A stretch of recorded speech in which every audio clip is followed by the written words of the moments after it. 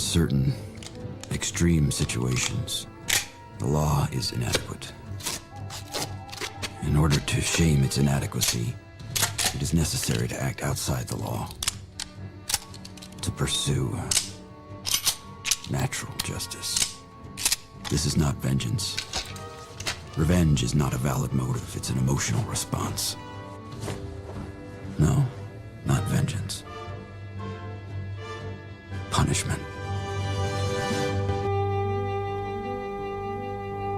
Tonight we have a chance to say, yeah, you're right. We're too extreme, we're too wild, we're too out of control, we're too full of our own shit. Or we have a chance to say, hey, fuck you, you're wrong. Fuck you, we're right. Because you have all made it to the dance. Because believe me, this is the dance. Start the show.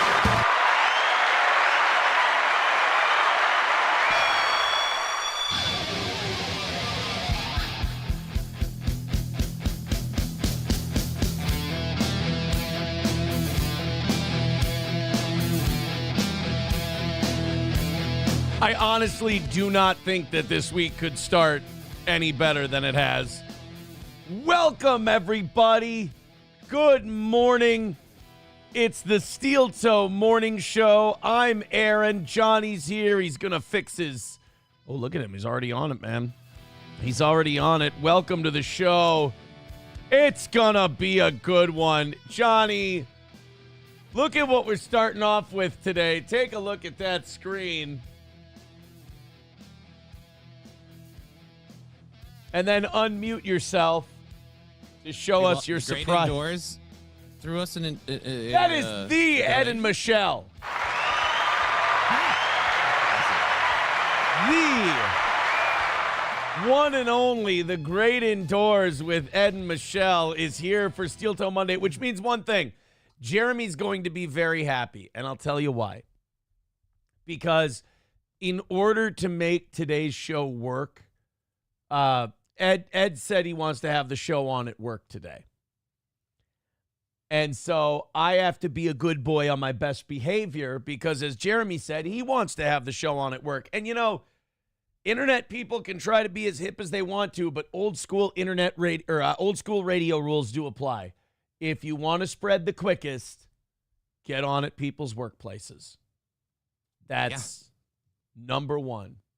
That's number one every time. So I'm going to try to be on my best behavior. We got a lot of good stuff today. I'm very excited. The title of today's episode, I guess I'm a Chiefs fan now. I just hate the Eagles so much. I can't.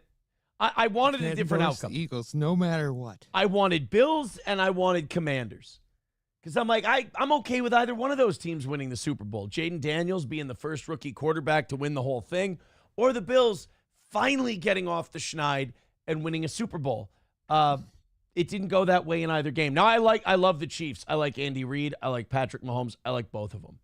But the criticism around the Chiefs is about how, like, supposedly the refs are soft playing the Chiefs. They get to have a lot more turnovers than they should. I can't do it.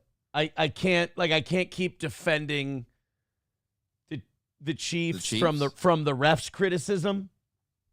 Like, I want to, because, again, I think they're good enough. Like, I think they're one of, if not the best team in the league. But it's so obvious. It's so obvious that whatever it is about the refs, the Chiefs have the thing that, I don't know, makes them horny. I don't know what I don't know what the refs are feeling, but they so clearly, look, people say, oh, it's rigged for the Chiefs. It's rigged for the Chiefs. Like, Kansas City isn't New York. Kansas City isn't L.A. Kansas City isn't Chicago. So it's not like a big market thing. Kansas City's not a super large market. They're all Swifties. That's what it's got to be. It's a Swiftie thing.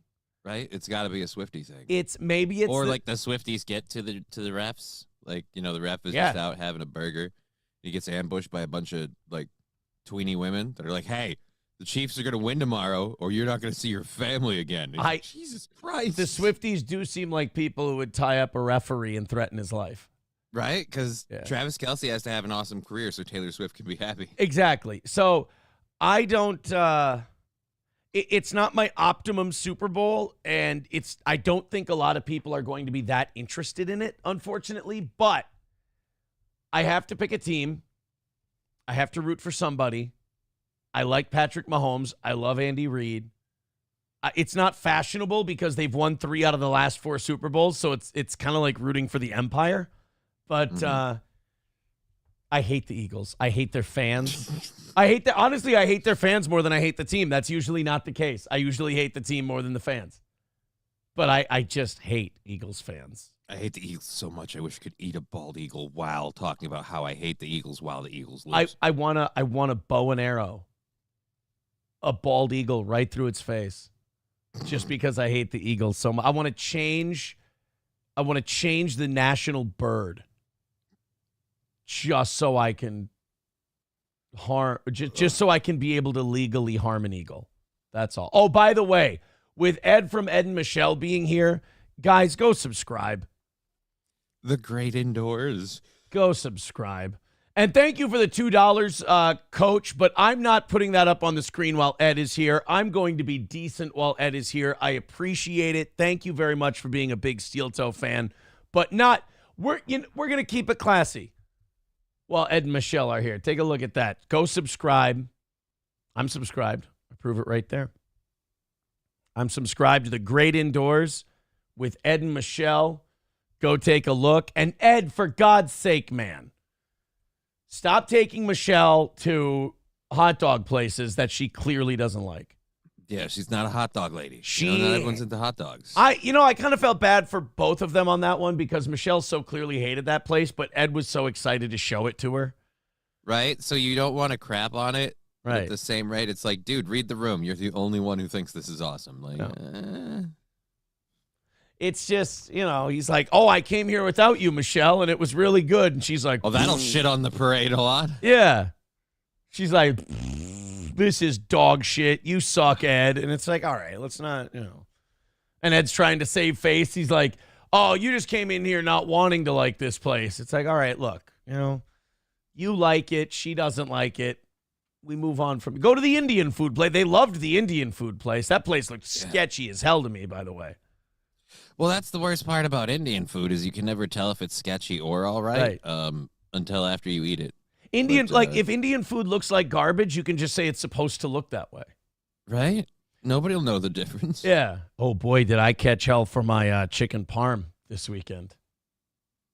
What did you do something wrong? You made that before? I made some. First time I made it with from the flour and the eggs and the breadcrumbs. I did the damn thing. I made chicken parm, and it was delicious. The chicken was tender. It was really good, but I didn't get the look. I didn't get the chicken parm look. I put it up on Twitter. Every time I make something from scratch, I put it up on Twitter. Now, we all know Twitter's a cesspool. Mm-hmm. It's full of garbage people. But there were enough compliments to keep me happy, but it got dumped on pretty hard. Oh, yeah. This is, I've got it down here somewhere between all of the when you see me doing a lot of retweeting at any point in the day, I'm show prepping.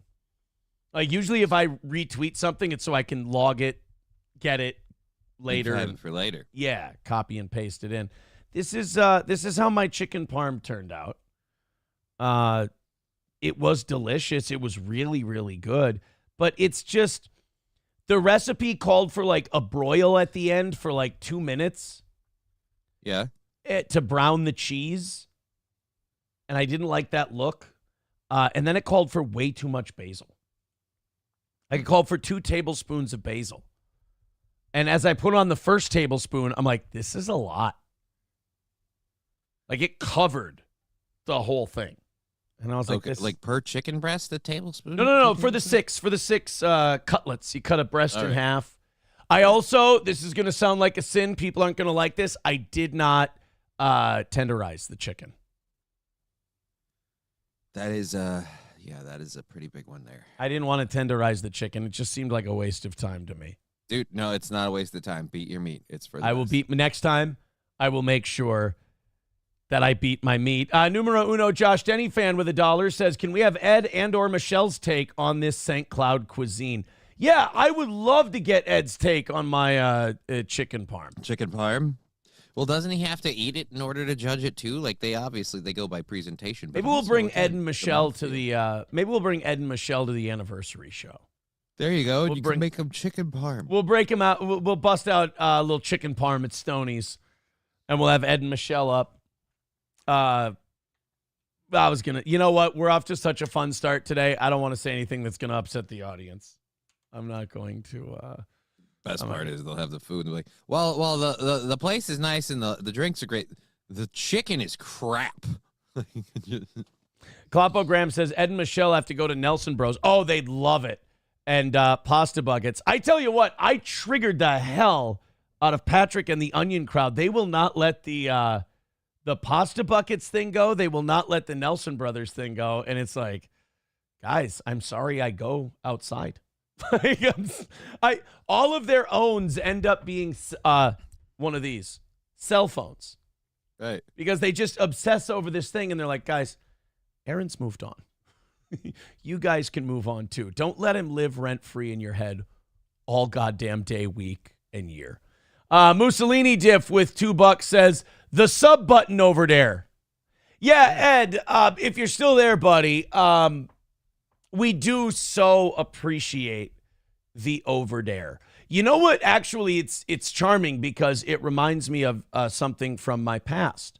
Ashley, the mother of my children, Ashley's her late grandfather, who I loved very much. He was a good guy.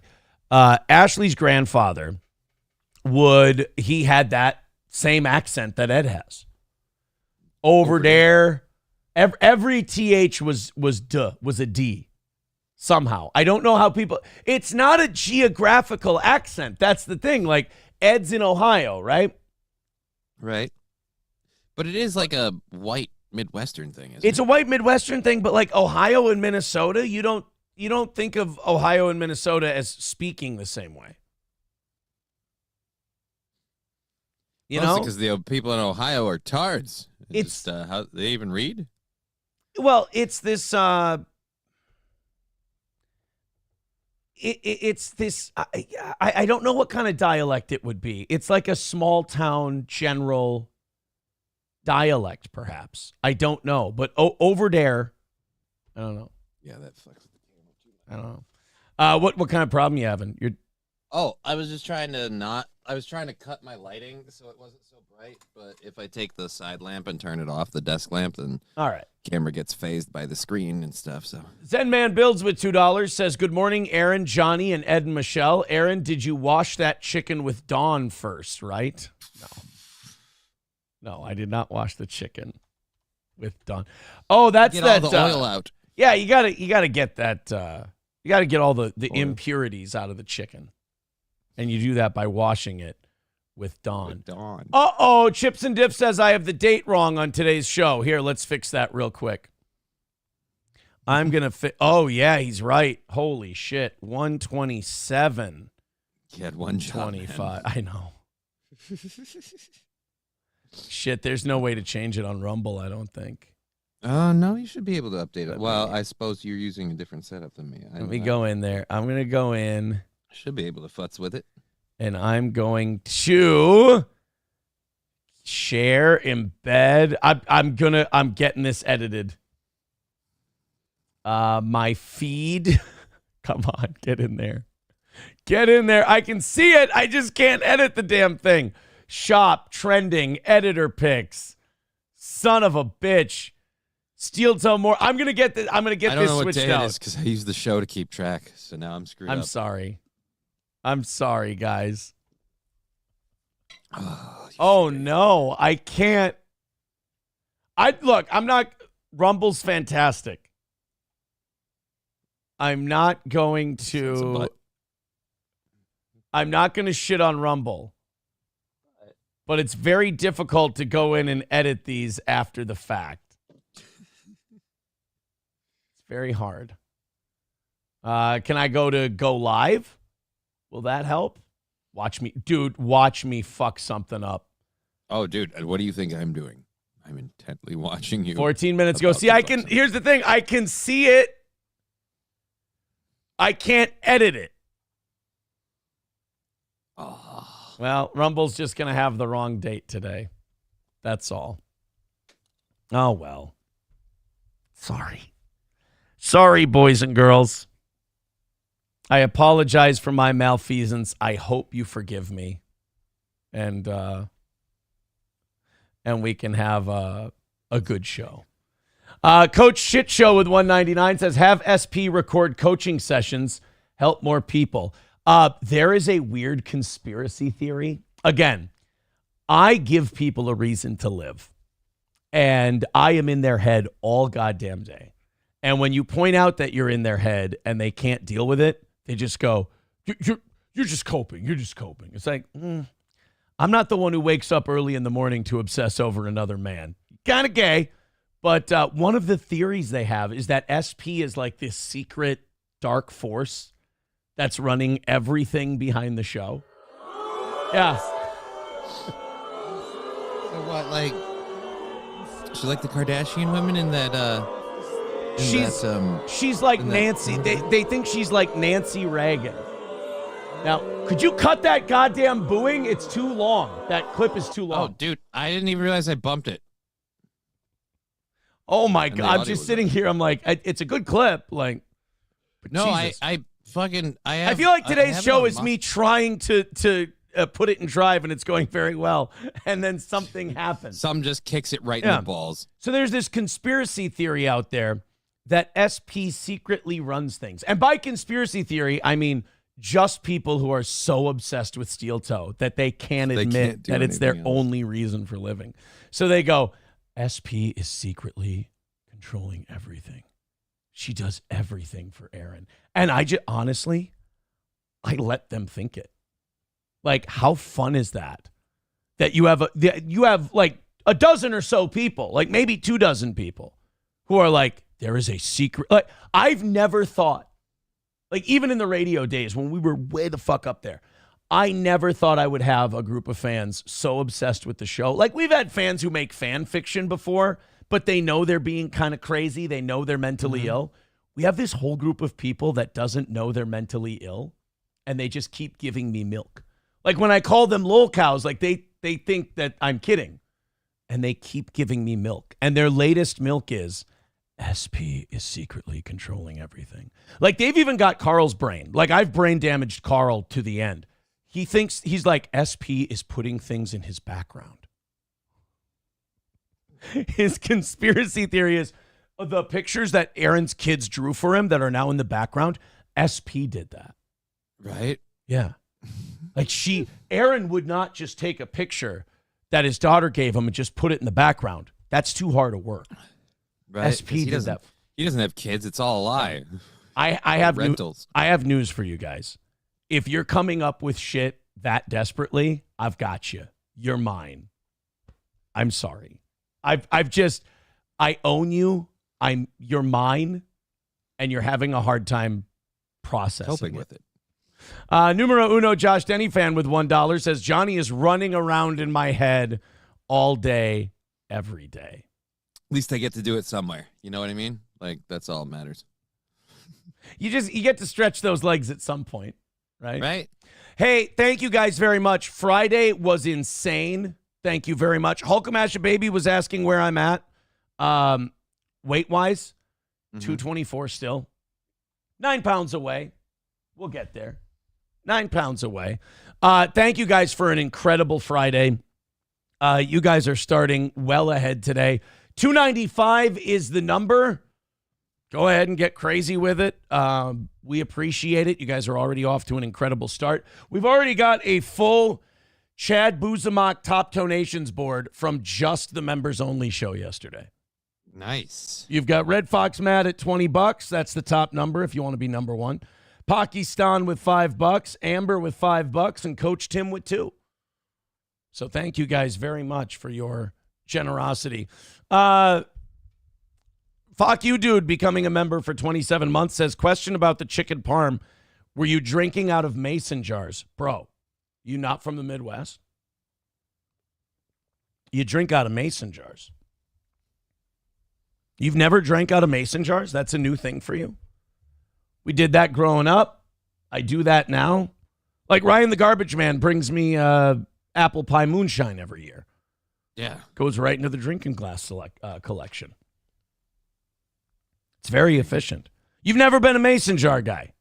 I've never been a mason jar guy, but I do have. I don't have like a yearly collection like you, but I do have one of Ryan the Garbage Man's mason jars from the apple pie moonshine, and I was like, I don't know what to do with this because it's not like I'm going to can anything anytime soon. So just drink out of them, baby. Yeah, that's drink not out a of bad those. idea. Drink out of those bad boys. All right, I drank the moonshine out of that motherfucker. Let me tell you. We've got a lot going on today. I do want to introduce something very new to the show. I got new I don't have new shuffling cards. I brought other shuffling cards. People have become obsessed with the shuffling cards, and I love that that's become a gimmick, a part of the show. I talked about these the other day. These were a gift. Yeah, these were a gift from my parents when they went to Texas last. These are Buc-ee's playing cards. They're playing cards from Buc-ee's, and they're very shiny. Ooh. And look, take a look at the comparison. Look at this. Look at this. What would you rather have?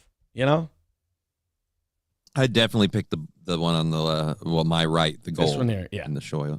So the shiny these are fine for functionality, but if you're going to be on camera, these got to be the new shuffling cards. If you're going to cut a wicked bridge, you got to use those cards. What? You making fun of me? Why would I be making fun of you? I can't do a bridge. My legs don't work and you can't do a bridge. Who's more pathetic? I ask you. Listen. People asked me on Friday, they were like, can you do a one-handed shuffle? Well, I said no. That's a little... Can't do a one-handed shuffle. They said, can you do a bridge? I said, no, I can't do it. If I did it, I'll make an attempt.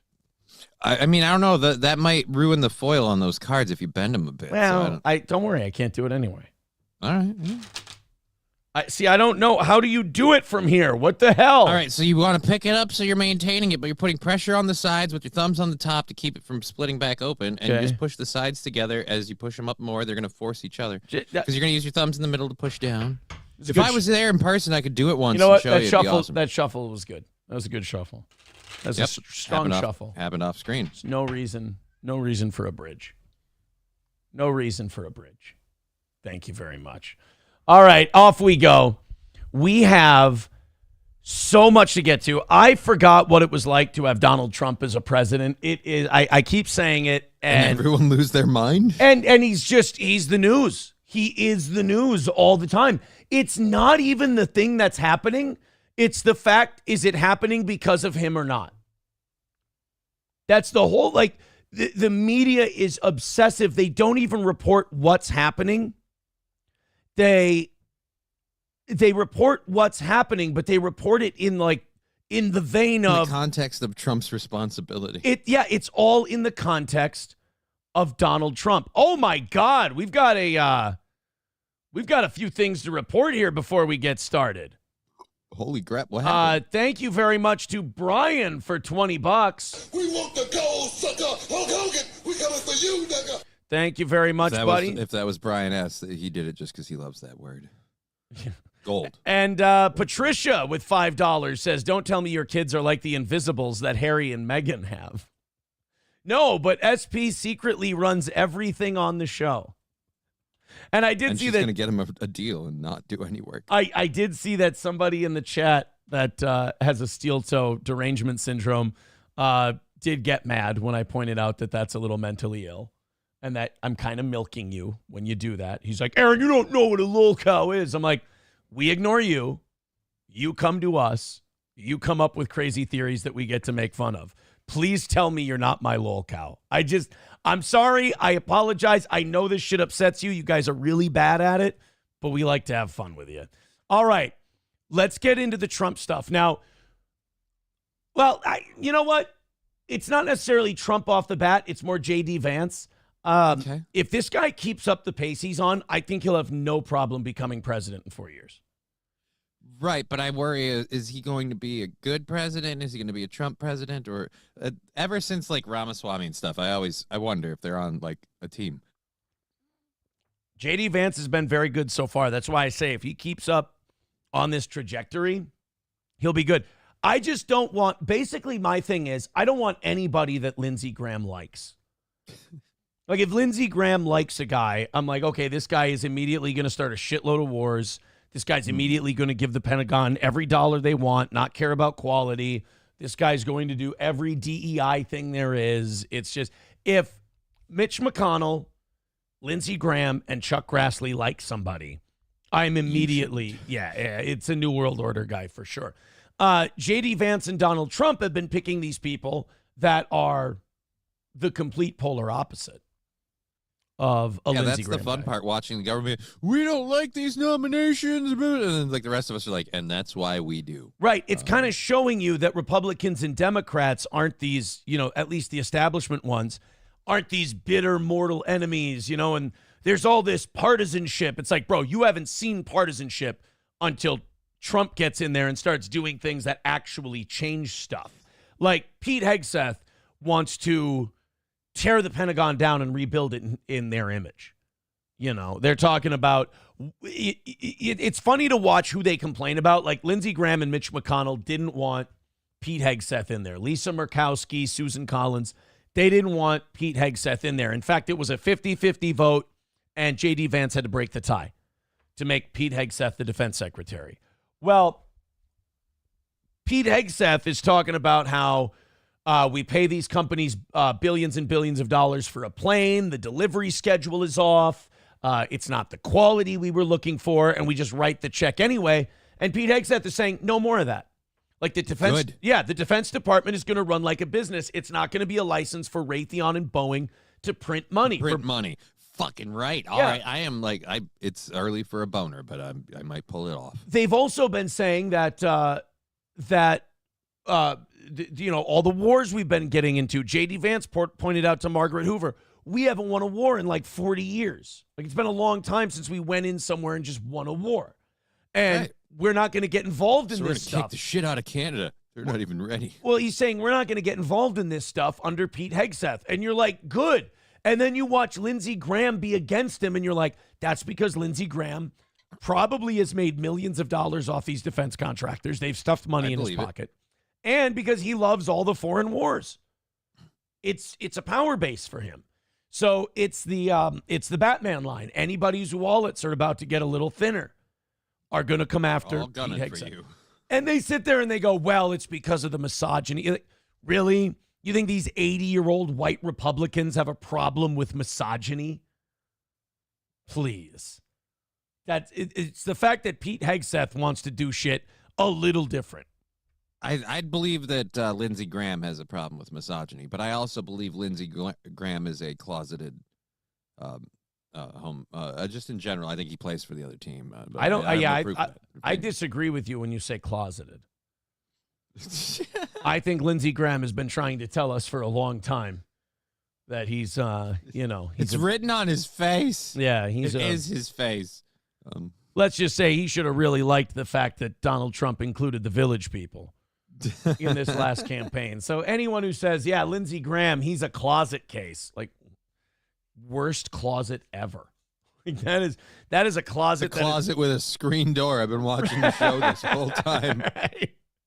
Just a closet with all kinds of puncture holes in it from him being so gay frustrated that he punches holes right in the closet. And it's like, I don't know, there's light getting into it. I don't really see how it's a very good closet.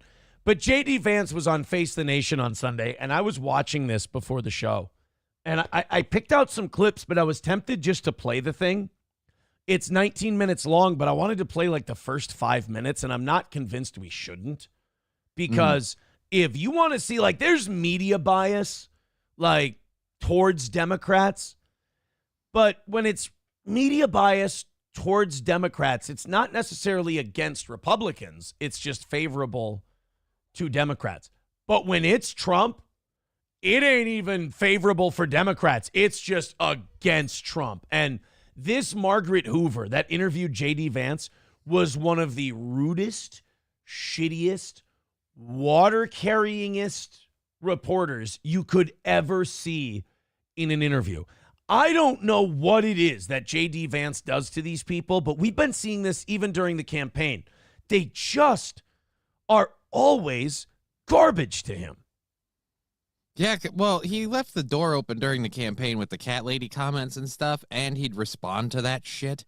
Like, if they kept bringing it up just to kind of fuck him over in an interview, he'd always fall for that every time. But I don't know why they're so mad at him. It's not like he's Donald Trump and actually in office. It's, the next 4 years you guys have to worry.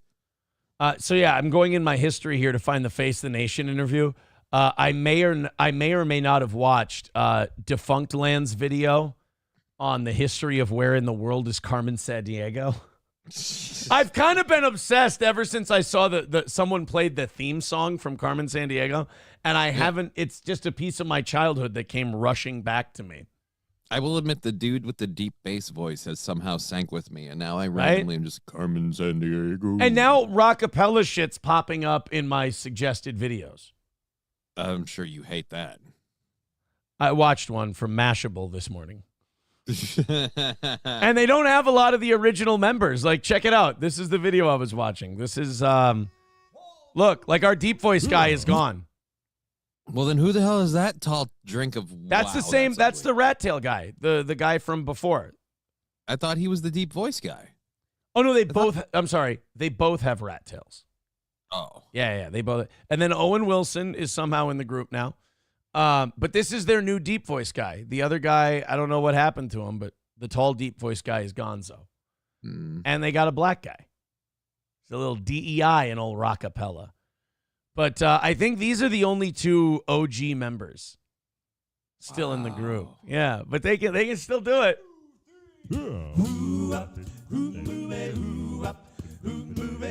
Imagine you're a band and like 30 years down the road, people still go, will you do that TV show song you did? You did? Yeah. Like Rockapella and the Rembrandts are the two bands that will just never be able to do their actual catalog. It'll just be like, could you do the TV show song? Like, do they have an actual catalog? Rockapella? Oh, yeah. If you go Rockapella. Oh, shit. I shouldn't know this. If you go Rockapella on. Oh, it's true. If you go Rockapella on YouTube, they got a bunch of stuff. They're good. Okay. They're good. They were in a Spike Lee movie. I know you wouldn't think it to look at them, but they were in a Spike Lee movie. Was it inside?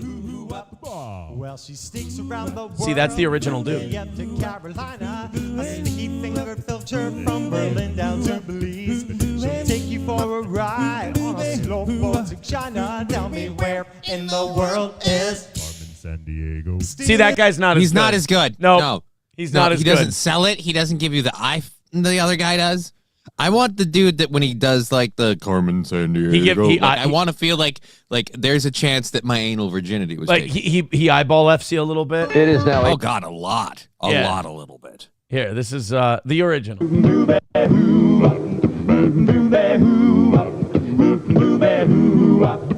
Well, she sneaks around. Yeah, that guy's got some flavor. To Carolina, she's a sticky finger filter from Berlin down to Belize. She'll take you for a ride on a slow boat to China. Tell me where in the world is Carmen Sandiego. Yeah, see, that guy's way better.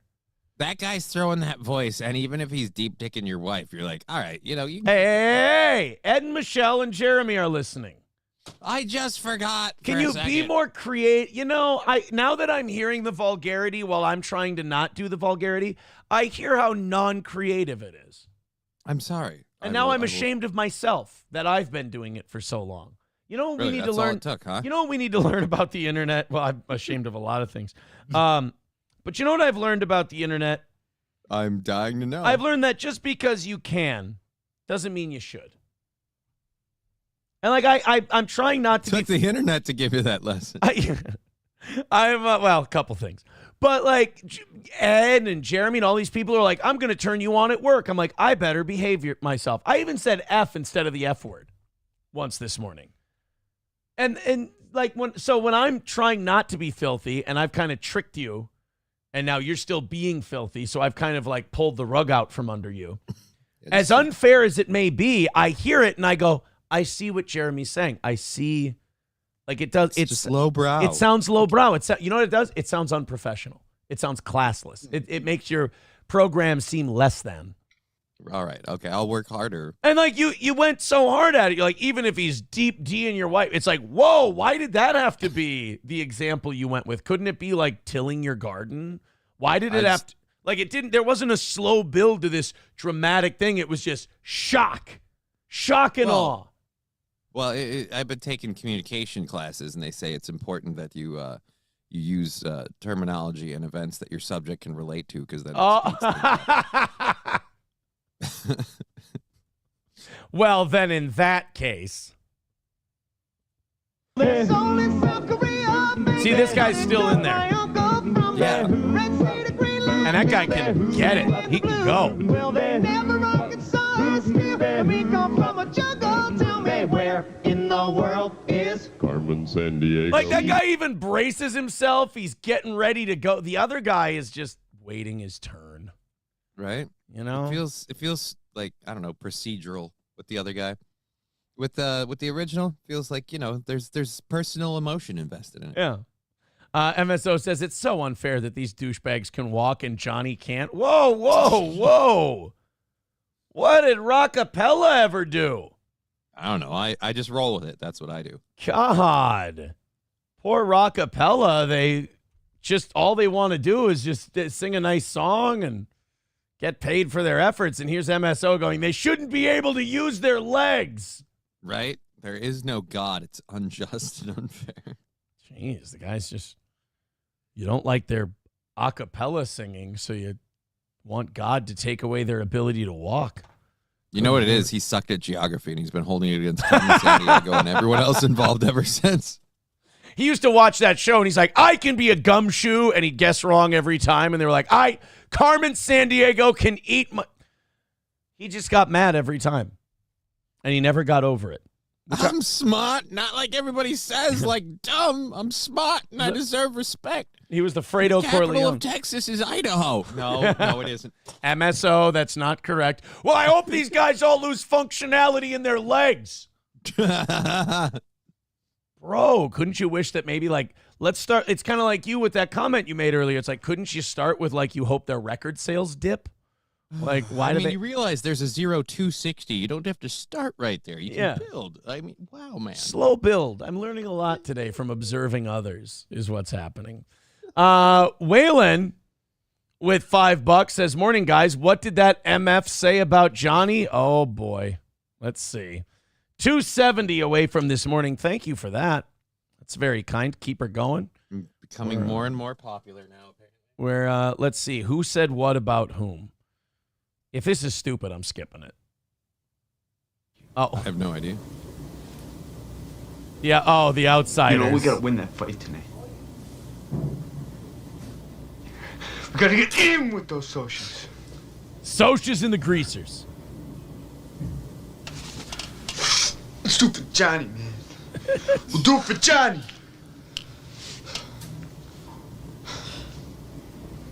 Hey, Victor, if I could we get, let's do it for Johnny, man, for Johnny. Could we get that for every dono that everyone wants for Johnny? Like everyone's like, hey, here's $20, only because I like Johnny, not because I like you. And then that's not hurtful. We can do a for Johnny, man, for Johnny. All right, 270 is the number. Thank you. MSO says, only have I never seen that show. Honestly, I've never heard of it. So you wish that a guy would lose his legs and their ability to walk after one 30-second clip that we play over and over on the show. That's hurtful. I mean, I could understand it if you were invested in the show, like burned you. But honestly, maybe it's not steel-toe derangement. I mean, it is steel-toe derangement syndrome that some people suffer from. But, like, also, maybe I am.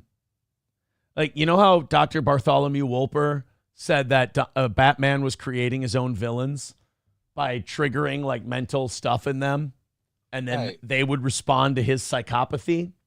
Right. Maybe that's what it is. Maybe I play this stuff and I break these people's brains and I cause them to say like over the top horrible stuff about people because I just... Oh, so until you came along, they were normal. Right. Like MSO wasn't wishing people couldn't walk because they sang a song. But then I came in and I went, look at it. Look at it. Look at it. And he went, I hope they lose their legs. And I'm like, whoa. But I don't take any responsibility for the fact that I shoved this in his face. Seems a little dickish of you, honestly, now that you explain it. It's all your fault. You have control of this. Yeah. MSO calling me Aaron Koresh. MSO calling me Aaron. I guess you know what? You might have a point. Professor Tie-Dye says, I'd trade Aaron losing his legs so Johnny can live his dream to dance. I don't have a dream to dance. He was trying to give you your legs back and you just shoot him down like that? Well, it's just I hate people like, hey, I'm going to do you this favor and give you your legs back, and they tell me what I'm supposed to do with them. Like, no, I get to decide what They're I do with them. giving you your legs back, you jerk. God, no wonder you can't walk. Pay attention to the contract and don't just sign on the dotted line, or you have to do weird stuff for your boss. So I gotta fucking. They'd let you walk to the dancing. It's not like you get your legs back, but only to dance. You have to dance a little to get your legs. God. No, you're done dancing. Get in the chair. Get in the chair. Nobody's ever going to give you anything. The ability to walk. Like, let's say one of these guys develops the ability to walk, to give you. Mm-hmm.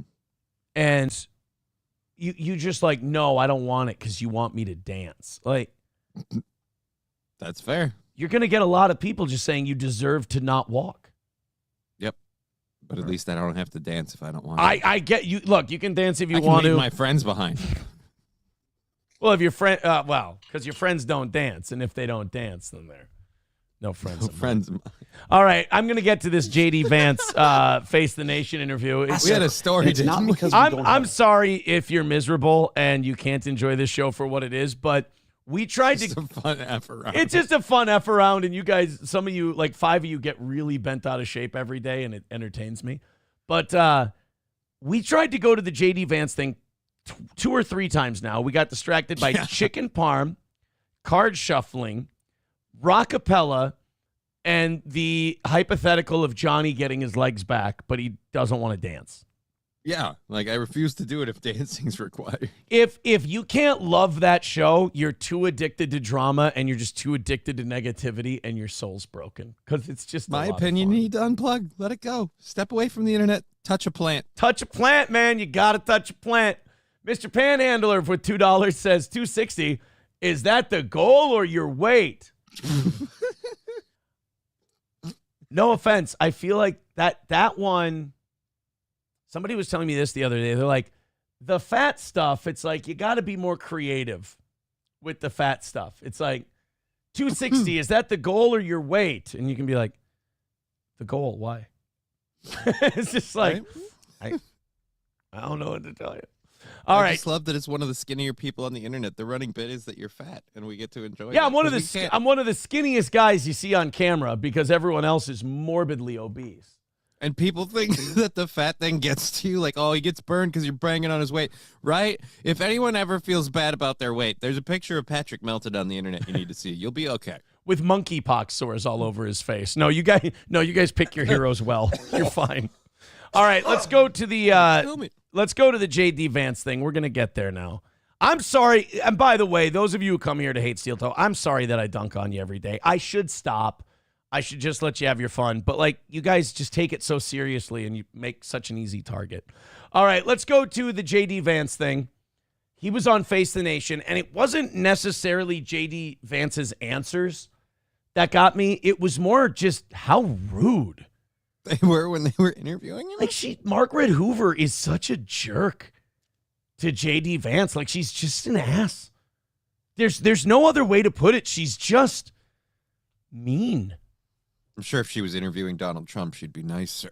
And it's just I find myself answering for JD Vance when I watch this. I'm like you want him to take the gloves off and you want him to be like, I found myself yelling after my shower this morning. I'm like, because they're neocon NWO death cult worshipers. Say it, JD. And he's just he's giving a very political answer. And Margaret Hoover's just busting his balls every sentence he speaks and just giving these catty little asides. Let's jump in the middle here. I have different clips, but I think it's better to just play this thing as is. Here we go. And I think part of the reason why the American people elected him their 47th president. So the main objective is changing all of that? That it's going to be Pete Hegseth alone? I'd say the main problem the main thing that we want Pete Hegseth to do is to fix the problems at the Department of Defense. And unfortunately, there are many.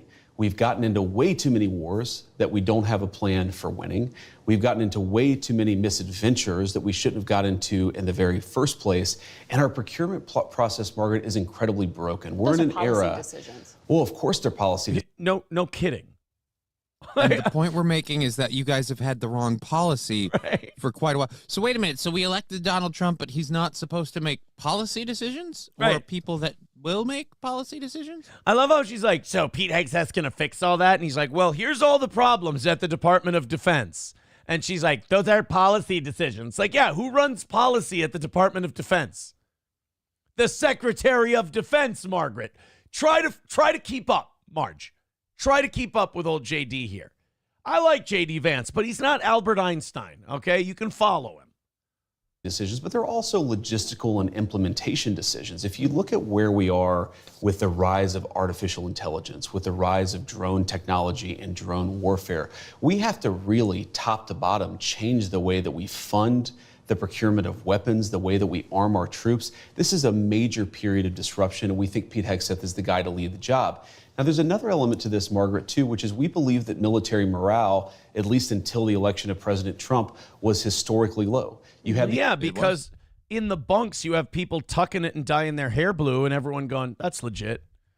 And then you have other people calling us like colonizers because we go over. So if the military goes over and does something, they're getting, kind of slapped in the face about it. Then they come back and everyone thanks them for their service, but hates what they did. Yeah.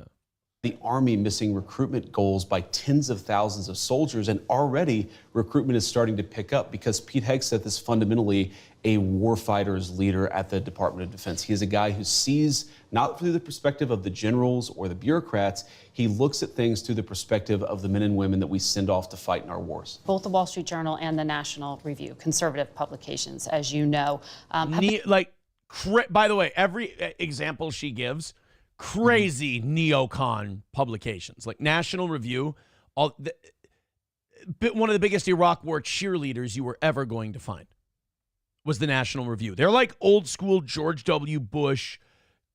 It's weird that the Christian conservatives are also the ones that want to like invade every country. Like they're kind of like that. We have to spread the Jesus. I guess like I don't know if it's a crusade or what, but like all of those guys that are like the old school W conservatives, they all want to go to war with everybody. They all want to make sure we spend a bunch of money on the military, the whole deal. So what's funny to me is Margaret Hoover, when it comes to anything trans or when it comes to anything domestic policy, she'll look at the Weekly Standard or the National Review and she'll go, these right-wing conservative publications, these hateful, transphobic publications said this and that's wrong and that's terrible. But when she needs to get Donald Trump on reshaping the New World Order and reshaping the military-industrial complex, now she's totally fine with quoting the National Review. It's kind of my problem that I have with Alex Jones. Alex Jones will sit there and go, the FBI and the CIA are the FBI and the CIA are manipulating this country and they're manipulating your minds. And then the next segment he'll go, according to FBI crime statistics, what's happening with illegal immigration is. It's like, well, wait a minute. I thought they were manipulating our minds. Why are you taking their facts? Isn't that how they could manipulate you? Yeah, like even Alex Jones falls victim to that whole, if they say the thing I want them to say, I'll repeat what they said. I'll repeat the data. I've been critical of Tulsi Gabbard. The Review called her an atrocious nominee who deserves to be defeated. They compared her defense of Edward Snowden, the fugitive who stole U.S. secrets, to an attorney general who thinks the mob gets a bad rap. Her refusal. Okay, wait a minute. But the mob, would kill people and extort people. Edward Snowden revealed that our government was spying on its own people. And keeping large amounts of our personal data Right. for secretive uses. Again, I thought, when did we become a country that hated the tattletales? I thought we loved the people that fucking put themselves out there and risk, like, what? Wasn't it like people reporting on Nixon that we were like, oh, thank God for these whistleblowers? No. And That's only okay because that was the CIA. Oh. Yeah. Because it's weird because, like, at January 6th, they were like, you know, all these people are horrible terrorists and they need to be stopped. That was the FBI. Oh, that's weird that the FBI really picks the... Yeah. When the FBI and the CIA blow the whistle on us, it's totally fine. When we blow the whistle on them, then it's fascism. You see how that works? I'm starting to figure it out. I hope that helps. Yeah, when the establishment blows the whistle, it's freedom fighting. When we blow the whistle, it's Nazism. And by the way, Edward Snowden, by the book of the CIA and the FBI and the military, did something wrong. But according to like the needs of the people, he informed us of something that I feel like we had a right to know. And then Tulsi Gabbard defends that. Wow, I wonder why establishment Republicans and I wonder why neocon fascists don't like Tulsi Gabbard. So again, Margaret Hoover is taking these people that she would normally choose as a symbol of like evil and terrible and fascism, and now she's going, hey, these disgusting pig people don't like your guys' pick for the intelligence community. Ha, what do you say to that, bub? And it's like, if I were J.D. Vance, I would give the answer I just gave. But J.D. Vance is kind of a more patient guy. Refusal to accept U.S. intelligence findings that Assad gassed his own people, they said, was like a nominee for OMB director not being able to count. See, because that would be bad. Does any of this give you pause putting her in charge of the U.S. intelligence community? Yes or no? No, Margaret, look, these are publications that attacked Donald J. Trump obsessively, but those publications don't determine who the president is, the American people supported do. Him. And Donald... Look, that's the smirk and the little thing. Let him answer the question. Smirk and the smug thing, and he's trying to get to his point before you keep pissing on it. And by the way, yes, they did criticize Donald Trump over and over, and she's like, and then endorsed him. Because the other option was Kamala Harris. That's the only reason. They were buck broken into supporting Donald Trump. They were brought to their knees and forced to support Donald Trump. That's not the same as them liking him. Right. Donald J. Trump is the person who determines who his cabinet is, not these publications that I think, frankly, have lost relevance. The Senate will Tulsi ultimately Gabbard's, decide. Well, the Senate will provide advice. Everything she does is this little head movement and this little nod and this, like, she went into this going, I'm going to get him. And, like, J.D. Vance has proven he's one of the least gettable guys there are. These people read Twitter too much. Tell that to his wife. These people read Twitter too much, by the way, because they're like, oh, I wonder what people will say about. I don't want people to say I was too nice to him. It's like, just turn it off and do your job. You'll do better. Trust me. Advice and consent as is its constitutional obligation, but I feel confident that Tulsi Gabbard will ultimately get through. Two things that are important to know about Tulsi. First of all, she is a career military servant who's had a classification at the highest levels for nearly 2 decades. She has impeccable character, impeccable record of service, and she also is a person who I think is going to bring some trust back to the intelligence services. She's literally a woman that if she was still a Democrat, Margaret Hoover would drool over. Oh, right. If she was a Democrat, they would love the fuck out of her, but she changed teams and now they're pissed. But because Donald Trump appointed her, now she's got to be bad. And I don't even know, did Tulsi Gabbard really even change teams? I don't know if she ever came out and said... Tulsi Gabbard is one of those that's a victim of she stayed in her lane and everyone else moved over, and so it's gotten to the point where it's not that she's changed teams so much as what team she's on has changed because of, again, the left went further left. But I was going to say, like, she never became a Republican. Like, I don't think she ever announced that she was a Republican, did she? She's kind of a free agent, so to speak. Okay. The bureaucrats at our intelligence services have gotten completely out of control. They've been part of the weaponization of our political system, the weaponization of our justice system. We need to have good intelligence services who keep us safe, but part of that is restoring trust in those services, and we think Tulsi is the right person to do it. That's she why the doesn't president trust those intelligence services. Yes. Look, That's why we like her. But look, everything she says is shitty. Like that big Tim Burton character smile. Like Coraline. See, I've been looking at this the whole time thinking she's oh Jesus, I had the actor's name for a minute. She was in Beetlejuice when she was Winona Ryder. Yeah. She's got kind of a Winona Ryder look to her, which is making me have trouble not being like, well, hello. But also at the same rate, like with that comment, that's more of a self-own. He just went through explaining how we as America don't really have trust in these agencies, and so we're going to put a person there who will restore trust in those agencies. Yes, but she doesn't trust those intelligence. Right. Right. Thus why she's trying to restore the trust in the... Margaret, are you even listening to me, or are you waiting to smirk at me after you say something quasi-shitty? By the way, Johnny, that was not a cell phone. This is a cell phone. Oh. What she did was she said something that contradicted herself and made his point for her. This is a cell phone. Thank you for helping me. It's You're important welcome. I learn these things. I'm just trying to make sure people know what a cell phone is. What she just said is not a cell phone. That would make no sense. This. Do you understand what I'm saying yet? No, you better explain it to me one more time. If Ed doesn't love this bit, I quit broadcasting. It's a cell phone. Just making sure.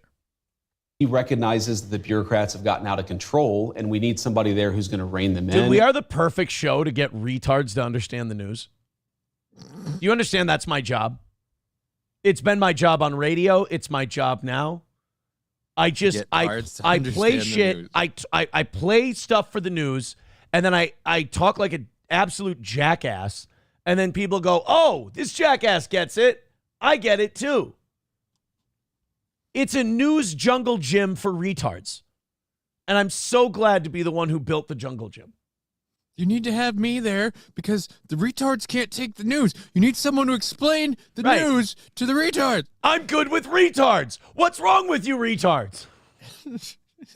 And return those services to their core mission of identifying information that's going to keep us safe. You campaigned on lowering prices for consumers. We've seen all of these executive orders. Which one lowers prices? We have... It's been a You campaign on lowering prices. You've been in office for almost 2 weeks now. Why is the economy still shitty? Bro, it's a week. It's 1 week today.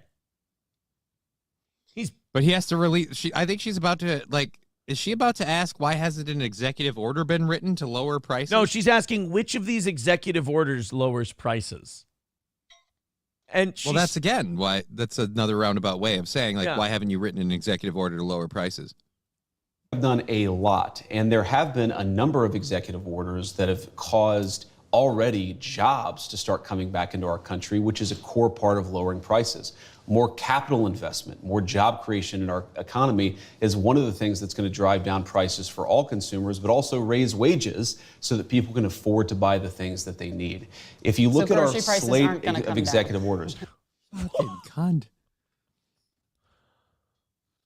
It's amazing.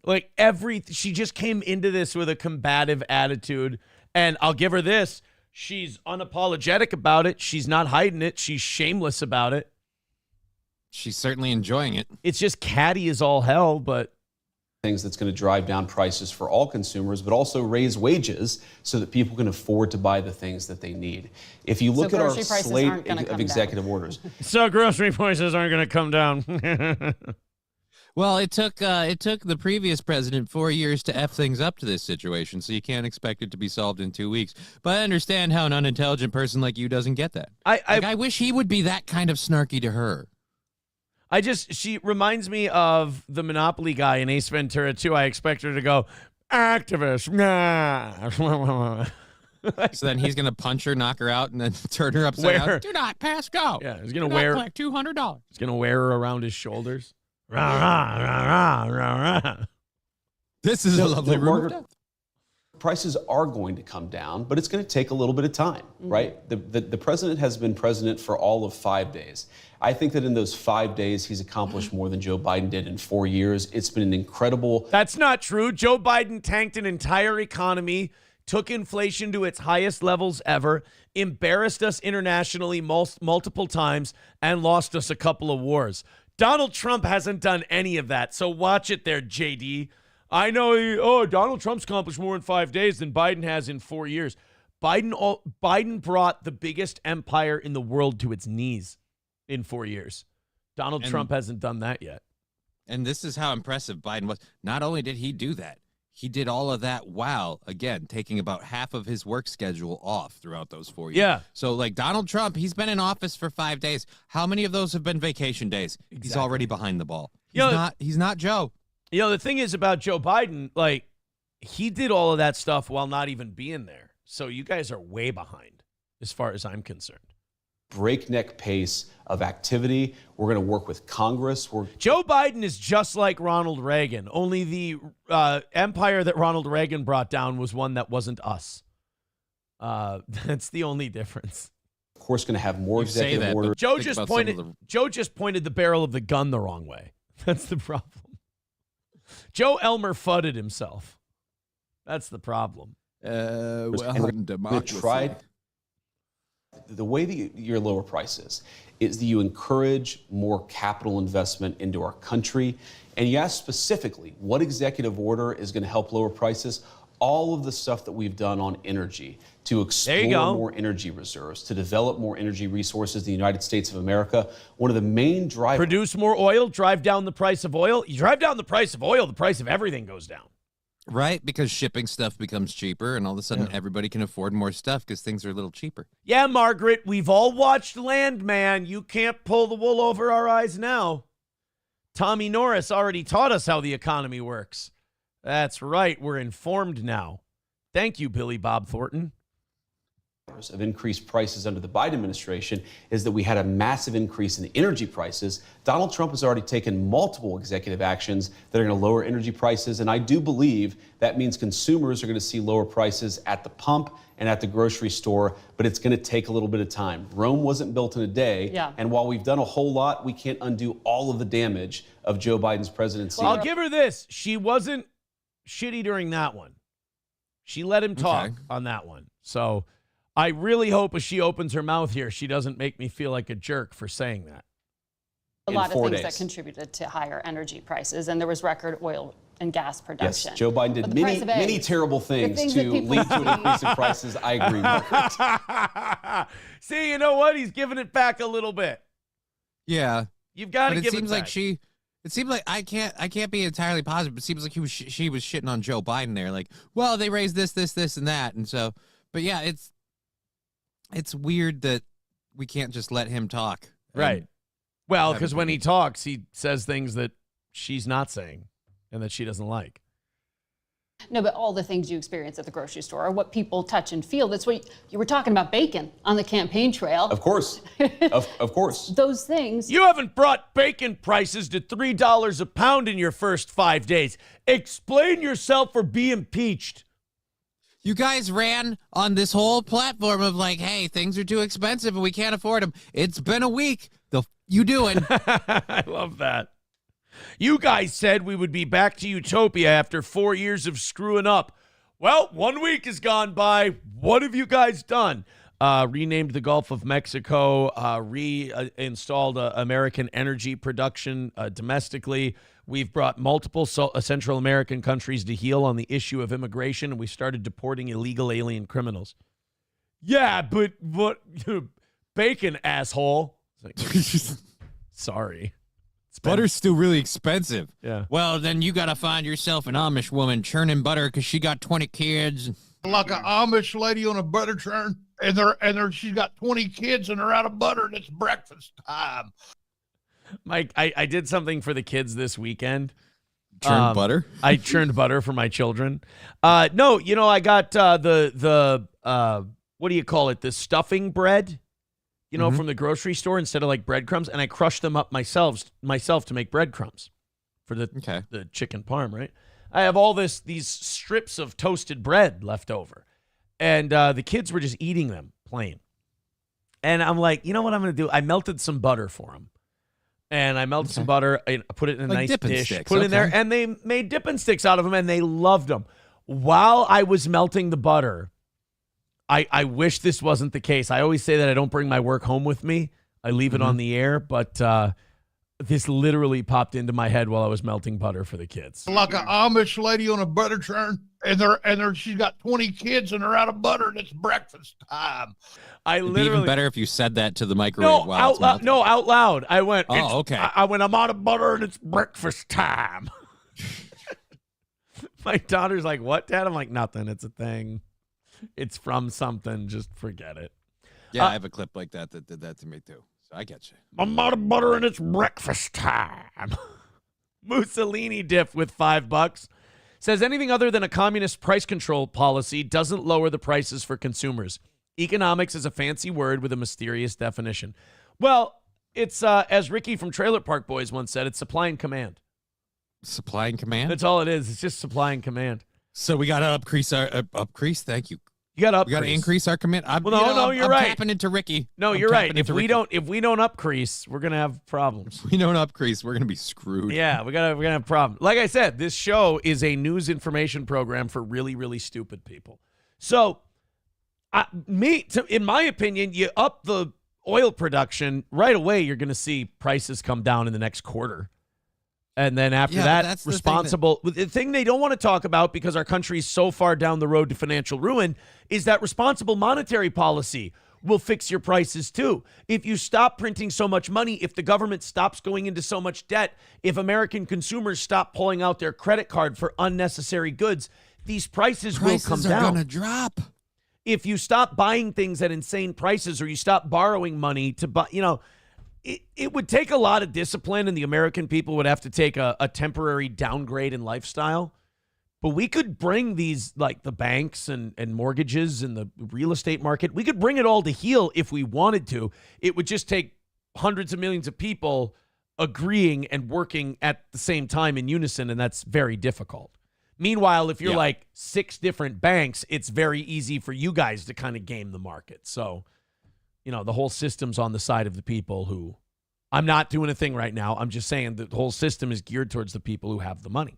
Why would you think that's doing a thing, though? I don't get it. Because I haven't looked at the chat for like a half hour, and I'm sure Sam Show is going to tell me what that means.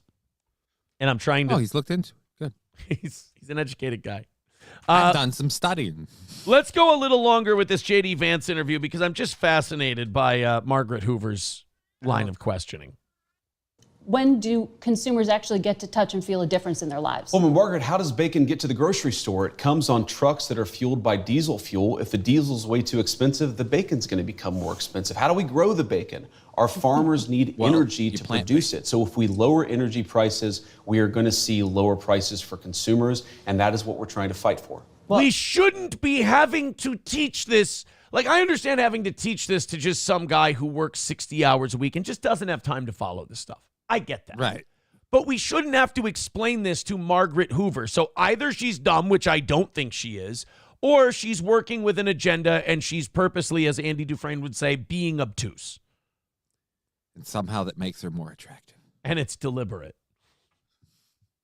The flurry of executive orders, most of them weren't about the economy. Many of them were, though, Margaret. We had, I think we've taken promise over of tariffs by February 1st. We've taken over 200 executive actions, some executive orders, other executive actions. Again, this is in less than a week, and a lot of them were focused on the economy, bringing investment into our country and lowering energy prices. We've also focused the Saudis announced that they're throwing $650 billion into American companies. So, I mean, that's a good one. And I love how he's explaining we're indirectly doing things because they have an effect on the economy. Yes, but none of the executive actions were about the economy. Like, we just explained to you how this is, restoring public safety, ending weaponization of the Department of Justice. We've done a lot. And I think the president is to be commended for actually coming in and doing something with this incredible mandate the American people gave him. He's not sitting in the Oval Office doing nothing. He's doing the American people's business, and I think they're going to see a lot of good effects from it. All right, we played about 7 minutes of that interview. I just hate how in bad faith it is. By the way, mandates now banned under executive order under Donald Trump. You want to have a date with a man, you Do it in the shadows the way we used to when this country was still great. Again, folks, mandates. See, but it's not a cell phone. It's not a cell phone. Not a cell phone at all. Let me make sure I've got everything taken care of here. Approachable with $1 says, hold on, before you start that show, have you heard there's now an executive order to release the JFK files? We did talk about that on Friday. They're going to release. Have we heard anything or seen anything released that's bombshell yet? Oh, they're going to take so long. They're going to drag their feet on that so bad. And they're going to try, they're going to try to redact as much stuff as possible. I hope it doesn't just come out as like a black page. Yeah, like black pages. I'm worried about that, but I'm going to think positively for now. Grand Poobah with $2 says Tulsi Gabbard didn't switch teams. The owners sold the franchise, and she showed up with a new jersey in her locker. That's a fair point. Although NF Cap says, Aaron, I'm pretty sure Tulsi officially announced she was joining the Republican Party at CPAC or the RNC. Look for a clue. Okay, I'll take your word for that. Let's go down. Los Federales with $1 says, can't wait for Aaron to release his book, The Art of the Meal, inspired by his struggle with weight loss and beer league boxing. I love beer league boxing. That's very funny. 265 away from this morning. Thank you very much. You know, Friday we cleaned house and we didn't even have a goal or anything. We just, again, it was another one of those Rumble Fridays where everything got cleaned out and everything got straightened out because this audience rules. They're really awesome. And Das Optic Nerve wrote to me and he goes, you know, you noticed you didn't really talk about a goal or anything like that, and you made way more than you needed.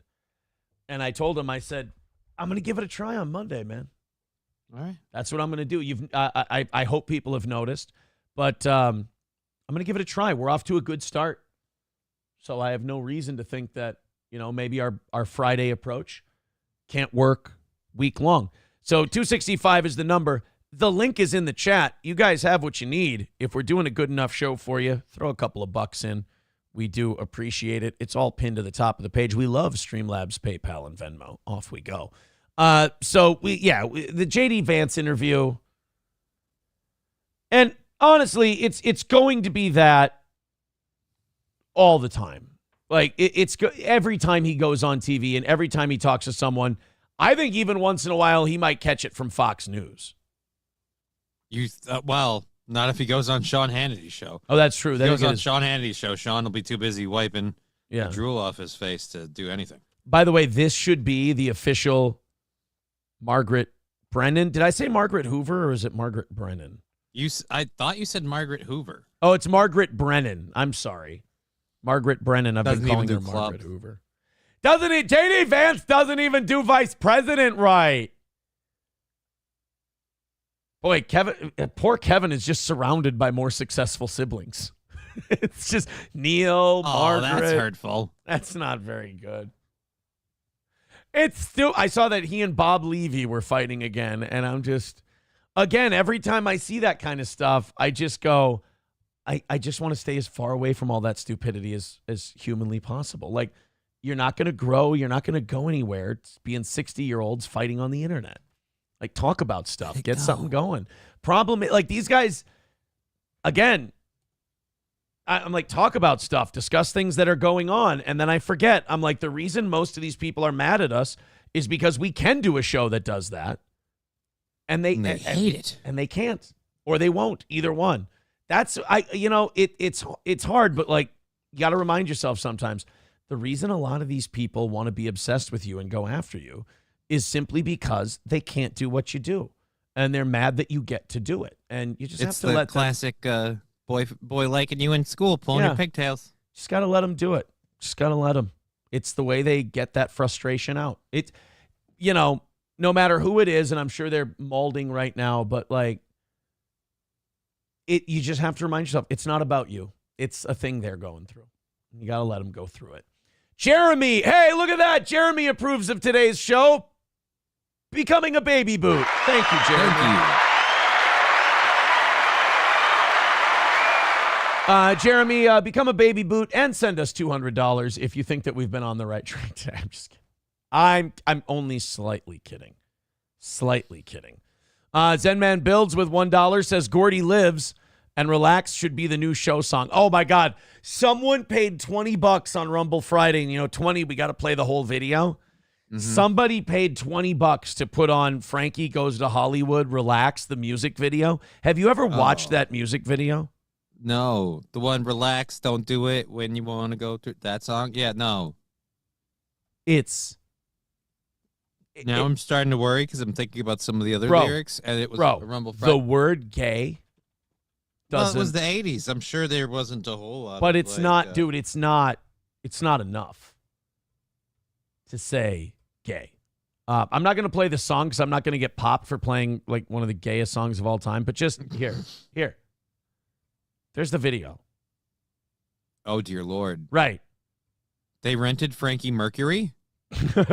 Frankie Mercury or Freddie Mercury? Is that Freddie's slightly less successful brother? Is that like the Gallagher 2 of the Mercury? Frankie doesn't even do buttholes. I mean, no, I meant Freddie Mercury. Frankie Mercury. No, that's Frankie Mercury right there. All right, Frankie. Actually, that's a very young Aaron Tippin. People don't know that. Or just a young Aaron. Right. Or just a young Aaron Immel. I wasn't even born when this song was made. But yeah, it's I'm gonna go with mild. Yeah. Holy Jesus! Oh yeah, it's mildly gay. Is that guy gonna get out of a tub, pull something out of his butt, and go wash this? Gee, wow, dear Lord! You know what I'm learning from these stills. I'm comfortable. Oh, he's riding on the back. Watching this music. He's riding on the back of a man in this part, and he's pulling on his tie as like reins. There you go. Edward Norton got way too into character in this one. I am Jack's repressed homosexuality. I am Frankie's impacted sphincter. By the way, if Frankie's impacted sphincter does not become a name on either Rumble or YouTube, you've all failed. We're doing something wrong. You've all failed me. You've all failed me. I know this. Gray Duckling with $20. Thank you very much. You. 20. He says, not. Oh, I'm sorry. Not for Johnny. Okay.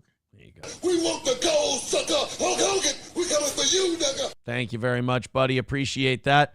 $20 rolling in over on PayPal. Thank you, guys. Oh, and I'm also offering an hour of overtime today just because of the way my schedule is. I just feel like giving you guys an extra hour. I got a sparring date today, and then I got to mail more things out to some fans. I got a couple VIPs left to mail out that I'm just almost caught up on, so I'm excited about that. But again, I don't have a lot to do like this morning. I was surprised, man. I was telling the kids yesterday, I'm like, you guys, I've kept up with the laundry. I've kept up. Usually Monday, it's like laundry and dishes from the weekend, from the craziness. But I kept up with all of that. Like the laundry room's clear. The dishwasher's full of clean dishes, but the sink is empty. So I'm kind of caught up on everything. So you guys, your generosity continues. I feel like going to 11 today. So I appreciate. I'm a bank at 10:30 because I got stuff. You can leave at 10. You can leave at 10:30. It's all on you. Your call. 2:40. Someone's trying to kick me out. 2:45. Thank you guys very, very much. Let's get into. I have to use the restroom quick. So while you get that, I bet you do. All right, I'm excited about this one. So when I went to bed yesterday, Colombia was kind of being a jerk. Donald Trump had a bunch of Colombians, illegal Colombians who were here, and he was kicking them out, and he was going to send them back to Colombia. That's the way deportation works. You got to send them back somewhere. Well, he had a bunch of Colombian nationals, and they were criminals, and he was deporting them. And Colombia said, we will not allow the jets to land. If you send those illegals here, we're not taking them back. Because for a long time, American immigration policy has been used as a dumping ground for the third world's criminals. They're like, we don't want to pay to house them and feed them and everything else and have them steal from us and rob and rape and pillage. So we'll just turn them loose. We'll give them directions to the southern border of the United States and go, they're not going to do anything. Go up there. Wreak havoc up there. Go cause problems in America. And they do. And Donald Trump says, yeah, that day is dead now. We're going to deport him. And Colombia, naturally, if I were running Colombia, I'd say the same thing. They go, well, we don't want him. We're not going to let the jets land here.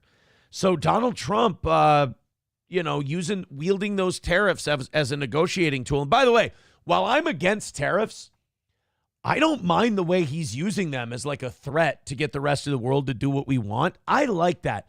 It's if the tariffs ever have to, I like it as a bluff. If they ever became fact, I'd be like, oh, shoot, that didn't work out. I'm not liking the tariff thing. Unless it's going to cause people to buy American instead of buying the foreign thing with the tariff attached to it. But the Colombia thing is interesting because it's an example of Donald Trump's tariff threat working. Donald Trump said, all right, fine, you're not going to accept our plane loads of illegal immigrants going back to your country. I think he threatened like a 25% tariff on Colombian goods. And no, I don't know if that includes cocaine. But I woke up this morning and it worked.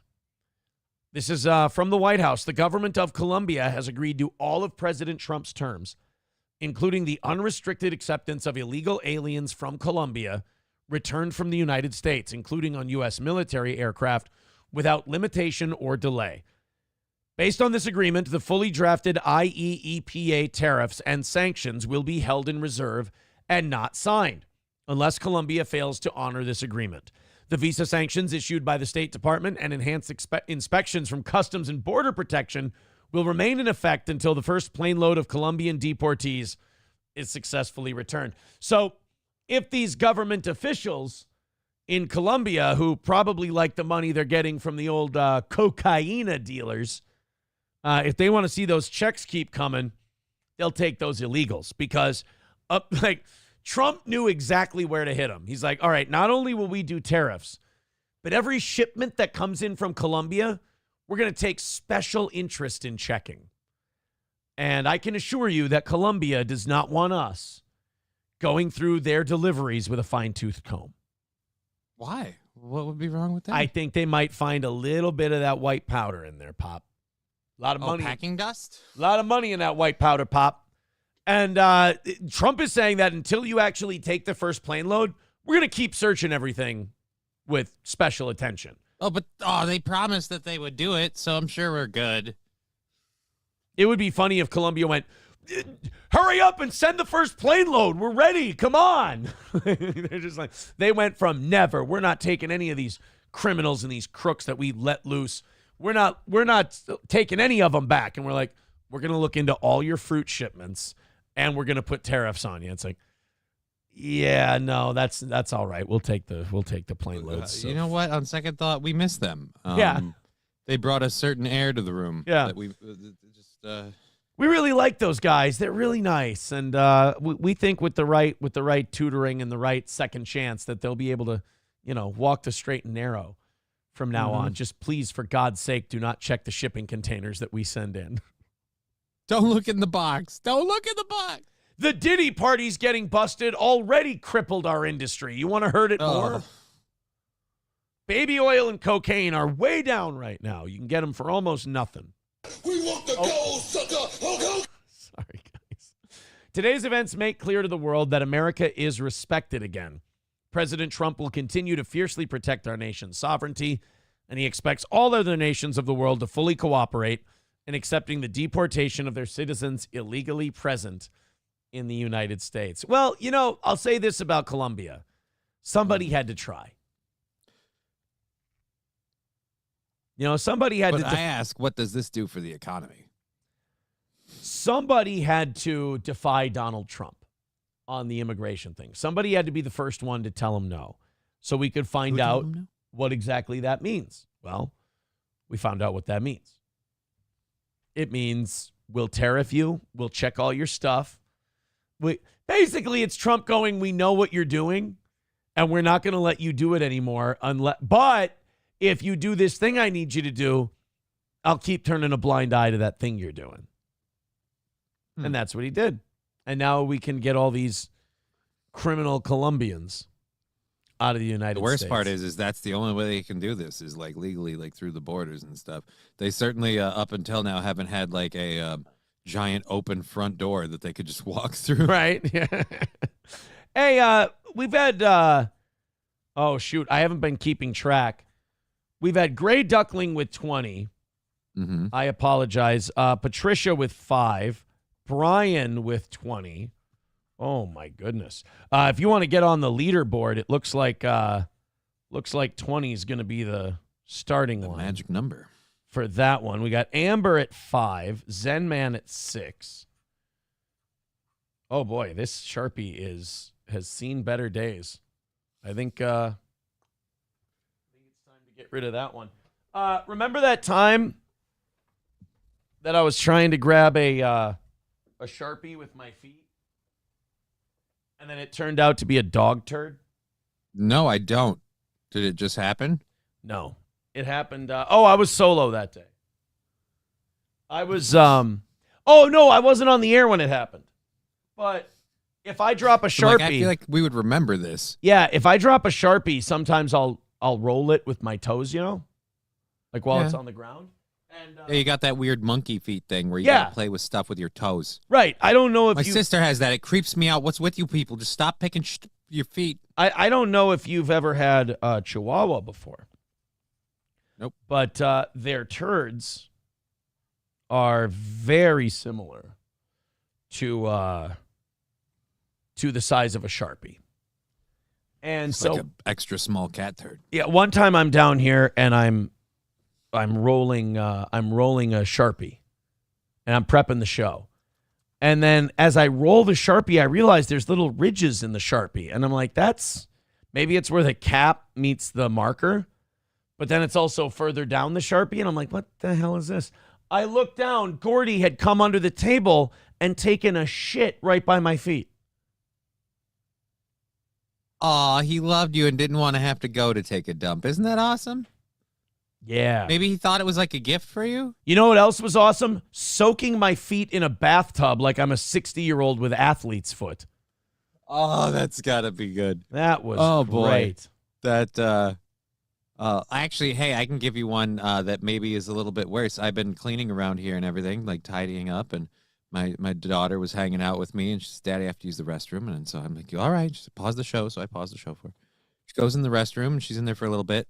And I start hearing this occasional, like, boop, boop noise, like a phone. And I'm like, I keep checking my phone. I'm like, is my phone? And then I realize what the noise is. It's my new toothbrush.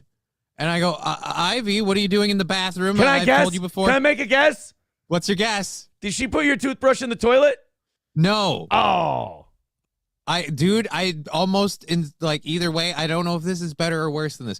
I had cleaned, but she found the one apparent, like there was a cobweb behind the toilet with a daddy long legs in it. She was trying to help him like he was Lucas the spider. So when I got my toothbrush back, the circular small head of the toothbrush had spider guts, legs, and cobweb jammed into it. And I'm like, oh man. I have 99.9% pure rubbing alcohol for cleaning purposes. And I'm like, dude, I don't know if soaking it in there will be enough. I'm just going to get new heads for Just get a new head for the toothbrush. Yeah, don't try to salvage it. Let it go. Andrea with $2. She says, for Gordy, thank you very much. Gray Duckling with $2 says, I'm all about sharing, but no. No. Yeah. Life finds a way. Thank you, guys. All right. Look, I give up on trying to guess what's next with the Trump administration because this is probably the coolest thing I've ever seen. Our new border czar, the guy in charge of the border, Tom Homan. Yeah. Did you see that this guy is like personally going on raids? No. Yeah. Tom Homan, our border czar, the guy who's supposed to like be in an office, shining a seat with his ass, as they say, and just signing papers and stuff. Nope. He's like out in, and I don't mean like going on raids, like you go on a ride along with the cops and you're just here, stay in the vehicle. He's like in the passenger seat of the van, getting out, talking. It's like the first man through the door. He's the breacher. Oh, yeah. He's like back when kings used to lead armies, you know? You got Tom Homan. And he brought a guest with him, speaking of ride-alongs. Do you know who he brought with him to his immigration raids? Who? Dr. Phil.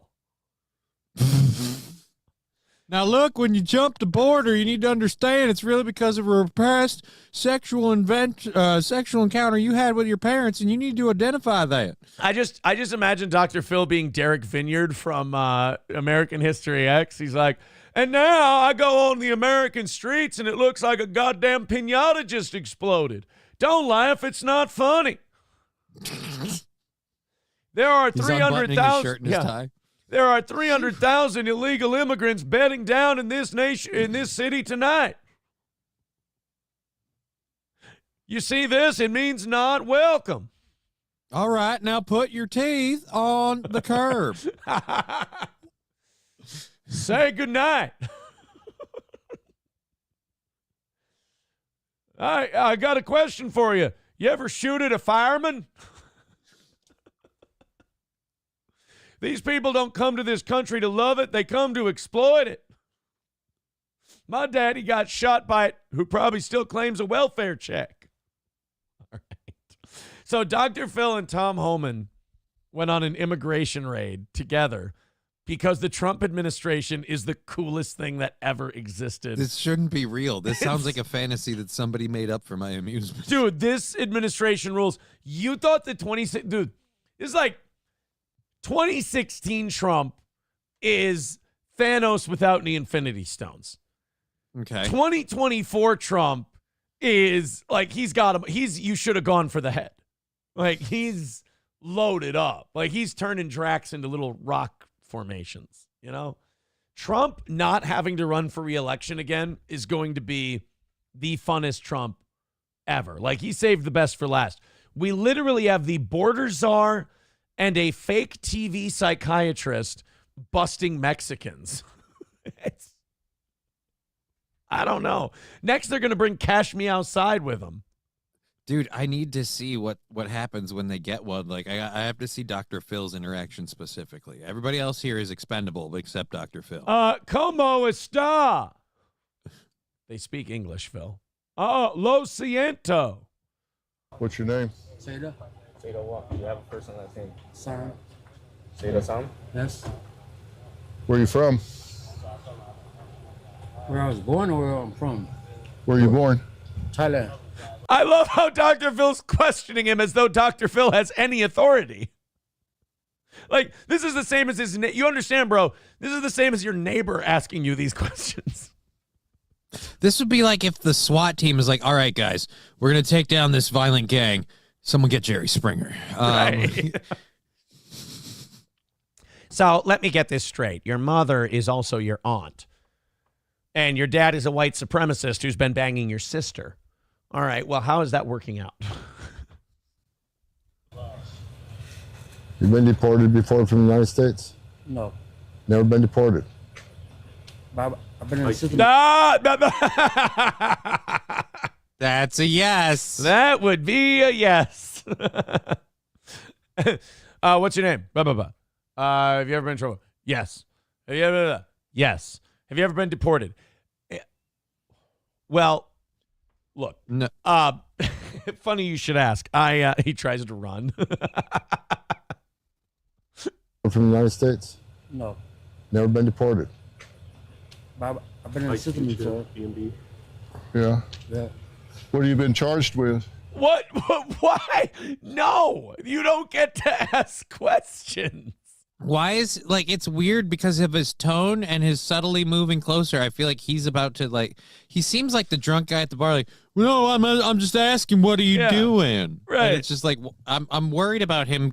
For once, I'm worried about Dr. Phil approaching a person. I just love that Dr. Phil feels entitled to ask these questions. And all these cops are just standing like, no, take your time. Yeah, You grill him, Dr. Phil. Phil, this is for you, buddy. Go ahead. What are you being charged with? None of your business, you fat fake doctor. All right, now where are the drugs? Where the pipe at? He all of a sudden turns into Denzel in Training Day. He's like, where the rocks at? Well, I know you got rock. Oh, there. He shoves a pen in his mouth. The guy pukes. He's like, oh, what's that? Crack, man. Yeah, that's right, Jimmy. Crack corn. 1, 2, 3. Oh, you federally now. You know, oh, look, and a gun. You know, with your record, you could get 10 years for every bullet. Tell me where the Sandman is. Like, what if Dr. Phil ends up, like, bringing down the Sinaloa cartel? It would be weird because the whole time he's the one sitting there doing it. I don't know. You should have been you should have been a lime farmer, asshole. It's like, Jesus. All right, now where is it? You wouldn't give it to a regular immigrant. Now let's hear it. Oh my God, Dr. Phil is our mate. And by the way, this is a bit we would come up with to be silly, but it's happening in real life, which is why not only do I think this is awesome, but this show is great and people should throw in on it. We're doing a bit about Dr. Phil being an immigration investigator, but we're watching Dr. Phil be an immigrant. Like, this never happens on this show where we go, hey, wouldn't it be crazy if Dr. Phil was questioning an illegal immigrant? Well, we're watching Dr. Phil question an illegal immigrant. The worst part is the skit is entirely up our alley, but it's followed by the fact that it's now also reality. Yeah. Like just, ooh. Now, you guys traffic these drugs to escape reality? I am reality. Now he's Barnes. Everybody got to get deported sometime. Get back in this van. Oh, my God. This ain't your show, Javier. Yeah. What have you been charged? You guys like Manuel? Manuel was a crusader. With? Charged with? Before. Did I stutter, mother? I asked you quite clearly, what do you charge for? You speak English?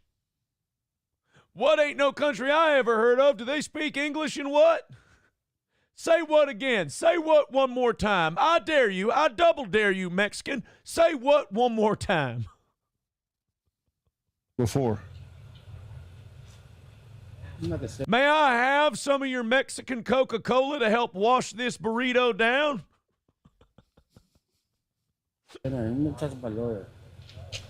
What does the cartel leader look like? No, wait, he's working for Trump. What does Donald Trump look like? Does he look like a bitch? Then why are you trying to F him like one? Yes, you did, Javier. Yes, you did. You tried Donald Trump. And Donald Trump don't like to be by nobody but Melania Trump. He's questioning immigrants, and all of a sudden, the path of the righteous man is beset on all sides with the tyranny of with the inequities of the selfish and the tyranny of evil man. It's like, what the hell, Phil? Even Tom Homan is like, Phil, you're getting a little too into character, buddy. They're trying to escort him off. Blessed are those, and he's following him. He's like still reading. Yeah. Are you a citizen? Come on, man. You know the answer to that question. This guy's just, see him staring off into the distance? He's just imagining the Biden days and just trying to go to a happy place. Those were the days. My mom's a citizen. Your mother's a citizen? Yes. But you're not? Wait, how does that work? Your mother's a citizen, then, bro. Your mom's a citizen. Nope. But you've never been deported before? We got the Phil. We got Dr. Phil. He just caught on to who's like, now it's got to be surreal for him. Like, before they deported me, we need to start putting low-key people, like, with everyone now. Like, just Steve Guttenberg needs to be on one of these teams. Dude, I'm clipping everything from today's show so far, and that right there just made this a clip. This guy's being questioned, and then all of a sudden he's like, yo, you Dr. Phil? This guy is asking the same question all of us are asking. Like, what the hell? By the way, before we go any further, thank you to Dallas with $50 over on YouTube. Thank you, pal. He says, been a fan for years, finally in a spot to give back. Thank you for the entertainment. Thank you, and you get our $50 salute. And I just want to say thank you for making it happen. Thank you. Every time I see that, dude. I saw a thing where somebody took that clip that like I made for you, and they put like a girl like doing like one of those fake porn like moans at the end of it. So it's just like, it's just every time I see that now, I think of that and I giggle. I can't see Elon Musk salute without hearing the weird, crappy moan. Do you know what makes me really happy is when I see someone give us $50 and then the reply comments to it explode with people seething that someone gave us $50. Fake dono. He's never given for a while because it's one of Aaron's sock accounts. Sorry, guys. I'm sorry. Sometimes we do a good show. You know, if you don't like it, there's always an option. Don't make yourself so angry watching it. Sorry, kids. Daddy can still fail today. Don't you worry. 210 is the number. Thank you guys very much for your generosity. We are trying the Das Optic Nerve approach today. He said, look, you did a killer show on Friday. Bunch of money came in. Try it on Monday. Okie dokie. Thank you guys very much for your generosity. That also puts Dallas on top of the Chad Buzamok top donations board. Dallas is at 50. So it's Dallas at 50, Gray Duckling at 22, and then Brian and Red Fox Mad both at 20 for our tops. Thank you guys so much. And again, 210 is the number for today. All right, I'm sorry, but there's no disagreement from anyone, is there? We got to finish the Dr. Phil clip. Dude, I got to see where this goes. Never been deported before? Dr. Phil. Dr. Phil. By the way, notice that every time this guy asks if he's been deported before, that guy deflects. Oh, boy, does he deflect. You ever been deported before? I ever tell you I love your show? And Tom Homan says, stop stalling and answer the question. All right, Father, I'll ask him. Nope. But you've never been deported before? Dr. Phil. Dr. Phil. Yeah? How do you know me? From your cooking show. Jeez. How do you know me? Well, you met my family? Have you been trying to my wife? Like, dude, how does he know? How does anybody know you? You've been one of the most famous people on TV for how long? Like, I'm sorry. The world knows you, Dr. Phil. Do you know me? Do I call you at home? Do you have a dorsal fin? I think now he's Ace Ventura 2. Or no, that's 1. That's number 1. That's 1. I love how Dr. Phil's like totally focused in on questioning this guy and getting info until the guy goes, hey, I know you. And he's like, oh, cool. How? What famous thing do you know me from? I'm very famous, you know. Like, you can always temporarily distract the celebrity by playing to their vanity. Yeah, just a mild ego stroke throws him off base. By the way, this is fresh. This was last night he went on this raid. It's January 26th.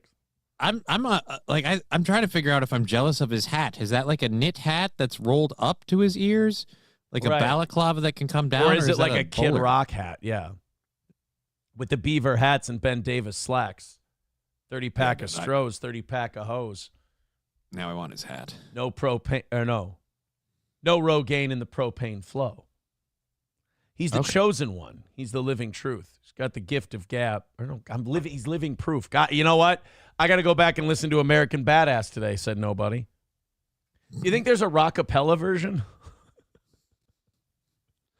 Bop, bop, I'm an American badass, so watch me kick. You can roll with rockapella, or you can suck my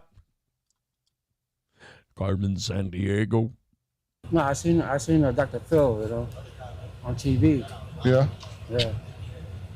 Yeah. Well, this is an example of sanctuary cities, right? We got an illegal alien convicted of sex crimes involving children. Whoa. So I mean, he didn't bat his eye at that part. That's weird. He's making these accusations, and Mr. Deflector here doesn't at any point go, no, that's a misunderstanding or whatever. But you from here? You ever been deported? Are you Dr. Phil? Yeah, so this guy, turns out he's a real map. Yeah, he's garbage. He's the worst guy in the world. And Dr. Phil's like, oh, shoot, I probably shouldn't take the compliment. Like, Tom Homan had to inform him of this because he realized he was losing Dr. Phil a little bit in vanity.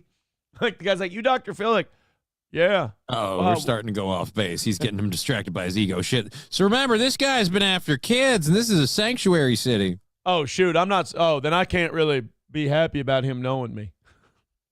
What if this guy he tried to get out of it by going, no, I know Dr. Phil from all the meetings we go to. You know the NAMBLA meetings? Like, whoa, what? And he's walking the streets of Chicago. Again. All right, in fairness, that may be dangerous. Like in any other city, this guy is the most dangerous threat to children. In Chicago, he's like 6th. And the next 3 are stray bullets. Downfall. The problem with the sanctuary city that people like us walking the street rather than local law enforcement working with federal agents, this is what we're dealing with. Yeah. You've been charged with sex crimes with children? Not really. Wait a minute. That is not really. That is not the answer to give to that question. Johnny, you ever been you've been accused of sex crimes with children? Oh God, no. See, there's an appropriate answer. Not really is one of those answers that raises more questions, really. Not really? And never been deported? Well, Huh. Let's take him in and process him, lock him up. got it, sir. All right. And that's the border czar. So that's like the guy that Trump himself appointed to be in charge of the border. And he's just hanging out on the streets of Chicago with Dr. Phil, busting people. I like how Dr. Phil seems like a disappointed dad after. Oh, so you've been charged with crimes? Not really, huh? Well, he realizes they're deporting a fan, and he's not happy about that. You guys are killing my view count. Yeah.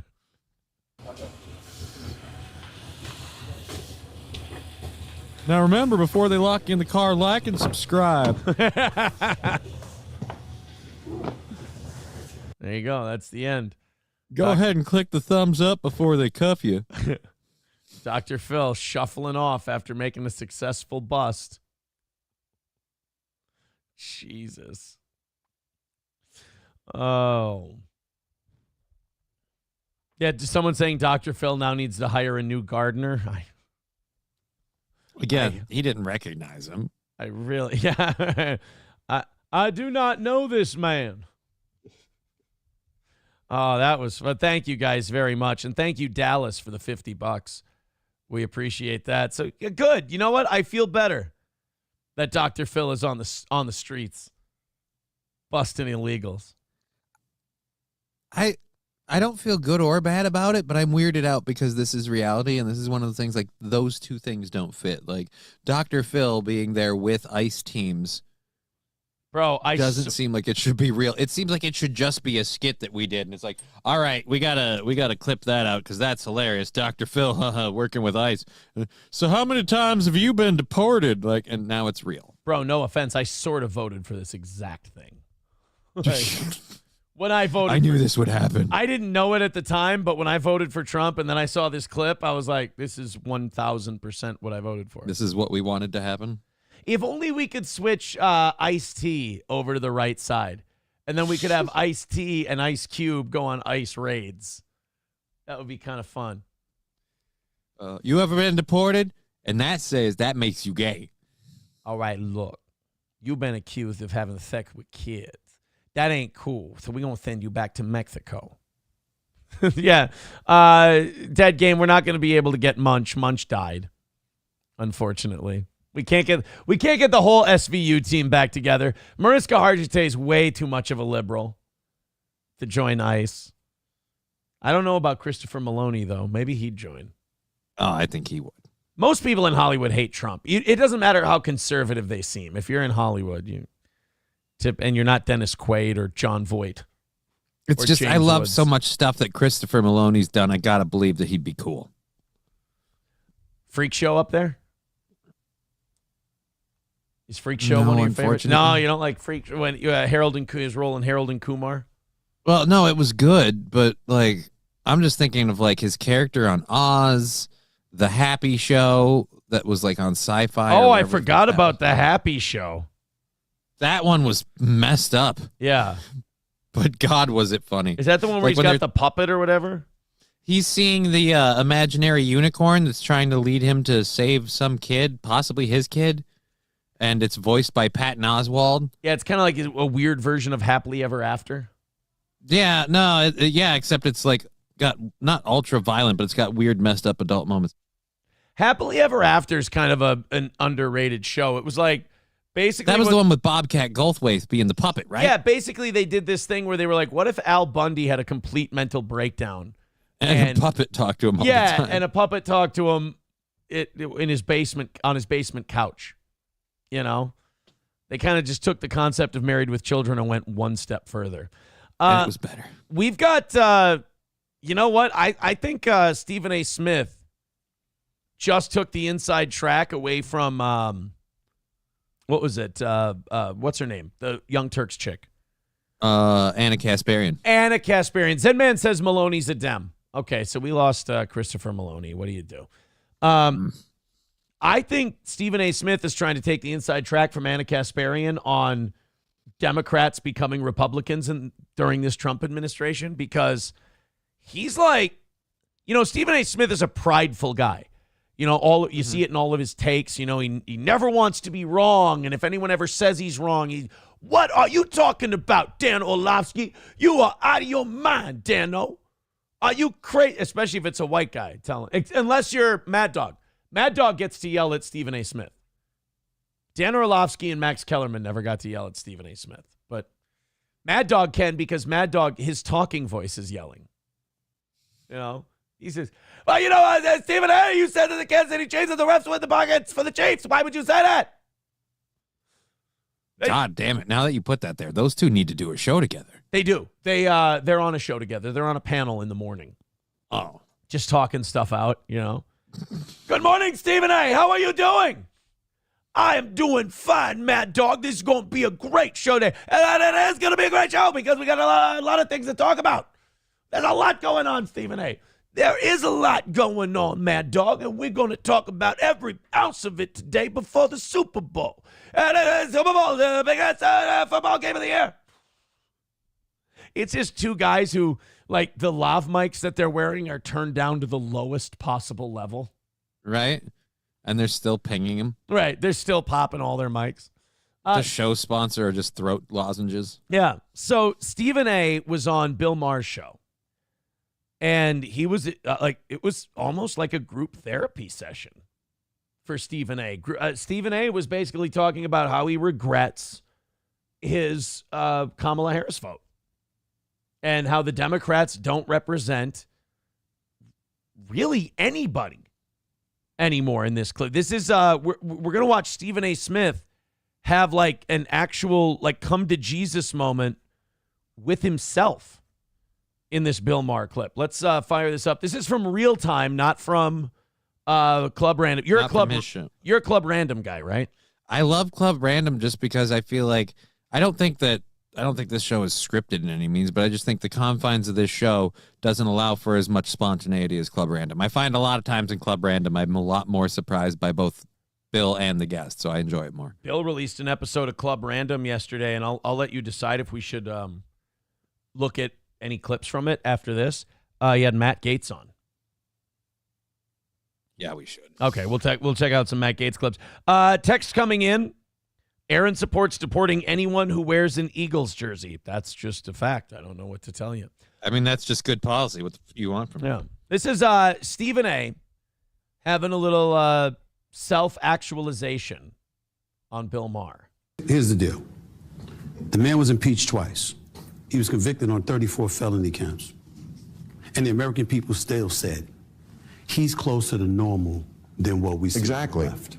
That's what they're saying. He's closer to normal. Why? Because something that pertains, when you talk about the transgender community, for example, and you're talking about the issues that pertain to less than 1% of the population, the Democratic Party came across as if that was a priority more so than the other issues. And so he comes into office. Now you're talking about childbirth, citizenship, and what have you. He knows that's not going to pass the mustard, but he knows that he made that promise. So when he shows up week 1 on Capitol Hill and he says, this is what we're going to do through an executive order, even though it's going to be shot down through the courts and what have you.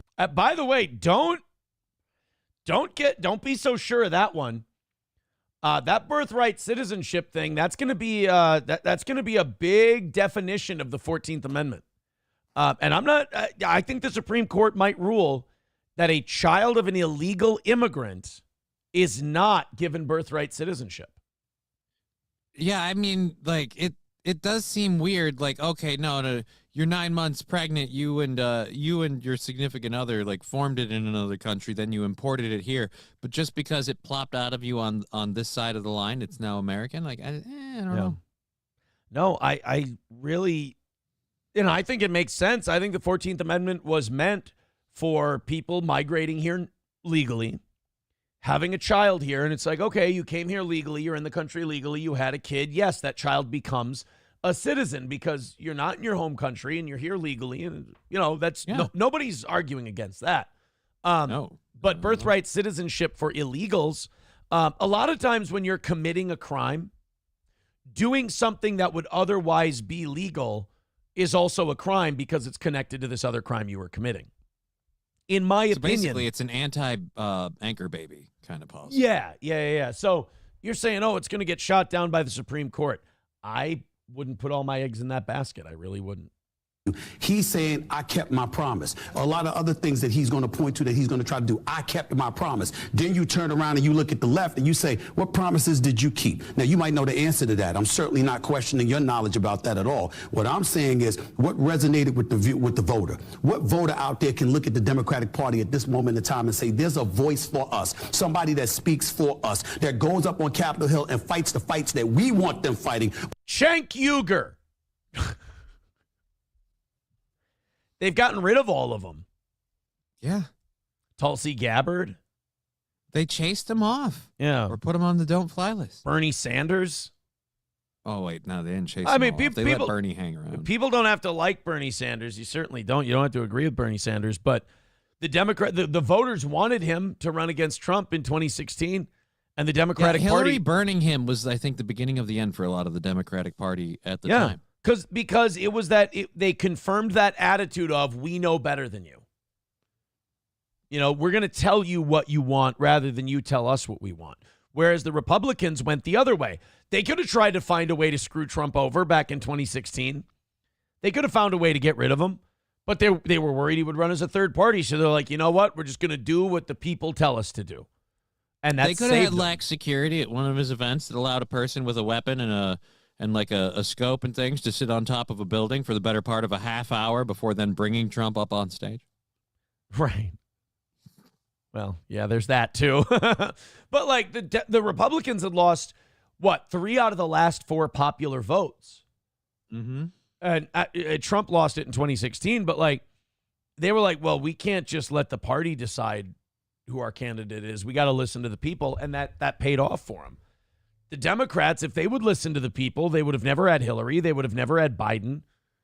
I mean, they fucked over Bernie in 2020. Oh, sorry. They effed over Bernie hard in 2020 before he even got a chance to get going by having all the moderates drop out and endorse Biden, and then he gave them all jobs. Mm-hmm. Like, they ripped Bernie off right away. On our behalf. They didn't do that. And that's why their behinds are home, and that man is back into the White House, and they want to sit up there and talk. You look at the networks right now, they're talking about him. Look at it. This is the latest. Look at him. Here he goes again. Well, you know what here he goes again means? He's doing what he said he was going to do. He promised you he was going to do these things, and he walked into office week 1, and that's exactly what he's doing. And he's saying, y'all do something about it. And when you try to do something about it, he's going to say, look at them now. Now they're concerned about these issues. Were they talking about that during the campaign? Hell no. What, you know what's really disconcerting? This should be really troubling for Democrats. A goddamn sports guy is diagnosing your problems for you. Well, it's not like and the worst part is none of them will admit this either. It's not like they can't diagnose their problems. They just refuse to. They refuse to accept the idea that they do anything wrong. It has to be everybody else that's wrong. Yeah. I mean, you've got the guy who today is going to be diagnosing whether or not the Eagles should run double A gap blitzes or they should drop back in middle cover 2 against Patrick Mahomes in the Super Bowl. And now he's diagnosing the Democrats' problem. By the way, funniest thing ever, Boomer Bob Show and Turd Burglar both saying they should have added a chirp into that rant. I need to either get your chirp sound effect or I got to fix mine because I put together a sticker for Twitch. I broadcast on 3 channels if you're unaware. And so the sticker pops up and it's got the smoke alarm thing on it, but you can't hear the chirp. Every chirp ping is so quiet. Like I got to boost the audio and the gain and then denoise it. I don't know. I got something for you. What's that? I've got all Johnny donations. Okay. All contributions that come in for Johnny now have their own video drop. Let me we're gonna be Stupid Johnny, man. We'll do it for Johnny. The audio put up on this one. Do it for Johnny. Boom. There we go. And let me up it by about 4. And then we'll be good to go here. And then we got a $5 drop that's ready to go too. I just haven't put it in yet. Here we go. Here's the Johnny one. Stupid Johnny, man. We'll do it for Johnny. There you go. Thank you go. much. And then Victor's got one more for us. It's the $5 one. Oh, wait, he says, I don't know if you can use it, but it's pretty good. This is from a debate about the U.S. selling a military base in the middle of the Indian Ocean. Oh, it's Senator John Kennedy. Oh, hold on. Maybe this isn't a donations drop. Stop dipping into your ketamine. Oh, I love this stash. guy. Oh, this one's great. Hold on a minute. I'm going to get the audio worked up for this one. Senator Put down John. The bomb. Whoops. I don't want to do a sync offset. Here we go. This is we'll up this one by 4. There we go. And then now we have this one. Let's see. Stop dipping into your ketamine stash. Put down the bomb. That's just good advice. Was that one talking about me? I don't know. That one might have been about you. I'm not sure. All right. Now I got all my dono drop straight.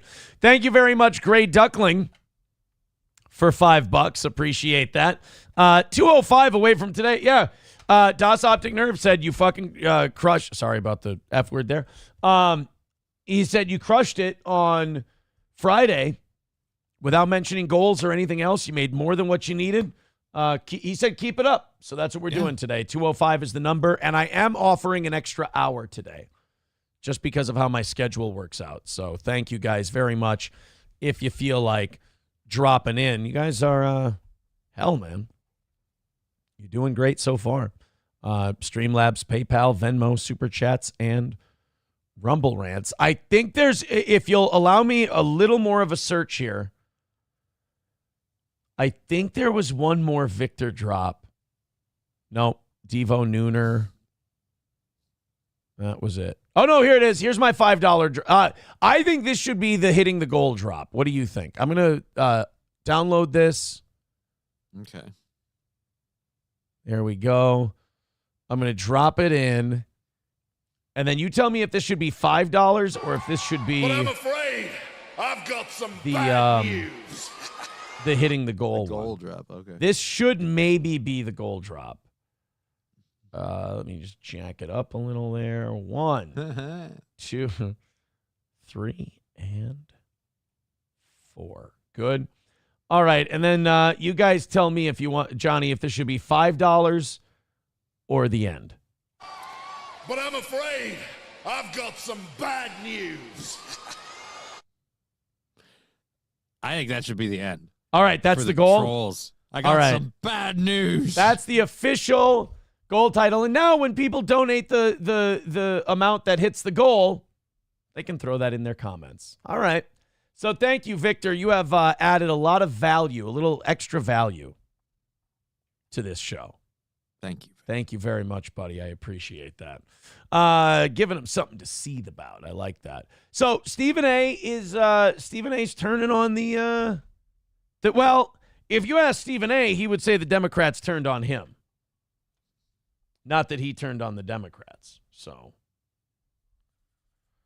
it's the decision there. We didn't land on the Democratic Party. The Democratic Party landed on us. Stephen A. X. Yeah. All right. Stephen X. Smith. Stephen X. Smith. All right, let's go into our next thing. I think we've exhausted. Yeah, we've got all the Trump stuff taken care of for the day. All the Trump check-ins. Took 2 hours. We're gonna switch gears to something that is truly creepy. I don't know if you guys have seen this yet, but some guy in Texas had an unwanted visitor show up at his door. Now, this has nothing to do with illegal immigration. This has nothing to do with any of the political stuff we've been talking about. I think this more speaks to something we see maybe in the steel-toed derangement syndrome community. This story speaks to mental illness and how it's perhaps affecting the innocent people of this country. This is from CBS News in Texas. Lots of people nowadays have security cameras as doorbells and around homes today, but one person we met saw this on her doorbell camera. Okay, let me ask you a question. You're looking at your doorbell camera.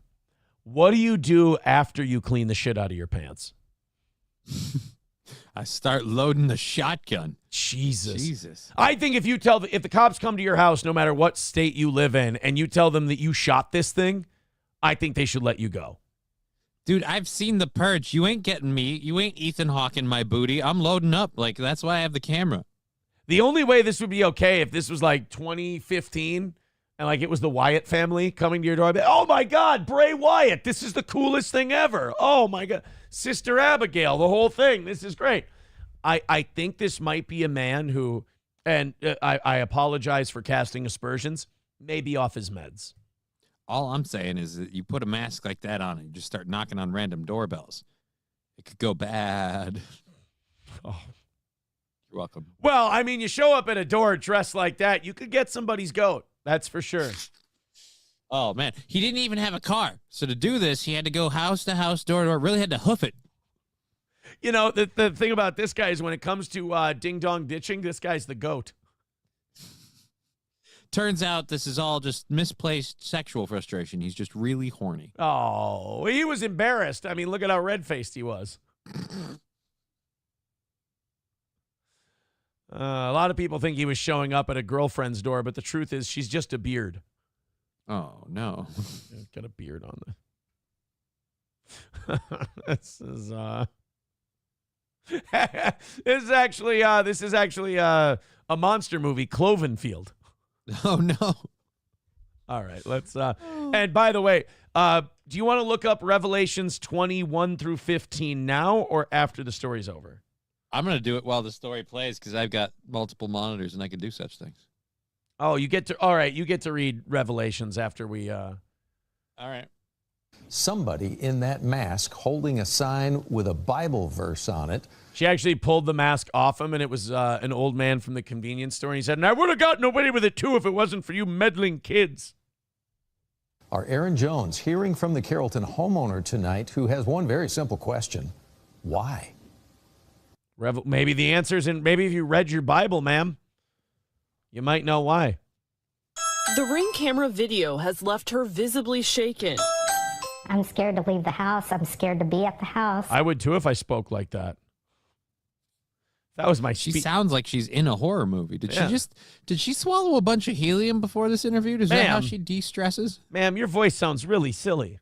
I like that this guy rang the Ring doorbell with his creepy goat mask and his Revelation sign on, and then politely backed away from the door as though anyone was going to answer. I feel like if she did answer with that voice, he'd get freaked out. He'd be like, oh, my holy Jesus, and he'd run. Just get really clingy when you open the door. Be like, oh, my God, are you here to take me on a date? I would love to go on a date. What if we fall in love? Do you want to have kids? I love kids. I'd like to have 3 of them.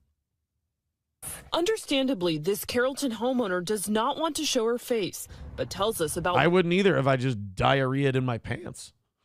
It's just how I'd react, you know. People have different defense mechanisms. What happened in her neighborhood near West Hebron Parkway in 121 last Saturday around 8 p.m. No, Sam Show, it's okay. Hebron. You can live there. My husband and I had gone out to dinner, and then we had stopped off at the store to pick up a Powerball ticket. All right, white trash. No. We went to Applebee's. We had a 2 for $20, and then we picked up a Powerball ticket. And This guy, they answered what if he had the wrong house? What if this was an organized thing? And he was just at the wrong house. I'm here for the gangbang. Just wondering. Oh, wrong house? Oh, I bet you this looks really weird to you. Like he takes off the mask. He goes, oh my God, I'm so sorry. This is awkward. I know this.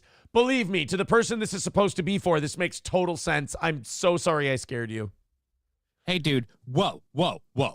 Did you not get the memo? We didn't ask for a goat. We wanted a bull. That does not look like a bull. You got the wrong mask. It's not even what we meant. And I was waiting in the car for him, and my ring notification went off.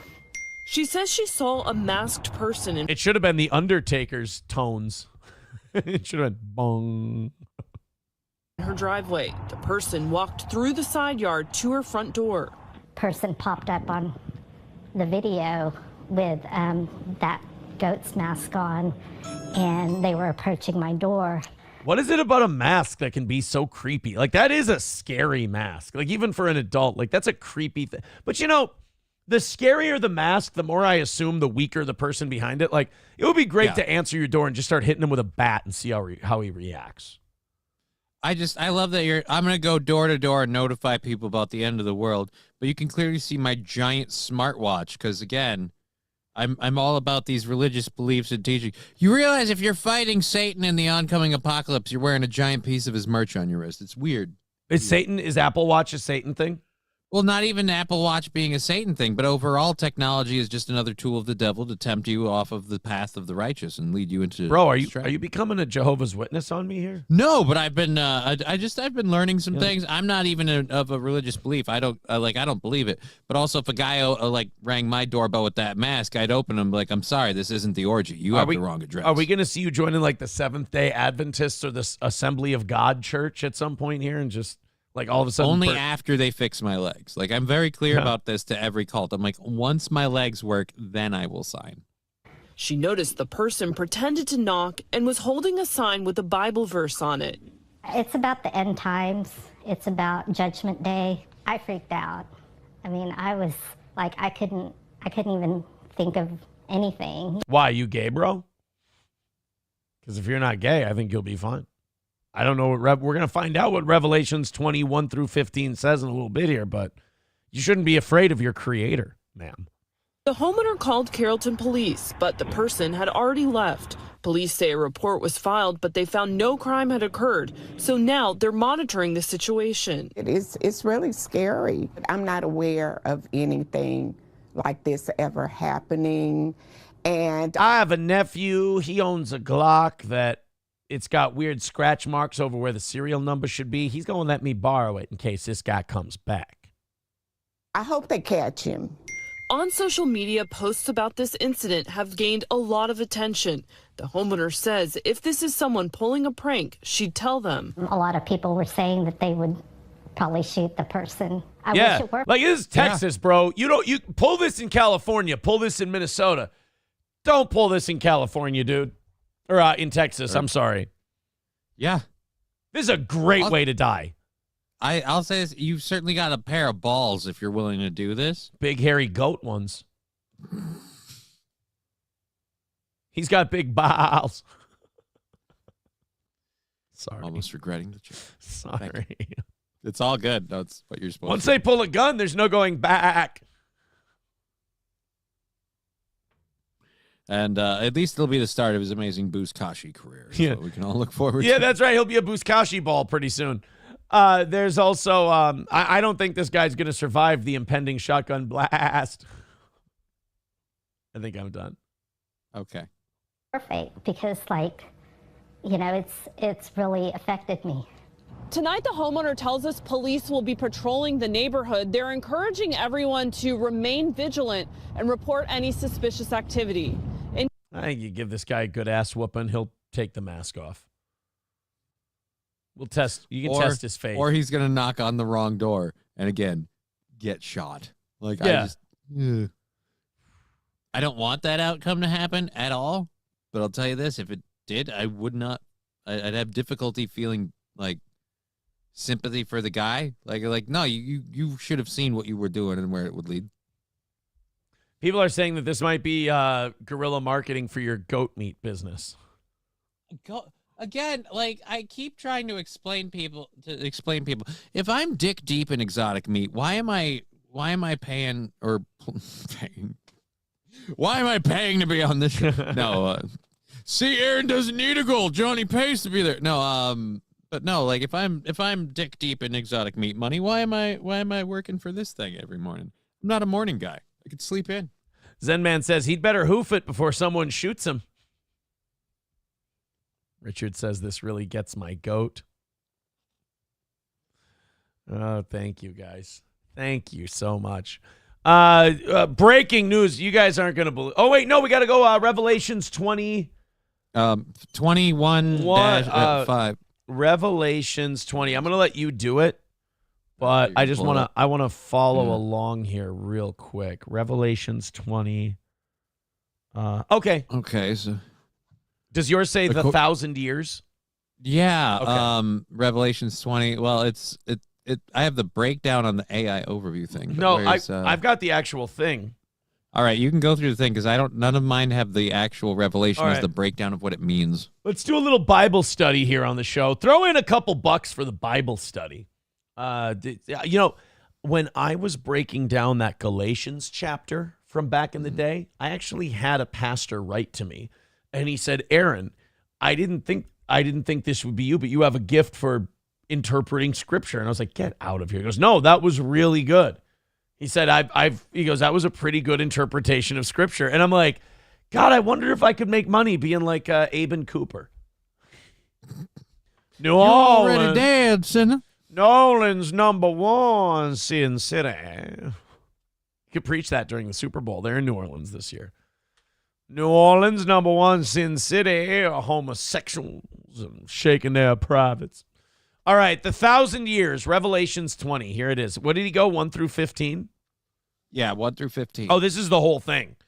And I saw an angel coming down out of heaven, having the key to the abyss and holding it in his hand a great chain. He seized the dragon, that ancient serpent, who is the devil or Satan, and bound him for 1,000 years. He threw him into the abyss and locked and sealed it over him, to keep him from deceiving the nations any more until the 1,000 years were ended. After that, he must be set free for a short time. All right, so an angel had Satan on a chain and then threw him into the abyss. I've had 42 years. How much longer do I get? 958. All right, cool, sweet. We're going to do this thing. I saw thrones on which were seated those who had been given authority to judge. And I saw the souls of those who had been beheaded because of their testimony about Jesus and because of the word of God. They had not worshipped the beast or its image and had not received its mark on their foreheads or their hands. Well, if they're beheaded, they came to life and reigned with Christ 1,000 years. The rest of the dead did not come to life until the 1,000 years were ended. This is the first resurrection.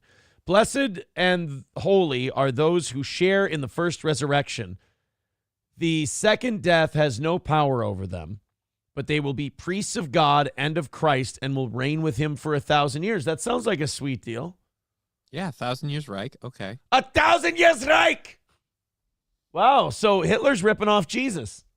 Yep. We didn't know that. Every time he yelled 1,000 years Reich, Jesus was like, oh, shit, not... Oh, God, this is really going to change the book. When the 1,000 years are over, Satan will be released from his prison. Why? Like parole? Like... He gets yard time. Yeah, Satan gets like a release date. That's kind of odd. That just seems like God's begging for a fight. All right, now behave or we're going to put you back, and nobody likes recidivism. Yeah. And we'll go out to deceive the nations in the four corners of the earth, Gog and Magog, and to gather them for battle. In the number, they are like the sand on the seashore. That sounds like a lot. They marched across the breadth of the earth and surrounded the camp of God's people, the city he loves, but fire came down from heaven and devoured him. Now, I don't mean to judge God here, but why not just keep Satan locked up? Like, this seems like a lot of, violence and death. Look, last time we let you go, you caused kind of a riot. So, maybe we lock you up. Look, no offense here, Beelzebub, Baphomet, whatever you're going by these days, but last time we let you loose, I had to rain fire down from the sky, and I don't know if you ever rained fire. It takes a lot, and I don't know. I got a lot on my plate, so I think we're just going to deny you parole this time around. You know what happened is Satan went before the parole board, and he went, so you go ahead and stamp your papers, Sonny, and stop wasting my time. And then they let him loose. The weird part is Satan's out there getting his parole time. There's a whole bunch of homosexuals behind him going, hey, what? He burned down the city of heaven. All I did was S&D. Yeah, you stay where you are. Exactly. You're in the right army, bub. But Satan is writing his buddies letters now that he's on parole. He's like, maybe I could start a revolution against God. Maybe then they'd let me go back. I could shoot Jesus, kind of like as a bonus. That's a bad idea, Satan. They're going to get you. The devil was here. Just find him hanging. And the devil who deceived them was thrown into the lake of burning sulfur. Ew! You had to be thrown into a lake of burning farts. Yuck. That's nasty. Like a lake It's like if an airplane pillow was lit on fire. Yeah, it's like a lake of fire is fine. Like that'll kill him all the same. Do you have to throw him into the burning fart pit? He's a sadist. All right, Dad. Now we know why he said that. Yeah. All right, Dad, we caught the devil. What do you want to do? Throw him in a sulfur pit. Isn't that going to smell like farts? Yeah, the last thing he's going to smell before he dies is some fat guy in Wisconsin shitting his pants. Like, no offense, dude. It's going to smell like ass. Yeah. I don't know. Like, Dad, you're going to have dead devil smell plus rotting ass. Like, is that really something we need to be going after? Like, just do what I say. Throw him in a lake of burning sulfur. Wait, Dad, look, are we the baddies?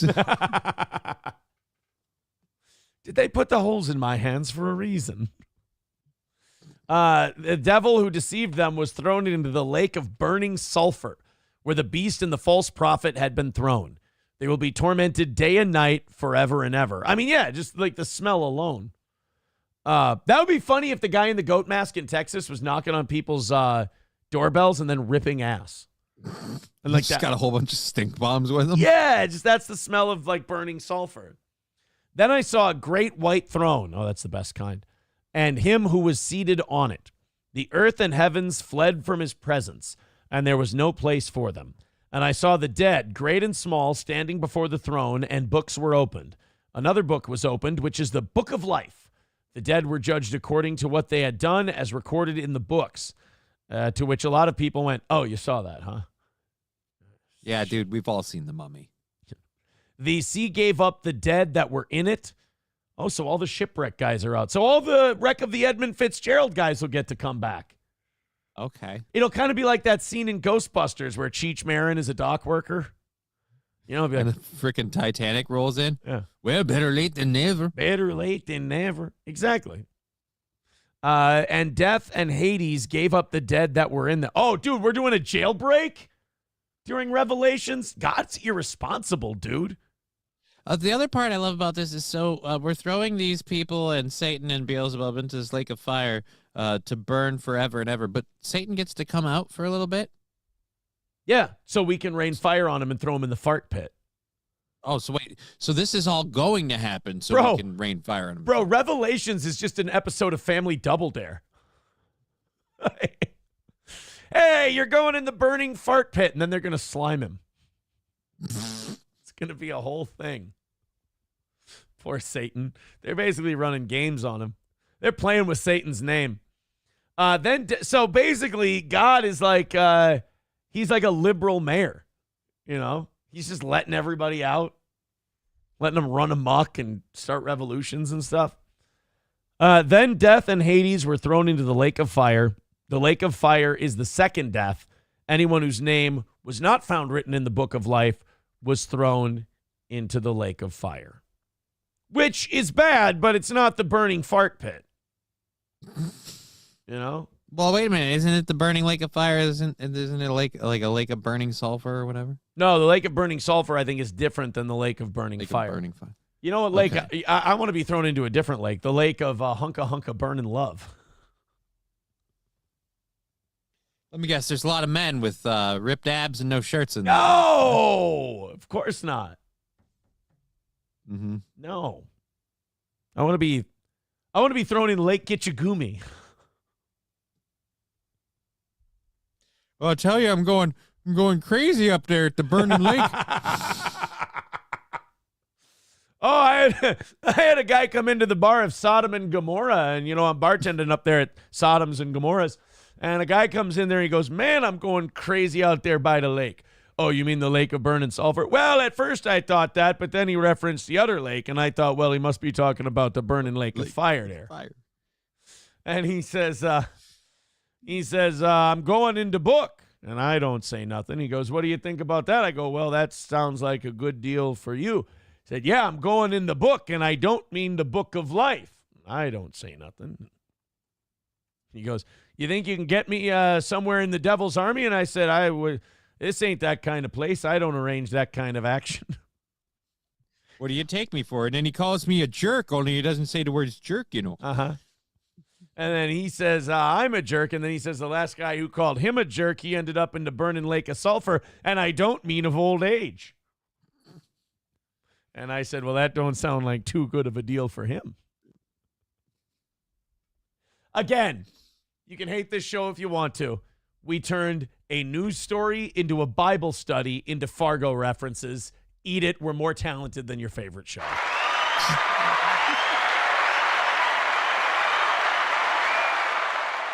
A-Team with $1 says, we're good. He's going to start in Georgia. Oh, yeah, that's true. I heard that this whole thing's going to start off in Georgia with a fiddling contest.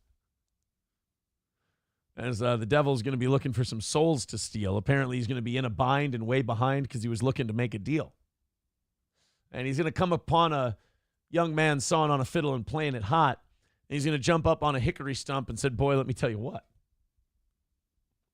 Sorry. The boy said, my name's Johnny. I'm sorry. That's my favorite one. The boy said, my name's Johnny, and it might be a sin, but I'll take your bet you're going to regret, and I hope my legs work again. Johnny, you rosin up your bow and play your fiddle hard. Because hell's Johnny, broke loose. strap on both your gloves and roll your wheels hard.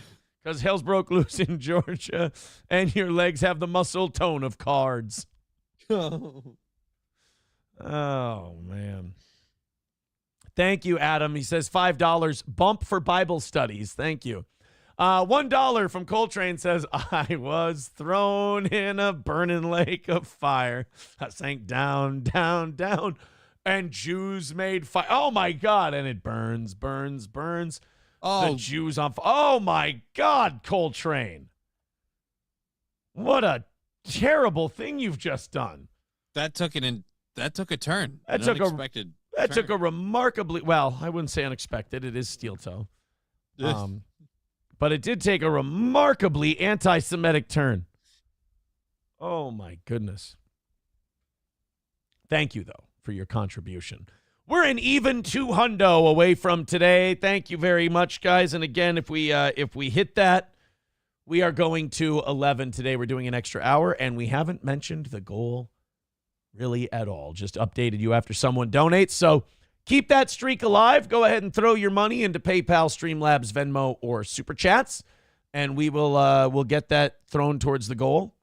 And again, we appreciate you guys and your contributions to this program. 800 of you checking out Steel Toe at the moment. Hit like, hit subscribe.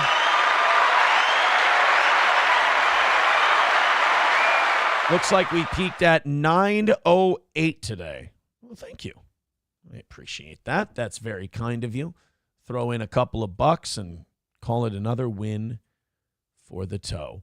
So, this you're not going to believe. This is wild. I've been waiting for someone in the intelligence community to inform me of this because I couldn't come to this on my own. 5 years after the media said that the lab leak theory was racist and incendiary, the CIA is admitting that the lab leak is the most likely source of COVID. Well, now we can all officially believe it. You see, oh, wait, by the way, Do we have a $5? Oh, no, we decided to use Bad News Barrett as the end As the goal. show goal being met. Yeah. So does that mean Senator Kennedy gets to be the $5 one? We could use Senator Kennedy for the Any drops that are specifically said for Johnny are going to get the Johnny drop. But Adam with the $5, thank you. Stop dipping into your ketamine stash. Put down the bong. Thank you for the $5. So yes, the CIA believes that the COVID-19 pandemic was the result of an accidental lab leak in China, per assessment just declassified by Trump's new CIA director, John Ratcliffe. So Trump got in there, and in week 1, he tickled it out of the CIA. He said, come on, what do you got? What do you got? They're like, oh, COVID came from a lab leak. Oh, God, you're good at that. Oh, God. The Jews. What? I didn't even ask you a question yet. Oh, I thought you were going to ask who did 9/11. Oh, sorry. Oh, boy. I'm sorry. Oh, I'm just so ticklish. That's on me. It's those goddamn feathers. So now, I don't think this really changes anything. Nope. Because nobody gets their shit back. I'm sure nobody's going to get an apology. There's not going to be any punishment. Nope. And there's not going to be any punishment for the lab leak, mostly because we were helping China in that lab. Fauci was giving them money to work on gain of function research. So we're not going to tattle on our pals. If I could get tinfoil fat for a minute, I think I question whether it was a accidental leak or not. I'm not saying that China had the intended plans of how it would go with everything that would happen, but I am saying it's really interesting the time that it happened was at a perfect time to stop a passive resistance that was protesting China at the time. China, yeah, because China had Hong Kong, we had Trump, and this did get rid of both of those things. Kind of made things really, which some could argue the Democrats, but more particularly Biden and them, very, very good for China. So it was just kind of like a win all around. But I don't, except for all the people. But right, yeah. It's just that all the people who denied that this was a lab leak got what they wanted. So, it's hard to believe that that's a coincidence. Yep. That all of again. We get told not to believe in conspiracy theories, but when you buy the conspiracy, everything lines up and makes a lot more sense than if we believe what you're telling us. And then I said, just them damn tinfoil hats. Right. And then when you come back 5 years later and go, oh, yeah, the conspiracy theory was totally true. It's like, well, then you can't tell us not to believe the next one. Especially when you knew back then. Because wasn't it, who was the guy? The CDC director, Redfield. Right. Redfield was the guy who was thinking lab leak, and Fauci cut him out of all the meetings. The CDC director wasn't allowed to go to the meetings with Fauci because he kept talking about lab leak, lab leak, lab leak, lab leak. So that's kind of wild. We weren't allowed to question whether or not that meant the information we were getting was maybe somehow skewed. Yeah. Coltrane with $1 says Trump removed all of Fauci's security detail. Pardon won't help him much at this point. Is that true? Breaking news? That's entirely true. That I covered that, I think, on Friday. Trump removed Fauci's security detail. 2 days ago. You're right. And I missed that again. He explains it. You want to go over it? We can talk about it. If you don't know about it, I won't tell you. Trump. Wait, he talked about it? Yeah, he talked about it. People asked him questions about it, and he explained exactly his reasoning behind it. Yeah, he does that thing now where he signs executive orders and then takes questions on them. Right. And then just walks you through what's in them. I really like that. Trump, Fauci, security. Is it the one where he's sitting next to Melania? Maybe. I can't remember specific. I remember what he said. I can't remember all of the setting. Would you feel partially responsible? Oh, yeah, that's this one. No. They all made a lot of money. They can hire their own security, too. All the people you're talking about, they can go out. I can give them some good numbers of very good security people. They can hire their own security. They all made a lot of money. Fauci made a lot of money. They all did. Wow, he ain't lying. He ain't lying. And again, I mean, even if you want to be like, it's not right, he does have a point. They all made a lot of money. Why do we, the taxpayer, have to continue to provide them security? Like, we already do that for presidents and their families.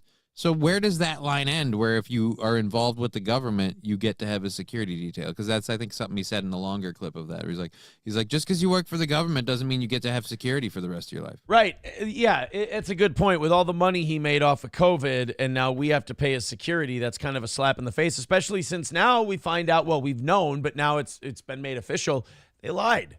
The entire time they lied to us, and now we have to pay them for the pleasure? No thanks. So, yeah, this is a good move. I like that. I like that move. Yeah, Pistachio has a great question. What do you think the Chinese tell their citizens? Like, what do you think the Chinese people think about COVID? Yeah. I don't know if the Chinese people have the balls to question. They beat their deaths, or they beat their pets to death in like the streets in front of them with batons to save on bullets. Oh, I remember that when they were beating dogs to death during dogs COVID. And cats, like, yeah, just so they don't have. That, I mean, that's a special kind of evil. Ooh. Again, this is one of those things where I'm like, I don't know, maybe it's because I grew up in America or something like that. But I'm like, I don't know. When your government goes to that level, how do you as a society not rise up and be like, all right, all these efforts need to go? Like, you're willing to, I can't believe the Chinese people aren't aware. You're saying that China should have all been John Wick. Yeah. Yeah. Like, you effed with the dog, bridge too far. All of a sudden, like, the Chinese revolutionaries are on the steps of the Capitol and like, what are you guys doing? You go, I don't think you understand. These men killed my dog. Killed my dog. They're all, what's the name, Bob Lee Swagger? Yeah. I am the Chinese Communist Party. Exactly. There's only so many seats at the table, Gunny. All right, so this kind of speaks to this next clip I'm about to play. Charlemagne the God and Andrew Schultz do a show together.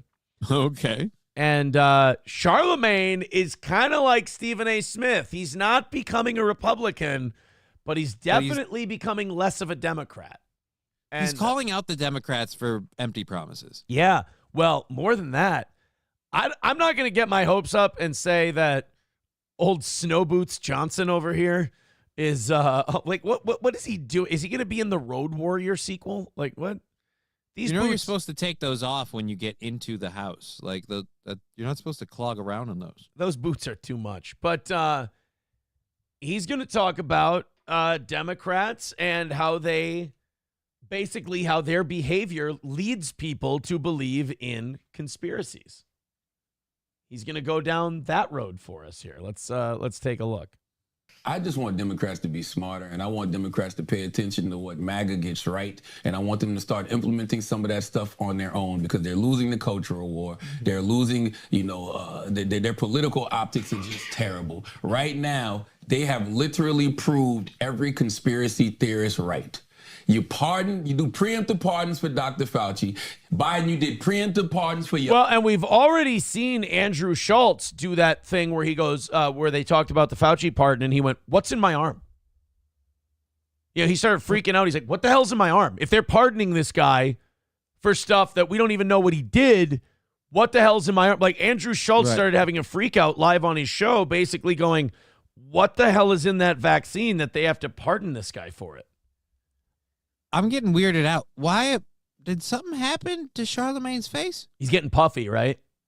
Well, just on the one side. He got stung by a bee.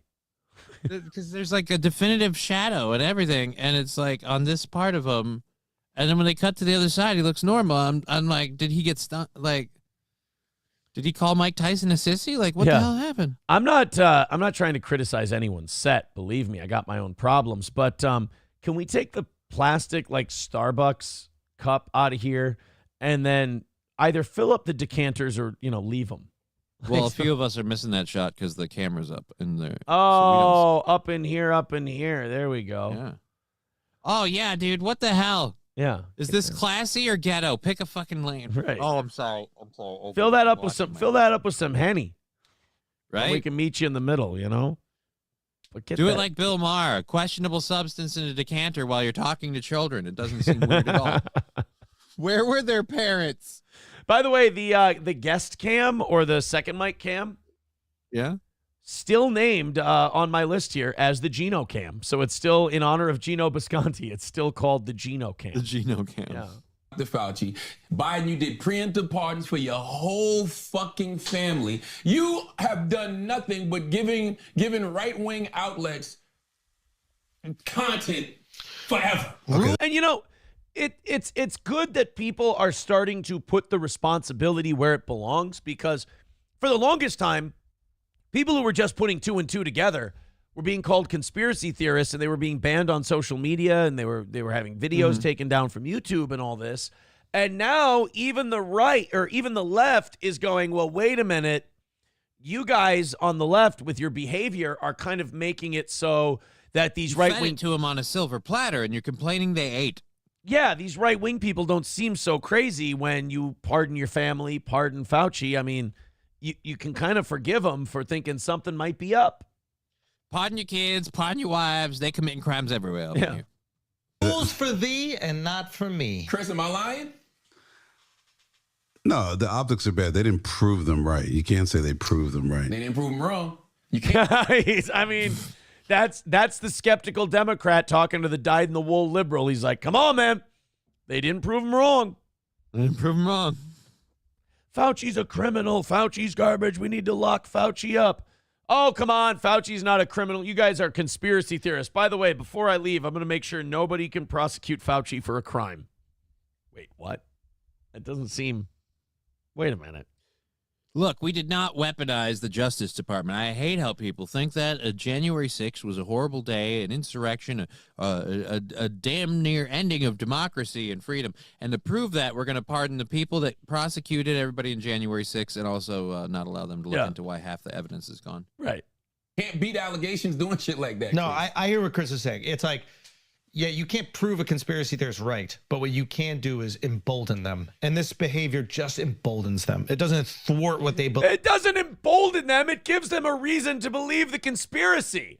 There's a difference between, like, if I have 4 things on the table and I separate them into groups of 2, me separating them and going 2, 2 is 4, that's not you. Like, if you split those 4 things up for me and ask me to count them, and then I count them and I go, well, 2, 2, 4. It's like, oh, you're just giving him reason to believe that 2 and 2 is 4. It's like, no. No, that's called proof, my friend. Yeah, it just is.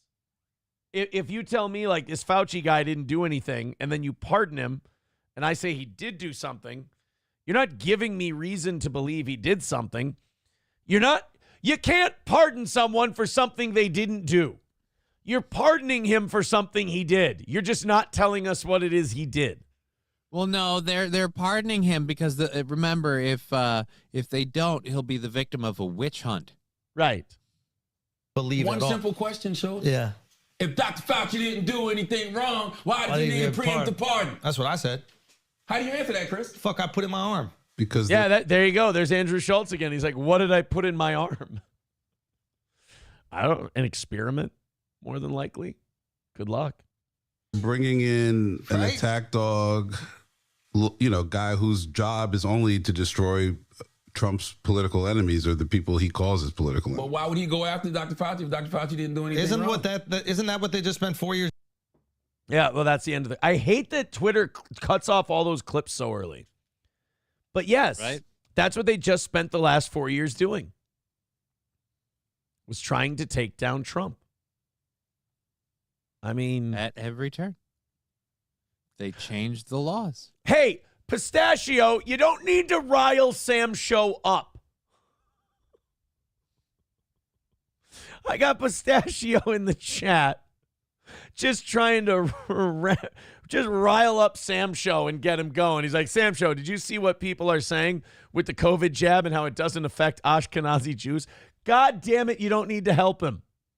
Sam Show's just on his way to work on a commuter train or driving, however he goes about it. And now he's just like, I knew it. And someone's going to be like, oh, crap. Pistachio, Sam Show can do it his damn self. All right? I can make the connections to a particular tribe on my own. Thank you. Pistachio, I don't like how you're bottle feeding Sam Show his anti-Semitism. He's a big boy. Well, hold on, Aaron. They're called facts. That's all I'm giving him. Whoa.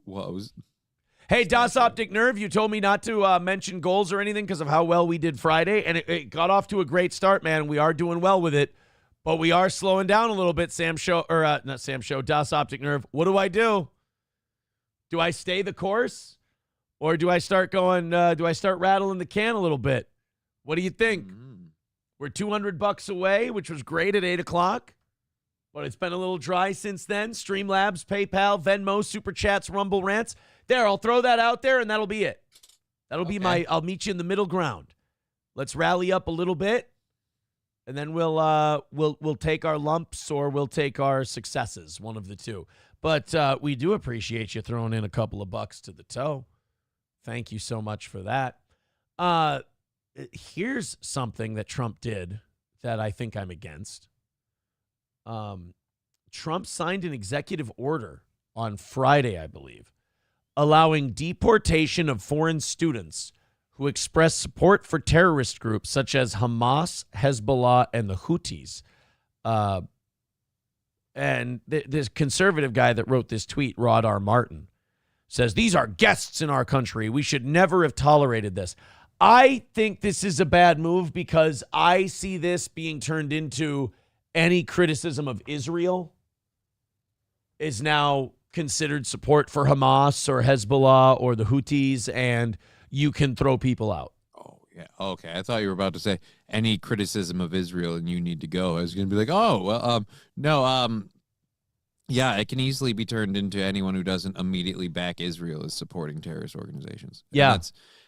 It's also like, I'm not for like saying we deport people who are here legally, whether it be on a student visa or whatever, because they're exercising, as far as I'm concerned, a right we cherish about the right to freedom of speech and expression. Like, if they're being violent and destroying stuff, okay, we have room for a conversation. But if they're just going, hey, we don't like that, this or that is happening in Israel or Gaza, like, I don't feel like that's deportation level. Turd Burglar says, you're in a protest. Turd Burglar is saying, tell Jeremy to pay his gay F word tax or you'll uncuck your show again. I mean, we peaked up over in the 900s today. We're looking pretty good. I don't know what to say. We'll see. If we experience growth today, second of all, just because there weren't as many dirty words, and by the way, we did say some naughty words today, but just because there weren't doesn't, I mean, I'm a little biased, but today's show, I think, has been fantastic. You guys are almost 3 hours into the show, and I can guarantee you it feels like you just blinked and that 3 hours went by. Because I know that's how it feels for me. So, we'll see. Zen Man Build says, I blame Jeremy and his office mates. They're turning on Jeremy. All right, here's what we're going to do. People are going to vote with their dollars. I'm going to follow the money. When you donate, I'm going to keep track of filthy donations and clean donations. And you just can vote filthy or clean, or you can write dirty stuff and I'll know which way you're voting. Or you can be using, substitutes for swear words and I'll know which way you're voting. And whoever knocks out the goal today, the Jeremy people or the dirty people, I'll know which way this show should be going. Okay. I think that's the only fair way to go. So if you're in the chat, you want it read, time to throw in. That should be the way Steel Toe does it, is we follow the money. Whichever way the paying customers, the customer is always right. Whichever way the customers want to go, that's the way we go. All right, let's open up these 7 o'clock hour stories. And while I do that, talk to you about All Care Towing, 320-253-5203 for All Care Towing of St. Cloud. Of course, All Care. Holy Christ. I mean, if you go into the ditch, if you get stuck, you slip, it's icy out, it's snowy out, it's a Minnesota winter, for God's sake, and I know you're getting sick of it. But let's say you fall victim to it.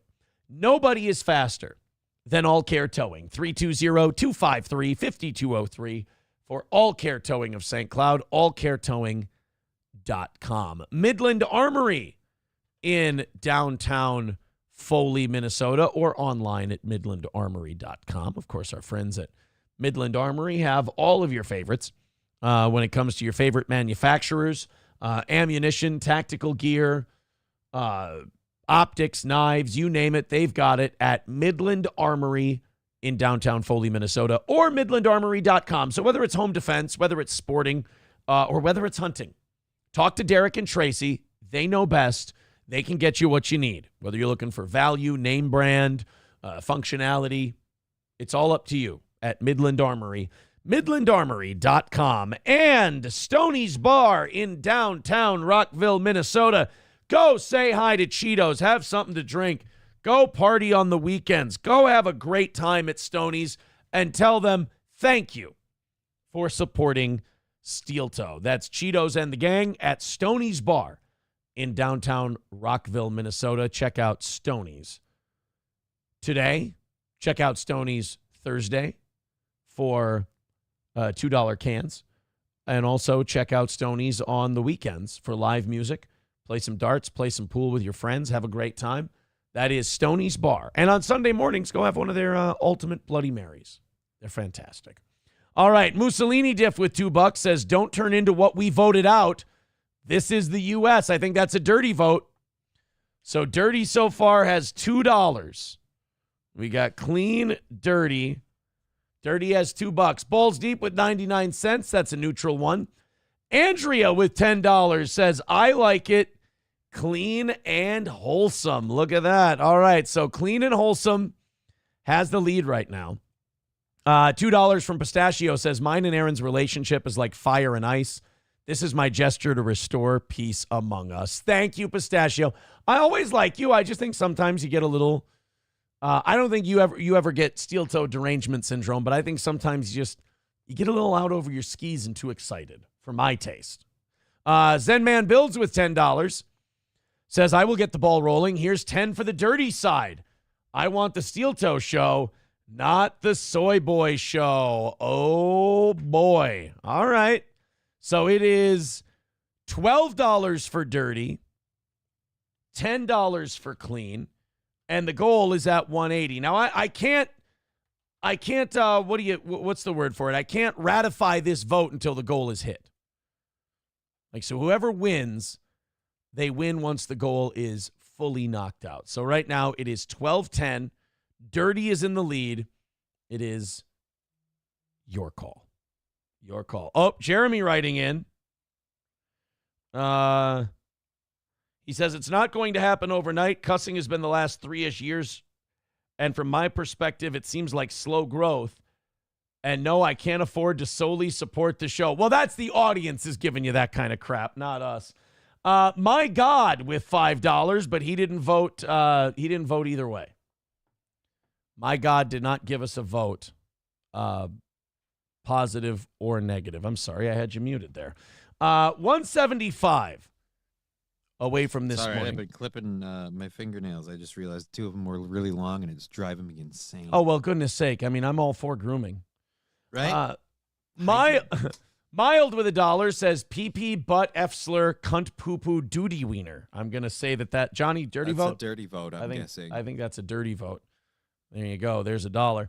All right. I just realized the joke you made, and I feel dirty, Sue. 175 away from hitting today. Thank you very, very much.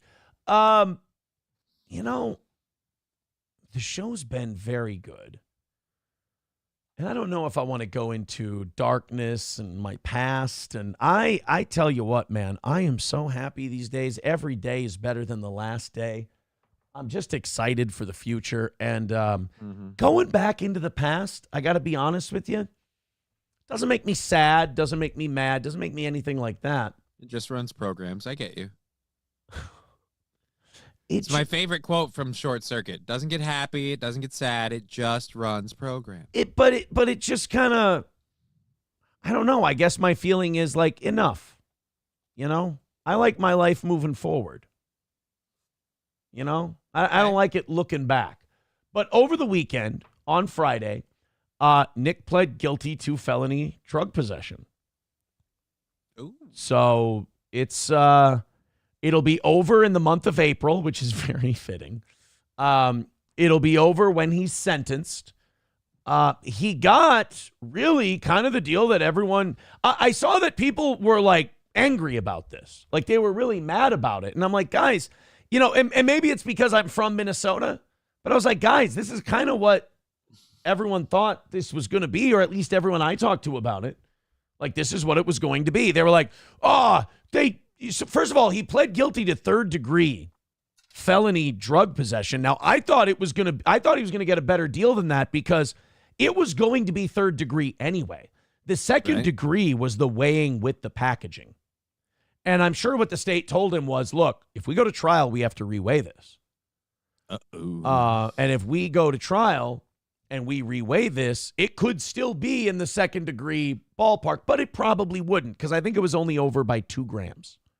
Okay. And if you have packaging and stuff in there, I mean, that can come in 2 grams under, which would automatically kick it down to third degree. So Nick basically pled guilty to what it was. And then I saw people were, I think the word is seething about his guilty plea. And they were saying, oh, well, they dropped the misdemeanors. Well, that's the way the state works. They don't get, between you and me, they don't give a shit about the misdemeanors. If they've got a third degree felony and they don't have to go to trial and they can get someone to just cop to it, they're like, yeah, sure, we'll drop the misdemeanors. We'll drop the misdemeanors because as much of a letting him go from a crime thing, it's also, again, they're not getting a whole lot out of that punishment and fees or anything else.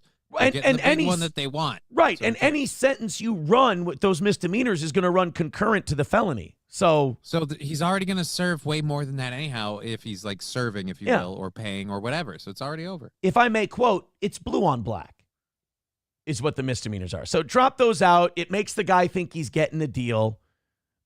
People are like, well, but you know, he had cocaine and guns in the house with kids, and his kid tested positive for cocaine, so his kid ingested cocaine. And it's like, yeah, but everyone already knows that. You know, that's going to stick with him forever. Did you really need that in writing? You know, everybody kind of knows what he did. This is horse trading. This is what you do to get, the state doesn't want to go to trial. So you threaten to go to trial, they give you a sweeter deal. That's just the way it works because they want to get this thing off the books. The other thing people were mad about was no prison time. It's like, bro, nobody goes to prison on their first felony drug offense. Like, you got to do something egregious. Like, you got to run somebody over and kill them while you're on drugs. And even then, you're going to jail for the running someone over and killing them, not for the drug possession.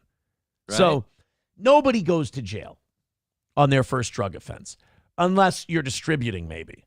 But they were mad about that. And it's like, guys, all of that, I don't know what people wanted. Like, our whole system is designed towards giving people a second chance and giving them a chance to prove themselves. Basically what Nick got. And look, I know Nick still has this massive hate boner for me. I don't. I look at him as in my past. I got it all out. I'm good. Let's be clear. It's not a hate or a love. It's just a boner, and apparently it's for you. It's for me. It sways between all the emotions. It's all for me. But I don't really have any feeling towards it. It's like having feelings towards, I don't know, a dinner you had 8 years ago. Like, it's just not, it doesn't factor into the equation. It's not affecting my life anymore. You know, so, it happened, it was a thing, and I've moved on. So to me, he's getting pleading guilty to the third degree felony, drug possession. They're going to stay, there's going to be a prison sentence, but it's going to be stayed. The adjudication is going to be stayed. He's going to have a period of probation. They're going to monitor him. Basically, what Nick's getting is a prove it deal. Prove you acknowledge you have a problem. Prove you're going to try to abstain from drugs and alcohol. Prove you can stop this behavior. And if you make good for a couple of years, we'll wipe it all clean. That's what everybody would get if they were in that situation. And you know what? Oh, I thought you were saying if they were. All right. What? Well, I think the whiteness does, you know, that plays a part. But like, honestly, I know a lot of people were out for blood. I know a lot of people wanted it to be as bad as it can be, but that's not the way our system works. The system says you bent the knee, you admitted you did it. We're going to give you a chance to make this right, especially if you have children, you have a family. we're going to give you a chance to make this right. We don't want to make it a habit to lock people up and take them away from their children if we think that maybe they can turn make it good. around. So Nick now has a golden opportunity. He's been given a gift. He's been given the gift of a second chance at life. And if he shows humility and he admits he had a problem and he abstains from all these things, it's all going to go away. This big mistake that he made, and it was a huge mistake, and it really did. It destroyed lives and it damaged lives. And you made this, you made this big mistake, and they're giving you a chance to make it better. So you don't let your ego get in the way. You don't, you don't try and big time it away. You learn what it is. You learn from your mistakes. And if you're truly repentant and you truly follow what they say, everything gets wiped clean. You get a second chance at building a real life. And that's the gift that you've been given by the government. So I know a lot of people are mad. I know a lot of people are happy. I know, no one's really happy. A lot of people are mad for different reasons. But I will say this. I think it's a fair deal. I think it's the deal you get in Minnesota when you get busted with a bunch of cocaine for the first time. They say, hey, you know what? Fair deal, Wade. You admitted you did it. You admitted you're guilty of the things we're accusing you of. But we want to see you get better. We want to see you live a clean life. We want to see you get on the straight and narrow. And to entice you to do that, we will pretend this never happened after a few years. Now, if you fuck up, you're going to jail. I mean, that's heavy. Right. That's some and heavy he's stuff. like, he's looking at some big time if he F's up. Like he's got to again, pardon the pun, keep his nose clean, and literally and figuratively. Yeah, because I mean, so, this third-degree felony comes with a maximum of 20 years and a $250,000 fine. So they'll give him a prison sentence. They will stay the adjudication of that prison sentence, and they'll say, keep clean for this long.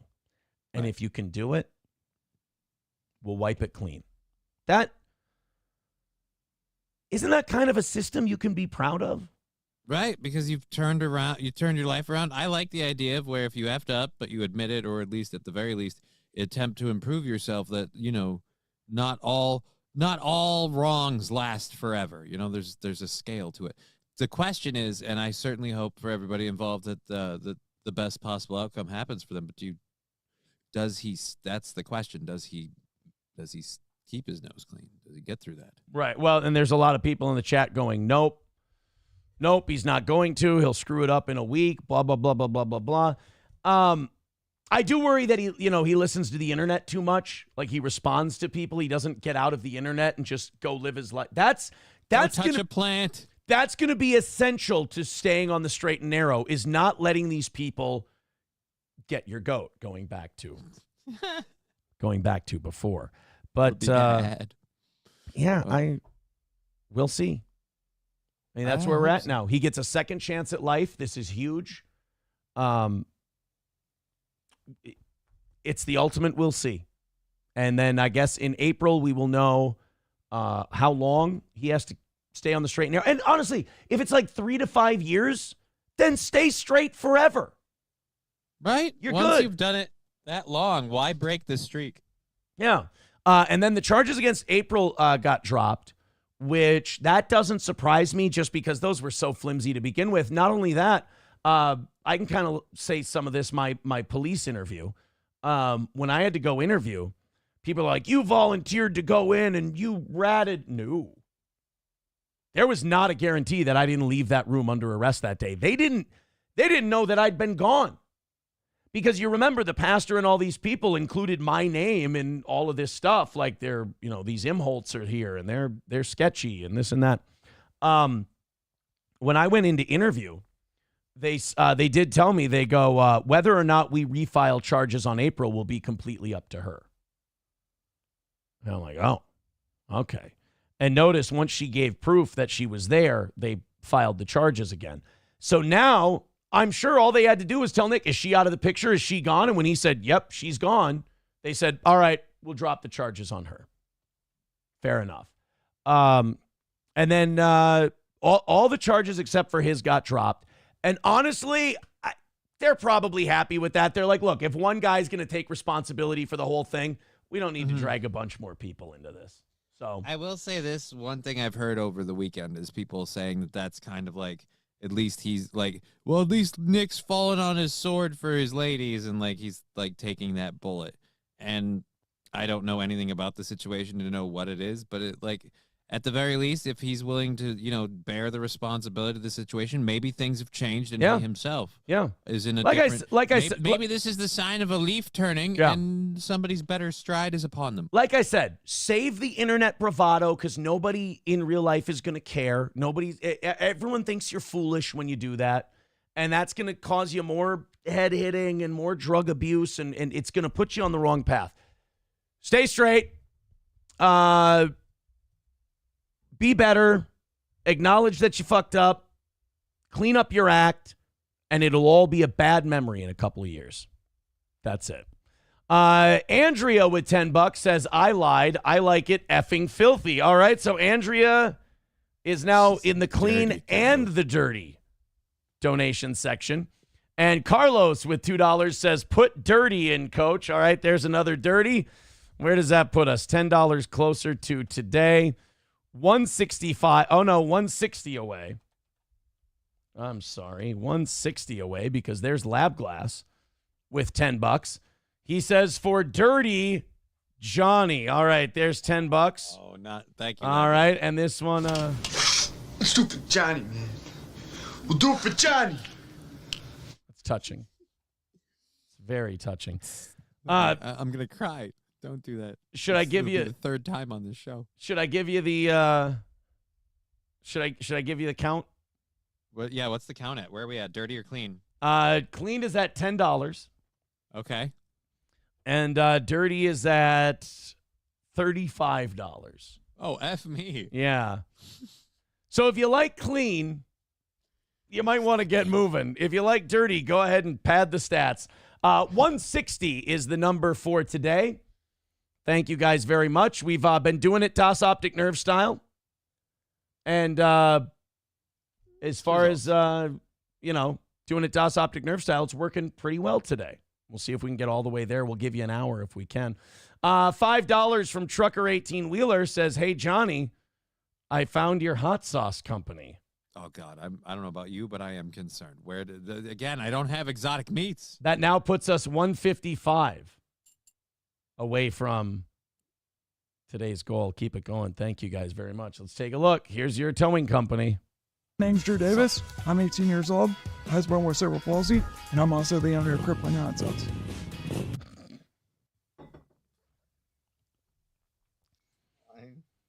No, you don't understand. It's crippling hot sauce. No, I don't get it. Is that a chili pepper or a habanero in that wheelchair? It's a cripple.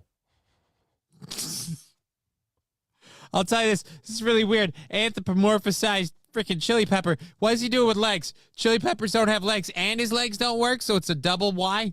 Why'd you bother? Somebody, this is like a Rorschach. You see that and you see a pepper. I see it and I just see a gimp, a cripple. That's all. But it's not a gimp. He's not in the suit. No. Buttafuoco pants with $1.99. Yeah, I wouldn't count on that, Buttafuoco pants. But thank you very much for the contribution. I'm guessing Marble Arms wants this to be in the clean or the dirty category, Johnny. What gives you the faintest idea of that? Throwing $5 at us and says vagina blood fart. Somehow I feel like even in dirty, that's still like a little over the line. Jeremy, the dirty currently is tap dancing all over your. We're about to be an NSFW. NFSW. No, yeah, you had it. Yeah, I'm the dipshit. NSFW. Well, we're 150 away, so we may not hit it. Maybe we stay a clean show. I think if we don't hit, I think then Ty goes to the runner, and we go with Jeremy. If we knock it out and Dirty wins, then you got to respect the voice of the customer, in my opinion. You got right now we are 40-10 in favor. So again, anybody's game, neck and neck race. Really only $30 away from tying it up. All right, here we go. Let's continue with crippling hot sauce. Crippling hot sauce started as a school project, and the response has been better than I could have imagined. Crippling hot sauce has sold 35,000 bottles. We're at over 175 retailers and have donated thousands of dollars to cerebral palsy research as a part of our mission. So calm down. Take a breath. No. I was a fan of everything until that last part. Now I can't buy any of this hot sauce because I know it goes directly to helping crippled people. The hot sauce is so good. As soon as you taste it, you go, oh, that so is- wait a minute. Did cerebral palsy guy invent this sauce like as a Frankenstein thing? Like if he drinks it, he's normal for a little bit? Or is this like a, you know what, I'm worried. I'm worried this is a very dishonest George Foreman naming rights type of thing where he didn't even make the hot sauce. He just slapped disability on it. Crippling hot sauce. I mean, he claims it was a school project. Let's go ask his teacher. That wheelchair, by the way, very unsafe for handicapped people. So coming into our first full holiday season with Black Friday and Cyber Monday, my plan with Shopify is to do a buy two get one free sale, and then really just better deal on shipping because. Bro, I have an idea. Uh-huh. We'll split this 50-50. I contact this guy. We get a Johnny K hot sauce from this guy to sell. And then we get a commission deal on it. Okay. Because, you know. That's fine. I'm all for this. I'm 110% for this. I have one question. Is he going to, like, I'd prefer it if he made every bottle of sauce. Something tells me he's not making the sauce. Who's making the who's making the sauce? If we go into business with this guy, we'll be entitled to get answers. All right, then. You know what? Just for that alone, I'm game. All right. I'm going to contact him. We got $10 from Landers, says, for Johnny's dirty meat in my mouth. There we go. Stupid Johnny, man. We'll do it for Johnny. It's good. Now we are, 140 away from today. Thank you very much. Trampling at the Zoo with $1, says, bong hits for Jesus. I'm guessing the dirty meats in my mouth was another dirty vote. Yeah. I'm guessing the dirty meat's in my mouth. 50. And bong hits are 5 and up on my show, so I don't even know what Aaron's pricing is, and you have to run that by him before I find that out. Coach Benjamin, with becoming a member for 4 months, says, will Nick now win the Rumble and finish the story? It's like his Cody Rhodes moment. Right? If you will. You know, some people are joking in the chat. They're saying, he better get all his drinking and drugging in between now and April. See, I feel like that would be a bad start. I feel like that would mean if that you're going on a life of sobriety, don't start with a bender. You're going to violate if you do that. Like, you're going to, it's not, you have to, I mean, this is the thing about Minnesota. The state of Minnesota makes the bet on the addict the first time. And then if the addict screws up, they go, well, we're not making that bet again. We're going to put you away. But they make the bet on the addict the first time. And the truly, I think the good part about this is you do have to stay clean. Like, this is we will force you to get better kind of a thing. And, should we see what percentage of you want to be depressed? Drug probation stay clean. Oh boy, I'm not liking these numbers. Told you. The only This is why I'm thinking, like, hey man, if you've got a window where you could up and it doesn't your life, I would take that window right now. Just practice your sobriety in a sense, if you will. Just like hang on to it as much as you can until that window gets there. Like, because if you can make it to the window, then whatever the time frame, you can make it. Like if you, they say 1 day at a time. So if you've done 2 months and it's like we'll take it 1 day at a time, but you've proven you can take it 1 day at a time for the last 2 months. Why can't you do it for the next 3 years? So do that. But if like they're saying like, get it in now, your bender thing is going to totally set you up for failure. Because again, you're literally going through with chemical withdrawal and other things. Get some of the little hurdles that you can get out of the way when it don't matter. This is people who received clinical treatment. Who stay law abiding. Is that guys? going to If work? we skew it right, the odds are good. Now, this is a small percentage of drug felons stay law-abiding after being released from prison. The majority of drug felons reoffend, and factors like lack of support and limited job opportunities contribute to this. On average, 68% of state prisoners are rearrested within 3 years of release. Okay, so yeah, do we have a lot of facts for first-time offenders and whether or not they Research suggests that adult drug courts can reduce recidivism. However, the evidence base for drug courts is not well defined. This says 93% reoffend. Holy shit. Yes, but again, that's one if you're in. That's like if you're in. Prison. Like if you go to prison, if you serve, that's again different laws and rules come into effect. You lose the ability to vote. It's harder to get a job when you get out. Yeah. It's there's a lot of factors involved in that, But again, just stay clean. Just don't worry, but don't make excuses. Don't try to impress your new friends on the internet. And these people, by the way, to quote Mersh, these people are not your friends. Yeah, these people found that out about Mersh. These people laugh at you when you're not around. These people make fun of you when you're not around. They don't care about your well-being. Find solace in family and support system. Do not go to the internet for solace because they are not there to help you. They'll tell you to do shots. Yeah. They'll find it funny. 135 away from today because Zen Man with $5 saw this over the damn weekend. It's some crazy shit. We should all donate and get for Johnny, but we have to call him Johnny 5. Oh, is this the dildo scene from? Oh no, it's not. Okay, I'm going to shut up then. They want to get this for you. Oh. Magic Lab. I've seen this. Oh my God, you'd be like Iron Man, kind of. Yeah. The weird part is this thing they'll walk to you. I don't even need that. Wait, so you can get new legs and you don't even have to work for it? Right, like they'll Lazy. come to you and you can then step in them.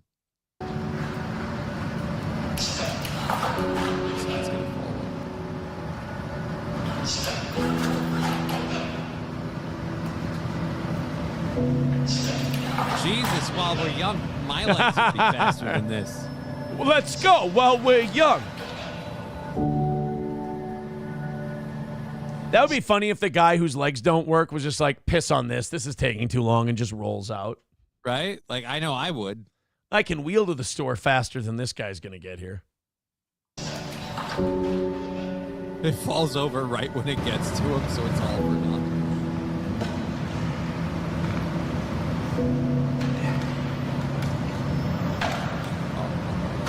What the hell? Dude, poke it harder. Is he hitting it to get it to work? I don't trust these legs, dude. No, he's hitting it to prove that it's self-balancing, so it won't fall over, because someone like me watched it waddle over there slowly thinking it'd be hilarious if it got there and just immediately fell backwards like Ed 209 in RoboCop. But yeah, no, I either way, it's like, why didn't you just wheel up to it? Why did it have to walk to you? That's you rolled up to this thing and then you waited 5 feet so you could make it do that last little bit. Why? Because if you went all the way, it wouldn't be consensual. What's the deal? It's like, you don't look a gift horse in the mouth. You don't poke gift legs in the ass. Right? In my opinion. Just hop in already. It's better than what you've got. Who cares if it's perfectly calibrated, all right? Don't let the perfect be the enemy of the good. Well, I do understand he wants to make sure it'll fall over because he's expecting these legs to walk for him. Because if he falls in that, what's he going to do? Get up? Good point. They get him there, and and at the end they're like, "All right, now you got to get in yourself." That's the trick. Oh wait, is he able to? Holy shit! Is it built for him to be able to get in it? Yep. After he gets done effing it with his cane. Yeah. Dude, this is why you don't get new toys, you dick. Yeah, he's just beating the shit out of his new legs. This is why I say handicapped people are a-holes. Freaking, how many thousands of dollars do these legs cost? And just whacking it with a stick. Oh, he's moving his foot. I call bullshit.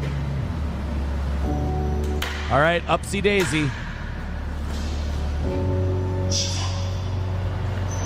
Oh shit. It's going to pick him up.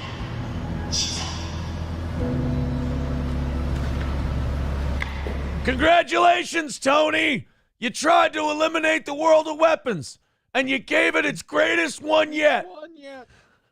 The best part is there's like a thing to S or D in the middle there. So just, sitting or standing, it's a good time. You're open for action. Yeah.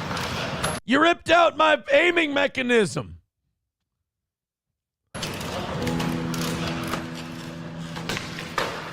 Here's the thing, though. I take this guy up in the air, and then I go, how'd you solve the icing problem?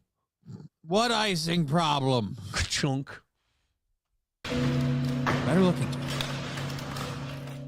So he didn't even need those canes. I'm calling bull on this. He walked out of there, that dick. Again, I don't know. Why can't you be happy for other handicapped people? Because I know they're horrible. But, like, doesn't that make you horrible by comparison? Yes. So, like, what? I'm willing to admit it. Well, you could be better, though. What is that going to do me? You can do better. Cocktiff says this all seems reasonable. Okay. Lander says, imagine how far you could kick puppies with those bad boys. So Friday, the audience gets this idea. They just start making up this rumor that I'm abusing Gordy. Okay. And have we seen him? Do we have proof of dog? This rumor that I'm abusing Gordy gets started. And then yesterday, during the members only show, I hear whimpering. I hear the dog whimpering. And the kids are upstairs. And I'm like, well, why aren't the kids, getting the dog because I thought he was by the studio door, whimpering. Right. Turns out the kids had left poor Gordy in the crawl space. Oh my God, your kids are torturing the dog. Sure, blame the kids. Well, blame the no. The kids had left Gordy in the crawl space, and they turned the one time they remember to turn the lights off in the crawl space, because I'm always going in there and turning the lights off. And I hear Gordy whimpering. I literally put a stop to the members only show. I go, guys, I'll be right back. And I'm like, why aren't the kids? I open the studio door and I look down. There's no dog there. I'm like, what the hell? Your dog. I open the door to the entryway to the crawl space, and Gordy's right there shaking. And I go to the kids. I go, guys, you left Gordy in the crawl space. And like, oh, we didn't even know he was in there. Like, is this going to be one of those, like, horror movies where we find out I actually don't have any children, I never did, and that I've been doing these things to Gordy and I just don't remember? So you're Edward Norton in Fight Club, but it's with a dog? With kids. With the kids. Kids aren't real. Like, okay, I was always the kid. No, that's right. That's right. F me, I'm wrong. Yeah, the kids aren't real. So the first thing about babysitting duty is we don't talk about babysitting duty. All I'm saying is this rumor gets started that I'm this terrible guy that abuses my dog. And then that same weekend, he gets left in the crawl space to whimper while I'm on the air. And it's not even my fault. I am Gordy's fractured psyche. Oh, boy. 135 away from today, boys and girls. Thank you for all of your support. I did want to ask this question today and just get a little brainstorming session going. This was from the Twitter account, All the Right Movies. They asked a very simple question. And I don't think this should be the same as the discussion of who's your favorite bad guy in a movie. Right. This question is, who is your favorite absolute bastard in right? movies? No. And to be honest with you, he's near the top of the list. I'm trying to think of someone else at the moment, and I'm struggling. Longshanks is an absolute bastard. May I posit one? Oh, sure. Go for it. Doyle Hargraves in Sling Blade. Okay. Does it have to be just movies, or can we go into the realm of like TV shows? I don't know, man. This says movies. You're stretching it. I'll allow it, but go ahead. Joffrey. I feel like Joffrey's a bastard. Joffrey is literally. Yeah. He's literally a bastard too. Doyle Hargraves, Edward Longshanks, Jew Hunter, Hans Landa. I don't know. This is, and maybe it's just because, is it Tim Walz? I don't remember. Christoph Waltz. Christoph Waltz. Jesus Christ, am I bad? Yeah, Christoph Waltz is something about him. He's just so fun and cheeky. I find him likable even when he's playing an absolute piece of crap. Okay. We can get here on this. Absolutely. You know what I hate about these topics? What's that? You think too hard. You know? You think too hard, and then you're just like, oh, shit, I missed an easy one. Dude, I'm thinking of Shooter, but not the senator guy, the Danny military Glover? general. Yeah, Danny Glover and Shooter. Okay. Just an absolute bastard. He knows he's a piece of shit. He knows to the point of one character put away, your moral compass is so fucked up, I'll be amazed if you can find the parking lot. Yeah, that's that again, that explains that character very well, and I shouldn't have swore. I'm sorry. I apologize. I'm working. Oh, stop it. Boy, they started off with Longshanks, and that's such a tough one to. Right? Oh, mild with from the ladies' tee. Mild with a great one. Percy in the Green Mile. One of the biggest absolute bastards in movies. For sure. He didn't wet the sponge. Oh, man. Eaton Clem says Schindler. That's. God damn it. Pistachio says Derek from Step Brothers. It's hard to put someone in a comedy in a position of best bastards in movie history. Boy, Joffrey's a good one. Adebisi from Oz says Dead Game. Mm-hmm. It's not a bad one, I suppose. Boy, I tell you what, though, Percy in the Green Mile is solid. Because, it's easy to do. Up there with Longshanks. Yeah, it's easy to do I feel like Longshanks is easier because he's a historical figure. Yeah, but as we've learned, he's a completely misrepresented historical figure. Oh, yeah, Longshanks was not that bad of a guy. Right. Which is why I'm like, it's easy for Longshanks. He's a historical figure. Yeah, but the entire thing was a quasi-puppet invention of Mel Gibson's, and that actor played a humongously hateable villain. And to be honest, in real life, William Wallace was just as big of a piece of garbage as Longshanks ever was. Yeah, or bigger, for sure. Zenman Builds with $5 says Jenny from Forrest Gump. Worst of all, fucking bitch. Oh, add that to the dirty. Oh, he wants to add that to dirty as well. Remember, if we don't hit the goal, clean wins. And right now, dirty is crushing clean at the moment. We're 130 away from hammering out today. Thank you guys very much for a nice moving goal today. We appreciate it. Coltrane with $1 says they added a Doge window to the debt clock, and he's at $24.5 billion in savings in a week. Dude, I'm sorry. I'm feeling like it's at this point, if things keep going the way they are, the other shoe has to drop, or in 4 years, we aren't going to want him to leave. 4 years will be like, no, stay. Things are better if you just hang in here. If he averages that every week, that's $1.2 trillion in savings a year. If he can keep that pace up. That would be the savings. Not bad, right? Right. Das Optic Nerve says Alex from Clockwork Orange. Okay. 383 Novocaine with $1 says Ursula from The Little Mermaid. Dude, there are some of those Disney cartoon villains, like Scar. Scar's... But, I mean, you get Jeremy Irons to voice your character. You're going to... Actually, Jeremy Irons in... what is it? Die Hard 3? What was that one? Live for Your Die Hard. Die Hard with a Vengeance? Die Hard with a Vengeance, yeah. His character in that one was pretty dang good. Pretty bad. How about this one? Sergeant Barnes? Oh, dude, Sergeant Barnes is awesome. Absolutely that guy's a bastard. Up the top. Yeah. Sergeant Barnes is up there. I feel like Sniper was like the continuation of Sergeant Barnes' story, even if it doesn't make sense from a continuity standpoint. It's just like, no. What if Sergeant Barnes just kept going in the world? Sniper. There we go. Take a look at this one. Somebody did put it up there. Look, somebody took my idea. Doyle Hargraves. There he is, yeah. Carlos with $2 says Ed can be a bastard sometimes. Is this Gene Hackman? Yep. In what?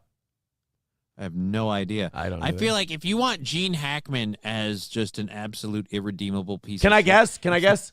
Okay. Crimson Tide? Crimson Tide's a good one, but then you can argue he's serving in the military and it's like a structure thing. Fair enough. I'd say The Quick and the Dead, where he has no right or no reason to be the utter piece of crap that he is, but he is. Coltrane. Especially to his own son. Coltrane with $1. Thank you for the U.S. debt clock link. I'm interested to see. Now, this one, I feel like it's too easy, and he wasn't really a bastard in this movie. Bruno Ganz's Hitler in Downfall. Hitler was kind of like at the end of his rope, just spiraling. Yeah. In that movie. And this one is one where I'll say, like, they're accurately portraying a character in time and history, then it's kind of getting handed to you to be a bastard. Well, how about this one? I think Billy the Kid was less of a bastard than Percy. Oh, yeah, way less. And he totally, isn't he the one who gets messed with in the head for Percy a little bit? shoots him. No, Percy shoots him in the head. Oh, Percy shoots him in the head. Okay. Yeah. So, yeah, I guess, so yeah, especially where how he eats it in the end. Yeah. Percy especially is a way bigger D in that movie. Here you go. There's somebody put it up there. He really was just a rotten piece of shit. Then you got... Oh, the Five-Fingered Man in The Princess Bride? No, that wasn't the Five-Fingered Man, was it? The Six-Fingered Man. Six-Fingered Man. We're all... But yeah, that's not him. Oh, hold on a minute. I was waiting how long it was going to take you to catch it. I thought I'd mention it subtly. We're all... Count with me now. 1, 2, 3, 4, and 5. And that's just on one hand. Guys, let me check the other one, just to be sure. 1, and 2, and 3, and 4, and 5. Aaron, do me a quick rundown. How many, can you kind of go through the digits on your palms there? On your mitts that have been, I noticed you're not counting. Is it something you don't do often? 5. Everybody has 5 fingers. Give me a very descriptive thing about this guy. Well, he's known as the Five-Fingered Man. I understand that doesn't cut it down very much. No, not really. Six-Fingered Man. Now that would be weird. Be odd. That would be abnormal. But that wasn't the Six-Fingered Man. That was he was a henchman. No. Yeah, he was the henchman. He was the lead henchman. That was Humperdinck, right? Yeah, that was Humperdinck. Yeah. Glad you know your Princess Bride. Thank you. Grand Poobah with $2 says Tim Curry anytime he plays the bad guy, but especially in 1993's The Three Musketeers. Yeah, Tim Curry was a bastard in Home Alone 2. The guy just has a face to be the devil. He literally played it in a movie. This is, oh yeah, there it is. Look at that on the U.S. debt clock right there, bigger than hell. The Doge clock. The only set of numbers that are going up in a good way. Right. We're running a $2 trillion deficit. U.S. federal tax revenue. Oh, I'm going to die. Don't share that information with me. I was happy about the Doge savings. Now I'm like, oh, great. It's a drop in the bucket. Hey, don't worry about the national debt, though, because even though it's $36 trillion, you have to remember it's not about the amount of debt. It's about the debt to GDP ratio, how much you bring in versus how much you owe. Like in 1960, it was at 53.31%. 1980, it was down to 34.5%. That's pretty good. Right. 2000, it was up to 59.4%. Now, it's at 122.9%.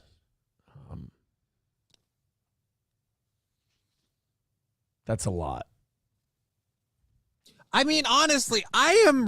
Let's be clear, and I don't want anyone to be offended. I'm being entirely like. Remember, literal. if you guys knock out the goal, we get to offend whoever we want. Right. But I'm being literal. I am mentally deficient. Not that it's a surprise. Brace yourself with a pillow. I'm gonna drop a fact on you. I'm mentally retarded. Why are these people in charge of our freaking economy? When you be like, you know what? If you go over 100%. You're really kind of setting yourself up to F you in the A in terms of you're spending way too much and not bringing in enough.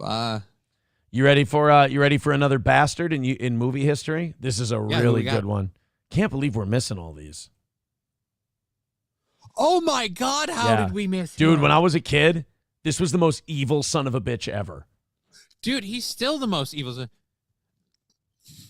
the man, the farm, and that stupid little boy. Did he die? It's that. Yeah, it's the questioning part at the end where he's like, I know I'm talking about your kid, and I shot him in the gut in front of you.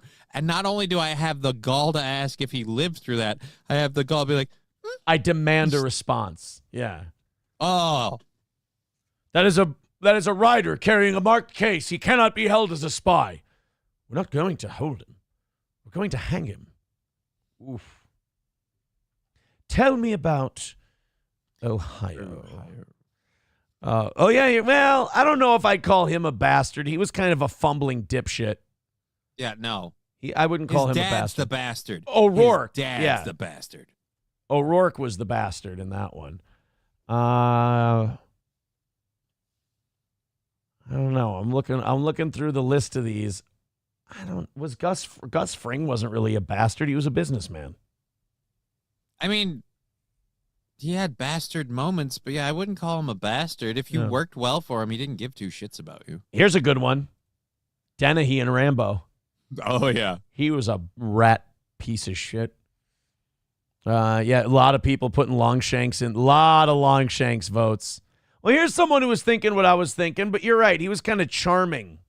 Yeah, I feel like a fault of the actor. I have yet to see him play a character where I'm like, no, he's not just like puckishly charming, and I can't just help be like, hee. Leo in Django. Oh, yeah. Oh, here's a great one. We're talking Mr. Candy? Yeah. Shooter McGavin. Shooter was a piece of shit. Remember he paid the guy off to trick Happy? And all that. Wow. Are you a Shooter McGavin apologist? I'm just saying, different people have their heroes, all right? Wow. Shooter just did what he had to do to survive, and it didn't even work. So in the long run, he's kind of like the Judas to Happy's Jesus. Ooh, we have a Shooter McGavin apologist in our midst. This is the Not first an I've ever apologist, seen. I'm just saying everything happens for a reason, and without Shooter, you don't have Happy. So in a way, he is the shadow to the light, and I feel like we need to cut some slack for Shooter. Okay? Wow. Wow. Oh, buddy. What? Someone saying Nurse Ratchet. Yeah. Oh, absolutely. Nurse Ratchet. I like this one. Cullen Crisp Sr. from Kindergarten Cop. I don't remember that character. The bad guy in Kindergarten Cop. Oh, shit. Yeah. Oh, yeah. Pretty big bastard. I would say the senator in Shooter, he qualifies as a bastard. All right, guys, 1:30 away from calling it a win for the toe today. You also get to vote on whether you want clean toe or dirty toe. That is your vote. Hey, dude, your boy Ryan Reynolds is kind of as this Justin Baldoni lawsuit continues. Looking bad. This is the shitty thing about lawsuits. Even though you may not do anything illegal or you might not have even done anything worthy of the lawsuit, just dirt comes out. It's not as much like a criminal thing where if it's not apropos to the case, it can't come out. Yeah, this is a giant he said, she said about public opinion, so Right. anybody can throw this dirt in there. We're finding out that Ryan Reynolds, kind of a dick. Yeah, that's why I love him. What's he? Apparently, he treated TJ Miller like absolute ass when they were filming Deadpool. Yeah, that's why TJ didn't come back. Yeah. After, I think, the second one. Comedian TJ Miller claimed that Ryan Reynolds was horrifically mean to him on set and insecure in a podcast interview that has now gone viral again. The comments have reemerged in the wake of the ugly dueling lawsuits filed between Reynolds' wife, Blake Lively, and her It Ends With Us director and co-star, Justin Baldoni. Now, here's what I'm hearing, Johnny, and I know you're a Ryan Reynolds guy, and by extension, a Blake Lively guy. I've heard, and correct me if I'm wrong, because I haven't followed, I've read probably 2 articles on this. I've heard that Blake Lively wanted to smash with Baldoni. Baldoni shot her down, so then she started getting her husband to trash him. And so now Baldoni's suing. That just seems like a really stupid reason. I feel like, one, who has regular access? Who doesn't have regular access to Blake Lively? It's like, you know what? No, I'm not going to hook up with that. Well, Lively had filed a complaint and a subsequent lawsuit against Baldoni and his production company in which she accused him of sexually harassing her and creating a hostile work environment. Baldoni, who has denied her allegations, subsequently filed a $400 million lawsuit against Lively, Reynolds, and her publicist, in which he claimed the trio attempted to defame him in the aftermath of the release of their hit film. So he saw your lawsuit and raised you $400 million. And that's where I don't buy it. I don't buy it. Like, she's like, look, guys, we made this movie and I was incredibly uncomfortable with this, that, and the other. And I'm filing a lawsuit about it. And he's like, nah, it's because she wanted me and I said no. And I'm like, okay, first of all, as a warm-blooded, living, breathing man, I don't believe that for a second. And two, on the second part, who literally goes to the point of like, well, you know what? He wouldn't me, so I'm going to file a lawsuit. You know, look, I don't know whose side I take because, like I said, I've read like 2 articles on this. But I know you're a Ryan Reynolds guy, so I don't know what to believe. Well, I'm going to defend Ryan Reynolds just off the bat because I don't have enough facts to refute him. And again, the idea that somehow because again, in his lawsuit, he's alleging that the character Nice Pool is a mockery of him, which you haven't seen the movie, so you don't understand that character and that reference entirely. But so they put this together for the past 2 or 3 years that they've been writing this movie, Deadpool. But they've been making fun of and mocking this guy, and now we're to believe it's because he wouldn't sleep with her. I really feel like that's a lot to go through and to get your husband in on. Like, look, I just want you to understand. I was trying to this guy, and he kind of gave me the cold shoulder. He's really full of himself, and so if we could mock him in your upcoming movie, like write it into the script for a character to be a version of Deadpool, since there's umpteen million versions of Deadpool. Okay. Have one of them be super duper, just insufferable and cucky, and have a weird exit. Phil, again, I feel like you don't do that for just getting turned down. Phil Herslet says, if I had $1 for every time a girl sued me for not effing them, I'd have $0. Very good. Mussolini Diff with $2 says, Kesley from Tank Girl, played by Malcolm McDowell. Clopogram says, Michael Corleone, another bastard in movie history. I'd go with that one. I'd say Michael Corleone's quite a bastard. 1:30 away from hitting today's goal. If you feel like chipping in, we are getting close. We got about 20 minutes left. Thank you guys very much for your contributions. We haven't really talked goals today, and we got it down to 1:30. So if you feel like chipping in a little more, let's go the rest of the way. Let's. You want to listen to this, a little bit of this TJ Miller clip? Yep. All right, let's take a listen here. I think that Ryan Reynolds, Kate thinks Kate thinks he's super frenemy with me, or even just that he hates me. I could see him hating me. First of all, any man that says frenemy, I immediately think is kind of gay. And I'll say this, like, TJ Miller, I've always been like, since he appeared, I was always like, I feel like you get a lot more than you need. He was all right in Deadpool, and I just don't get, like, the outtakes I've seen in the first 2 movies. I don't get how they have that kind of attitude and atmosphere and chemistry, and yet he was also a huge dick to him. So I'm just wondering, it's like your character didn't keep going because nobody really cared about him, and so yeah, I don't know. But I said on Hot Ones, I went on Hot Ones, and I said that what was great about Deadpool is they covered up his handsome face, because he's so distracting. He must know this, but it's so distracting to look at him, and guys don't want to laugh at him because he looks like the guy that fucked your high school girlfriend. I think that's a TJ Miller thing. Yeah. I think that might be an insecurity that TJ Miller has. I'm waiting to hear the part where he's a horrible dick. This is a weird cut. You're filleting him first. Like, look, this guy's an asshole, but he's gorgeous. Yeah. Everyone in Hollywood, like even the quote-unquote heterosexuals, are just a little too gay for me. You know what I mean? Like, there's just a little too much. For you, even. For me, yes. That's breaking news.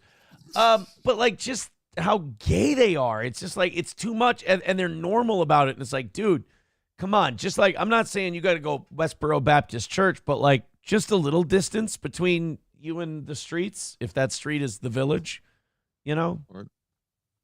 And then girls don't really want to laugh at him. They just think he's cute, so they'll just look at him. Like Ryan Gosling. Girls don't care if he is talking or acting. Accurate. Girls would laugh at Ryan Gosling farting, for God's sake. Stop it. Yeah, So exactly. So I think, but he's such a good comedian that when you cover his face, he's so quick, he's so funny. So I love him as a comedian. But I think after he got super, super famous from the first Deadpool, then things kind of changed. I think he was like, I can see why TJ Miller got treated like crap on the set of Deadpool. He's an idiot.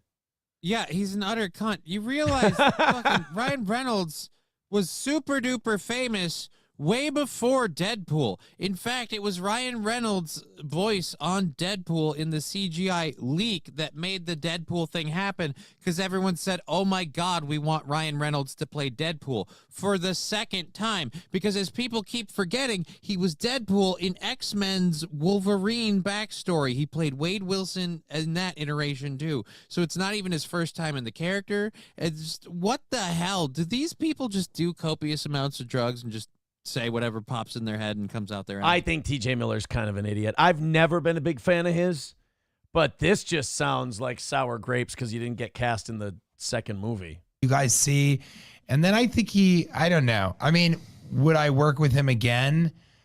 Yep. No. No. I would not work with him That again. much vitriol. But I've said that about Michael Bay, and now we're friends, and I would work with him again. But I think Michael Bay is different. And Michael Bay worked on a movie with Ryan Reynolds also. And so he has a very specific opinion. That's cool. So we're going to out Michael Bay.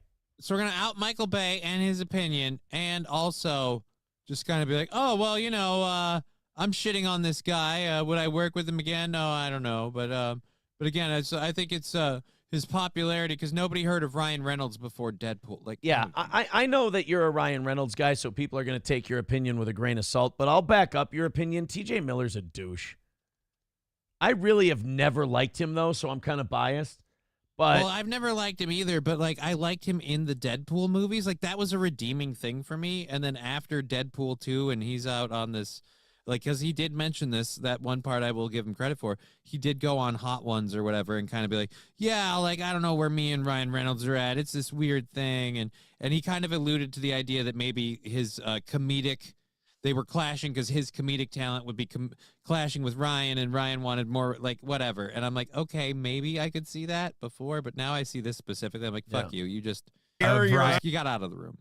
And Reynolds. And that was a good part of our last conversation with me and Bay. But I sort of wish him well because he's so good at Deadpool. And I think it's weird that he hates me. And I think some people I'm going to guess that Ryan Reynolds does not have the time nor impulse to hate TJ Miller. He think owns a freaking a football team in England. He's been part of multiple, like, really, really good franchises, Hitman's Bodyguard and other things. Like, no, this whole, like, well, I wish him well because he's good in Deadpool. Like, he wouldn't have the career and the fame he has if he was just good in Deadpool. I think that's like saying, I wish Michael Keaton well because he was good in Batman. I think TJ Miller has a bit of an inflated sense of self. Oh, yeah. Which is not uncommon in entertainment and in Hollywood specifically, but Jesus, dude. I wish Ryan Reynolds well. He doesn't need that. I don't know why he hates me. I don't think he thinks of you. I think TJ Miller got asked not to do the second Deadpool movie, and I think there's some sour grapes there. Well, the problem is TJ Miller played a character that even in the comics isn't really cared about very much because he's a background character. Like in the first movie, after he helps get Wade Wilson set up for everything, when Wade Wilson goes to rescue his girlfriend or literally do anything, he heads off without him. The guy doesn't even go. So again, it's just he's there for comedic, funny quips and one-liners. And in the case of Deadpool and Wolverine, they had so much that they crammed in there. They literally didn't have time for that kind of stuff. They couldn't have brought him along for that ride. Melton's 9-year-old victim with $5 says, here's something before I go on vacation. Thank you very much. Hendy with $1 says, this $1 is for Johnny's inpatient treatment fund for marijuana cigarette addiction syndrome. He's spiraling out of control. Let's do it for Johnny, man. We'll do it for Johnny. 125 away from today. Let's finish it up. We got about 15 minutes. Johnny, Here's what I'm going to do. I'm planning on doing overtime today, and if we knock out the goal, I'm doing an hour of overtime. So you got to go drain. I want to get this pee out of the way, and then we've got a bunch more stuff to talk about. We've got all the 7 o'clock hour stories, all the 8 o'clock hour stories. We have so much stuff going on. I'm so excited for it. I really hope you guys feel like contributing and throwing in Streamlabs, PayPal, Super Chats, Rumble Rants. We're only 125 away. Couple big drops, and we got this thing. Thank you guys again for all of your generosity. Johnny, take over for a spell. I'll be right back. All right. I'm going live today at 2 for everyone that cares. I'll be on Twitch, YouTube, and Rumble going live. We have a couple of new sound drops and clips that we'll be able to use. I am sure we'll be covering the latest Trump news and things, much like we covered the breaking news on Friday that Fauci lost his protection detail, which, oh boy, do I love that Fauci lost that. Because like Donald said, he could afford to pay for his own security. I'm a horrible Donald impersonator. We won't do that. Let's pull up the Rumble and the YouTube chats quick so I can catch up with you guys. Don't have your eyes in the chat. And now I'm going to abandon you and leave you to the show, and you have to figure it out. That's great, buddy. All right, so let's get the YouTube chat pulled up over here. Probably a lot of people talking crap. There we go. Don't do that. No. This is why. Mute. All right, there we go. Let's go over here to the chat. I don't know. Does he even do the chat over on the YouTube? Why do I not have the chat window up? How does that not? That's not the live one, is it? Damn it. This is the other problem. That's why I should have these up before. That's why it's not. I knew it. All right, here we go. Johnny's voice makes them. What the hell? Thank you, Terror Dom. I have an issue. You do? I shouldn't say that right after I come out of the bathroom. My kids are doing something to my toilet down here. Not like that. But it's like I just scrubbed it yesterday. Like I did toilet cleaning yesterday. I was a good housewife yesterday. I cleaned all the toilets, did all the dishes, did all the laundry, did some house cleaning stuff. And that toilet in there is dirty again.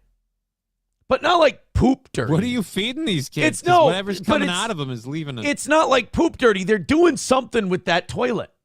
They're washing the dog in it? Like, I don't know. It's like black and gray, like a ring around You're the not thing. helping yourself at all as you describe this. I'm just saying. But like it was spotless yesterday. And then one kid takes a dump. But it's not a dump thing. It looks like I get you. I understand. I'm just being a dick. My point is, none of the other toilets have this issue. Could it just be the water? Maybe the kids. That's what. Okay, that was the first thing I thought was maybe it's the water. But none of the other toilets are doing this, and they're all using the same water. You know, because this is the same bathroom that the soap disappears from the soap dispenser at an alarming rate. Like they're doing experiments or something in my bathroom. They're reverse engineering the soap because, same thing you use to make soap. You can use to make nitroglycerin. No, turd burglar. Soap, I'm not. There's no. It's not about explosive stains. That's not what they are. And I don't take big shits in there. I don't take any shits in there. Yeah, dude, I had that happen the other day where I had one that, like, I put so much force into it, like, that it hit the wall. And I was like, oh, now I got to deal with that. Like, if you've got that going on, that's one thing. But again, as we discussed, this isn't a shit situation. This is a what the is going on in my toilet situation. I don't know what it is, and I'm They're not washing getting laundry. I'm not getting look. Disappearing. I'm not getting any help from the audience because all they want to do is blame it on diarrhea squirts and filthy shits. I admit it's a funny visual, and this is not what it is. This is not what Kids it is. getting too much queso, Imholt. Papa Shab says it's toilet wine. Oh yeah, they're trying to teach me the recipe for my future. They're trying to teach me how to do it. So nobody's helping. No, my kids are not cooking crack in the toilet. God, why would you? There's water in there; it'll dissolve. It is. It's a ring at the water line. So then it's got to be something that's getting in the water in the bowl because it's whatever it is. It's something that gets in there when the water's. But why isn't it doing it to any of the other ones in the house? All my other toilets are spotless. No idea. I'm not saying that it's the water itself. It's something's getting into the water when the thing is full. Like the kids are doing something and it's there. Whatever. My point is, something's happening where like it's something that's top layer level on the water and it's soaking your bowl. I don't want my bowl soaked. Well, I'll tell you this, guys. We're 125 away from today, and I'm hoping we knock it out because I have loved every minute of today's show. It has been very goal light in terms of the mention of it, so I'm hoping that trend can continue. All we have to do is in the next 8 minutes, shut it down. I'm pledging a hype train for the final 5 minutes. Do I have a working horn? Hold on. There we go. If you want to avoid a hype train, I guess if you hate those, just throw a bunch of money at us. This is interesting. I'm not against the concept of this. I think the punishment they're looking at is a little severe. A Pennsylvania woman is facing up to 17 years in prison for falsely accusing a man of raping her. Oh, yeah, dude, I'm right there with you. Like, that time is way too much.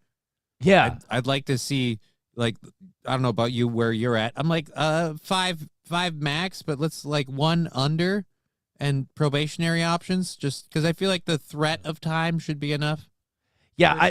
Like I said, I don't think that's 7. I agree with punishing people who make false accusations, but 17 years is pretty heavy. You know, some people are like, no, they should get the same punishment that the offender would get if they were convicted. I don't know. That seems a bit extreme. But do you want to see why people bought the allegations at first? Okay. I feel bad for this guy. So here's the girl. Okay. Here's the guy. Oh, that poor chromosome lacking mofo. Yeah. Well, no, technically it would be an extra one. Oh. Yeah. Or that too. Like, ready? Hey, here's the girl. Here's the guy. Mm-hmm. Guilty. Yep. Yep. Guilty. Oh, that poor fucker. So he has to be ugly and everyone thought he was guilty? He's ugly and innocent. It's a double whammy. Wow, that's rough. She was charged and pleaded guilty Thursday to 1 count each of false alarm to an agency of public safety and tampering with or fabricating physical evidence. 2 counts of false reports and 3 counts of unsworn falsification to authorities. A spokesperson for the Bucks County DA said Tuesday that she is facing up to 17 years when she is sentenced on March 21st. Still looks good in her mugshot, too. Acceptable. A little wide in the jaw. I'd have to start worrying that maybe she was formerly a member of the other team and she recently traded. But what did they ever have a relationship of any kind? Any physical? Because this is the thing that bothers me the most. If you flat out make up this accusation about someone you've never had an interaction with, then what is wrong with you? Arrested less than 24 hours after he allegedly attempted to and kidnap a woman in the parking lot. Yeah, so it doesn't seem like she knew the guy.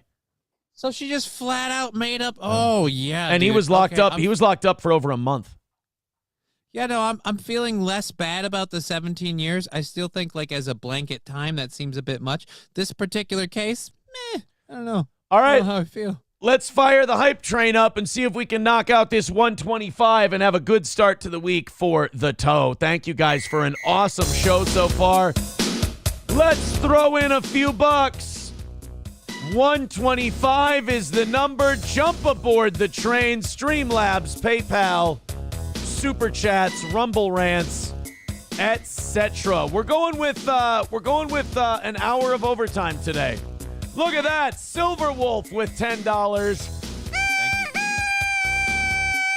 And in my club, I will splish the plum whenever the fuck I please. And that $10 from Silver Wolf states, let's get to it here. Oh, it didn't show up on my thing.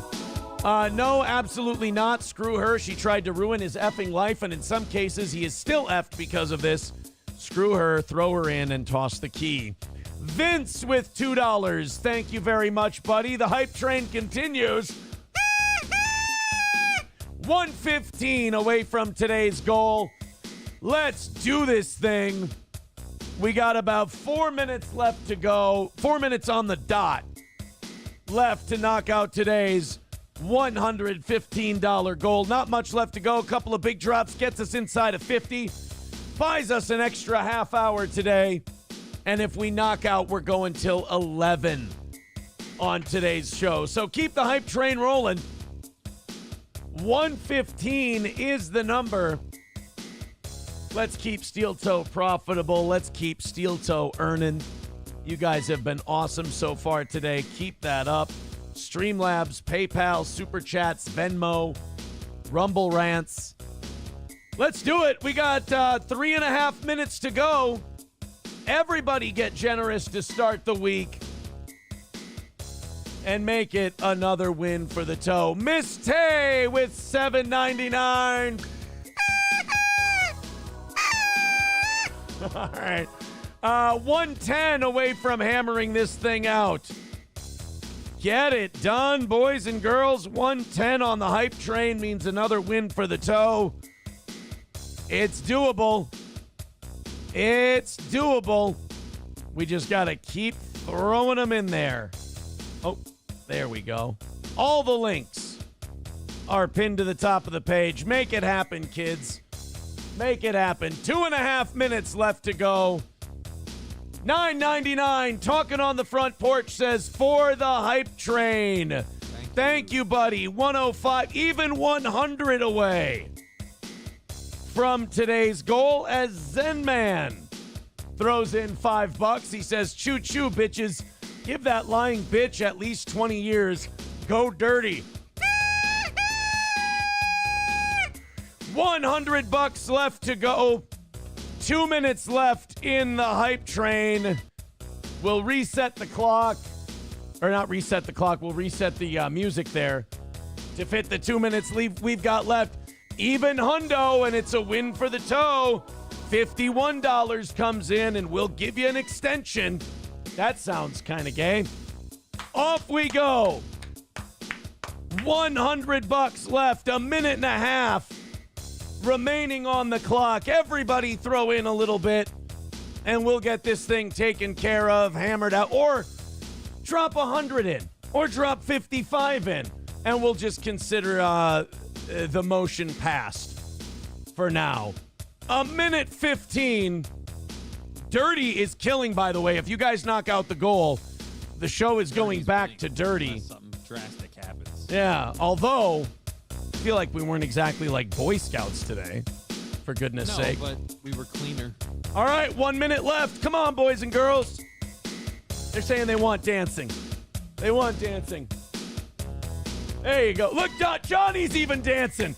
We can't get $100 for Johnny dancing. I'm in the chair though.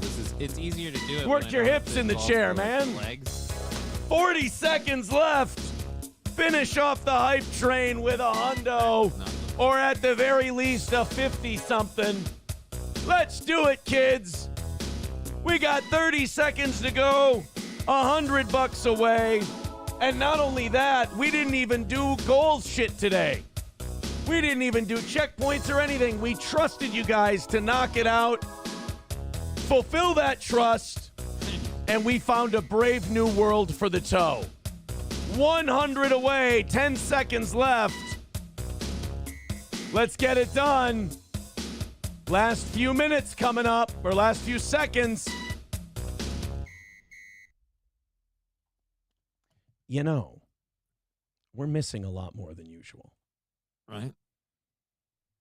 We're having misses combined with giant drop days. You know? So I'm going to give you guys a little bit more time because I don't want to lose today. I don't. It's bad juju to start the week off losing. I want to get that last $100 from you. And how do you get the last $100? How do you get at a normal job? How do you get more money? You provide a better product, better service. You work harder. You work more. So we're going to work more. I'm going to keep going, and you guys are going to knock out that 100 for us, and we're going to call it another win for the toe. And I know there's going to be molding. I know there's going to be seething of, you just extended anyway. Yep. I don't want to see my dream job, the job I love here, go up in flames. I don't want to see my company lose money because I set an arbitrary timeline. So I want to get the win. I trust this audience. They always come up for us. So I'm going to keep going. You guys are going to chip in We got $100 left. It could be a beggy half hour. It could be a beggy hour. Who knows? But I think it's worth it. I think it's worth it. And I get to make the rules. And my rules say I don't want to start the week off shitty because I woke up this morning feeling really good. I woke up this morning thinking the show's going to be great. I spent 4 hours not even mentioning our goal and getting it within $100. So I'm going to give all the people.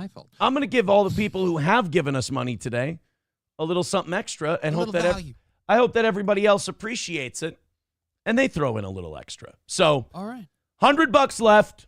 Click one of the links: Streamlabs, PayPal, or Venmo.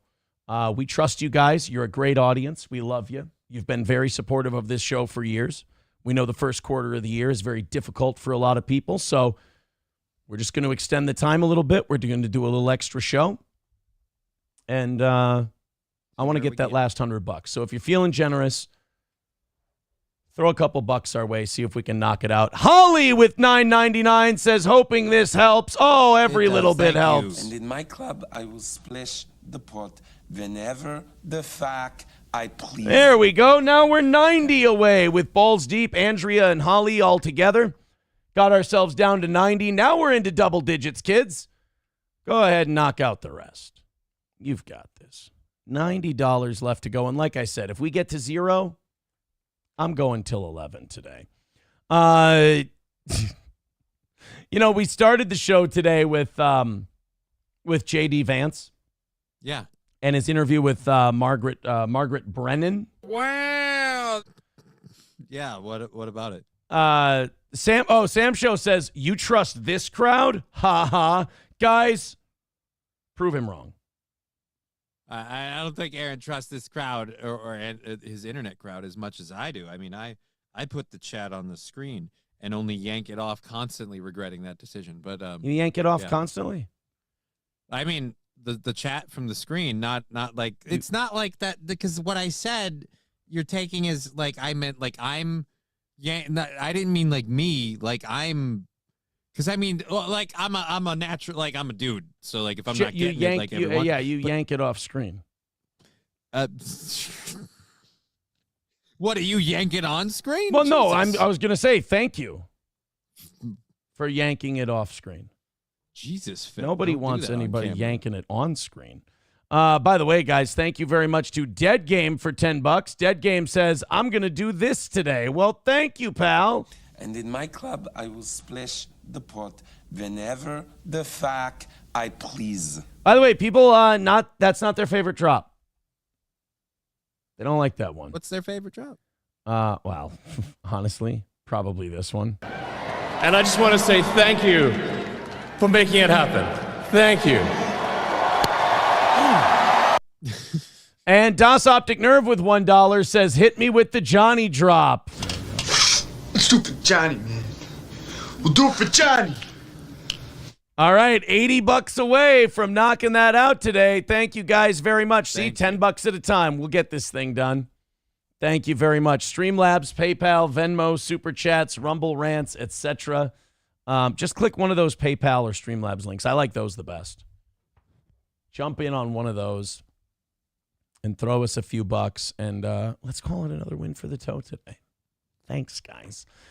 J.D. Vance has said, I mean, pretty consistently that he wants more babies. You're right. Right? Not like for him, like for the country. Like yeah, for Americans, he wants, I believe, if I'm not mistaken, he wants married couples to have more babies. I think he wants a father and mother, like, in the home kind of situation. This is J.D. Vance talking about life and babies and all that. Now, I hesitate to give you all advice because I can see there are young and old people who have been in the pro-life movement, some of you for longer than I've even been alive, and I'm grateful to you. But if I can offer one piece of advice, it's a piece of advice born out of my own experience. There was a point when I would get frustrated with people who didn't see what we saw. I would get frustrated that people could look at a picture of a baby on an ultrasound and see not a human being, but just a clump of cells. Vice President's talking like a nerd, bro. All right, dude. What? You don't want to kill babies? What are you, gay? Sorry, I was trying to be a pro-choice guy for a second there. I was trying to get in those shoes and see how I feel. You know, it's right. How do you feel in the? Dismissive and douchey. Thanks. Real dismissive of people's genuine concerns for life.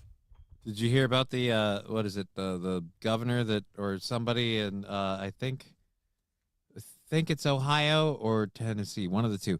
I'm pretty sure it's Ohio that like is trying to pass a bill that like life begins at erection to try and put like contraception and things. Or no, contraception begins at erection. Like trying to make a law about men are responsible for contraception, and if you impregnate a woman without intention of like having a child, like you're held accountable. They're What trying the to make dudes fuck are accountable you for talking about? I'm sorry. Let me look it up on I my have prep sheet no from idea what the Friday. fuck you just It's said. literally from Friday. Like It's- I'm pulled it. listening. I'm trying my hardest, and I'm just like I have Yeah, no and I'm idea retarded because I'm losing facts. what this as was. I'm talking about. I'm trying to make $80 over here the hard way. But one of the things that being a father has taught me, and one of the things that being in politics I've got a hell of a right hand. No, that's not what it should teach you, JD. God damn it. has taught me over the last couple of years is that it is a blessing to know the truth, and the truth is that unborn life is worthy of protection. It is like, oh, stupid Johnny. Sorry. Let's hit the goal for Johnny. It is kind of a hard position to argue with, though. Right. Like, if you look at the pro-choice argument, they're like, women should get to choose, you know, when it's inconvenient to have a kid, they can just snuff it out. Like, there's that position. Then there's the pro-life position, which is every life is special and worth defending. And you're like, one of those positions is a lot easier to get behind, and the other kind of makes you feel dirty. You know?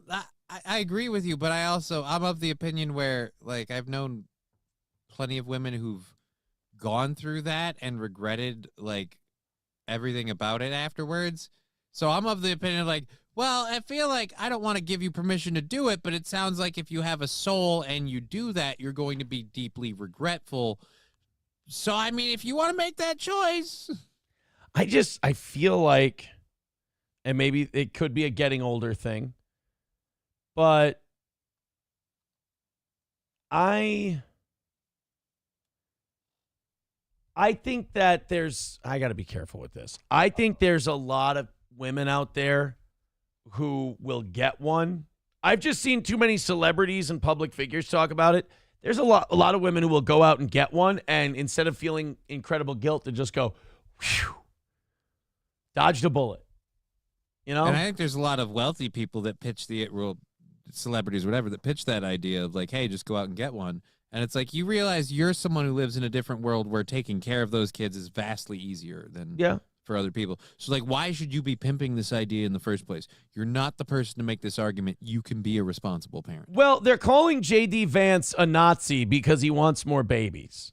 There's a woman, Rachel Beitkoffer, who wrote an article this weekend saying, I want more babies in America. J.D. Vance says in his first public address as vice president, the Nazis wanted more babies too. I feel like any country that wants to survive, basically, would want to have more babies. Like that doesn't. So is Japan Nazis? Because they've been begging for more babies to the point where they're trying to import people. Like, hey, come over and knock up some of our women. Like they're dying for more babies. Well, wait a minute. I thought the Japanese didn't like. They don't, but they're having issues of. They don't like repopulation. non-Japanese people breeding. Dude, they're running out of people to the point that we have puppet towns. It's getting crazy in there. Puppet towns? Yeah, dude, there's a town that literally has, like, the residents have moved out from the town because the young people moved into the city to get jobs, but they never came back to the old town, so the old people died out. So the whole town is kind of gone except for, like, a couple of old residents, and so they don't feel alone. They've made fake puppets, and there are giant puppets in this town of different people. Like, they're not well made. But yeah, let me see if I can get this is a real thing. This is a legit real thing. I've talked about it on my show. Japanese puppet cities. Guys, I have an idea. Throw some money at us. I want to win today. I'm getting whiny about it. I want to win today. I didn't mention the fucking goal today. I did everything right. I did everything that people asked me to do. I would like to be rewarded with this last $80 and another win for the toe. So please chip in. I appreciate it, and motivate me a little here because I'm getting kind of bummed. Japanese puppet cities. Let's take a look. The Japanese town replaced humans with scarecrows. What the fuck? I heard of this Japanese town that replaced humans with scarecrow-esque dolls known as kakashi. Hundreds of them. Do they have to be the creepiest looking fuckers that have ever lived? It's like one lady that's making all of these, so I guess she's just got kind of a style, and the style is nightmare fuel. Yeah, I mean, it's a whole town with hundreds of these things. This looks like that British based off of actual residents. That looks like that British cop walking through the village in The Wicker Man. Right? It's naturally, I had to go and see it for myself. Oh, it's like no, this is like House of Wax. The Paris Hilton movie. Yeah. With the heartthrob guy who didn't quite make it. They tried to make him a thing, and he just kind of fizzled out. He went to Supernatural. Oh, I can't remember that guy's name. This is Nagoro Village. What's that? Jared Padalecki. Or No. He was in that movie. No, he's a 3-name guy. Oh. Tucked into a valley on the island of Shikoku, the village has developed... Shikoku. And this is one of many. Shish I don't know kebab. that they're... Shawshank Redemption. Chicago. You're out of there. You're out. You're out of there. You're out. Go stand over there. Developed a bit of a personality. Oh, that's fucking It's creepy. filled with over 300 of these dolls spread throughout the village. They are everywhere. Who wants to stay at night? Right? I would be moving so quickly. Like, if you wanted to get... Like, this is something you pull to try and get all the citizens to sell their houses and move so you can sell the whole town to a developer. Right? They gave tour buses in this, but the bus even says in the pamphlet that it won't be going the speed limit. We are not stopping. This is a rush through. There's nobody to operate the gas station. It's all just some dipshit puppets. Some more obvious than others. You should make the puppets do, like, violent shit. Like, one of them's kneeling over a log with their neck exposed, and the other one's got a double-sided axe. They're just like, we have Sharia law here, and we live by God's law. And this one was had ankles out at the grocery store, so she has to be punished. You can make up a whole backstory for the puppets instead of just sitting them there. Yeah, the police puppet is beating up on some other puppet, and for some reason the puppet he's beating up on isn't the same color. It's weird. Yeah, you could have like a guy and like have half his leg out and then red shit coming out of it. Be like, yeah, I got run over by a lawnmower. Like, it's just a really accident-prone town. One often representing a real person with a name, age, and a personal history. And incredibly, nearly each and every one is handmade by a single person. In 2002... I'm having a hard time deciding what the creepiest part about this is. Right, dude, you can't pick one. It's like I said, it's a nightmare platter. It's a buffet. The display of it, the fact that somebody made these, the fact that they went out and placed them. I'm not sure what's the most troubling part of the puppet village. They're based off of real people. They slowly start collecting mold and mildew, so they're kind of like rotting in front of you. Yeah. Oh, good. Oh, boy. When Ayano Tsukimi returned to the village from living in Osaka, many of the people she knew were long gone. And in time, she found herself popular. Wait a minute. I have a theory. They're stuffing the puppets. With the people? With people. Soylent puppets. It's part of the whole deal where the people are the puppets. Oh, shit. The village with these kakashi dolls. As these things often do, it started with a single doll to stand as a scarecrow and protect a field. But more on Ayano-san in just a minute. All right, I think I get it. Yeah, that's enough. I think I get it with the Japanese scarecrow villages. Jesus. All I want to do is follow people that like go to visit that town because it's becoming like a tourist attraction. I want to go to people who visit that town and move puppets when their backs are turned. So they see them in one spot, they move, and it's like the puppet moved. What the hell? How many times do you do that once and people are gonna their pants and run? I've seen too many movies to know better than to fuck with puppet people. The puppet village. Yeah, something bad's gonna happen to you. Hey guys, $80 away. God, I really thought we were gonna earn it today. Turns out I have to beg. That sucks. Throw us a couple bucks, please. $80 away from today's goal. If you hate Steel Toe, you're getting a nice win today. I'm going extra. I'm going overtime just to make the extra 80 because I don't know. We've just been missing too many goals lately. The show's been struggling to hit goals at the same clip it used to. Although at the end of the week we're turning out fine, which is nice. It's just we're missing too many. It's a little demoralizing to me. So I'm gonna go later today and try to make that $80. If you can make it a little easier for us, I'd really appreciate it. But if you hate Steel Toe, if you wake up early in the morning to hate Steel Toe, you're probably getting your money's worth today. Throw us a couple bucks. Help out the program. Let's go to the text here. Johnny Crutches wants me to me too you and Matt. He was crying about it on his show, allegedly. You want to me too me and Matt? What? Yeah, that's what Poignant Pachyderm wants to feel you in him. Ask him. That's what Poignant Pachyderm says. What the heck is he talking about? Says that you want to. I'm sorry, I'm going to need a clip or I'm not aware of what we're going. Wait, what? You want to me too, Matt and I? I want to me too, Matt and you? Yep. That's what that guy says. And it's 10:18 in the morning. He ain't drinking. So he's just nuts. Again, I don't know what he's. All right, then. I can't refute that other than to say, no, I don't. And if that's not good enough for you, I don't know what'll sway you. People are saying go recollect April. And it's not Johnny's fault that we're not hitting the goal today. God, we're on our way. Fuck. Getting back to that period of time again. I got a nice break from that. And now I'm back to it again. I hate that. And I was so, after Friday, I was so happy. And then Das Optic Nerve's like, bro, you knocked it out of the park today and you didn't mention goals or anything like that. And I'm like, fuck yeah, I'm going to do that on Monday. Then I do it on Monday and it's like, shit, missed it. Maybe we'll just go till 10:30 and we'll miss by 80 today. But god damn would I like to hit. I would too. Andrea with $50 says, I wanted to get my husband a Steel Toe Morning Show shirt for Christmas, but couldn't find one, so I bought your stupid coffee. Please tell me where to get a shirt.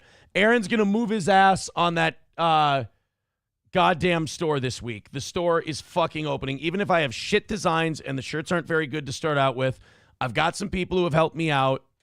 I'm gonna get that. I'm gonna get that thing open. We need to open up a few more revenue lines for the old show. Get people something. I need to get these last VIPs sent out. A store would help with that greatly. I just can't order. Wait for the place to be done. Drive a half hour. Pick it up. Bring it back. Fill it. I'd much rather just have a place that does it for us. You know.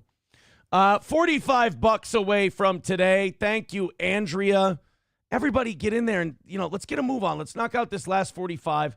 I'll go till 11. We'll call it a win. It'll be a win, but it'll kind of be a draw because I had to, whine for it. So I think even if you hate Steel Toe, I think you can still celebrate. You can still celebrate a little bit today because I'm not proud of how we're getting down there. That's for sure. 45 away. Help us out. We'd really appreciate it. The White House has officially sent the Marines down to the U.S.-Mexico border. Trump is not fucking around on this whole deal, man. Boy. He is getting after it. Yeah, the Marines. The Marines are heading down there. Yeah, well, usually that would be kind of a no-no. Like, you're not supposed to send, active duty military and deploy them on American soil. Marines are different. They're the ones. Well, no, the issue is now that Trump has declared the cartels a terrorist organization, you can now deploy the military on the border because that's where the terrorists are. So if the cartels, if the cartels were just a what do you call it? A criminal organization, you couldn't, go after them with the military. It would be uncouth. But If you declare them a terrorist organization, now you can fight them with the might of the United States military. Yeah, but is our military going to be able to, keep up with and fight the cartels? Our military. I think we're biting off more than we can chew here. Yeah. These criminal organizations have been around forever. Yeah, we'll really be in rough shape sending the Marines after the cartels. That's really going to be a tough one for us. Here they are arriving at the border.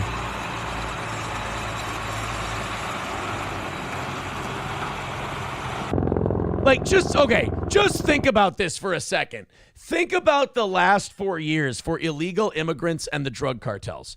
Think about what the last 4 years have been like for them. And now, think about the juxtaposition of now seeing major military ordnance that you usually see on a foreign battlefield coming up into your backyard. Like, that's just got to be the craziest point A to point B that they've ever seen. And everybody that's on the board is like, hey, let's get in here now. I feel like you don't want to try and sneak in the country if that shit's flying overhead and you've got those big vehicles moving around. And like all these, it's one of those things where you're dissuaded just from the visual alone. And apparently we needed to get things this bad to realize we have to do something, and now we have to overcorrect. But there you go.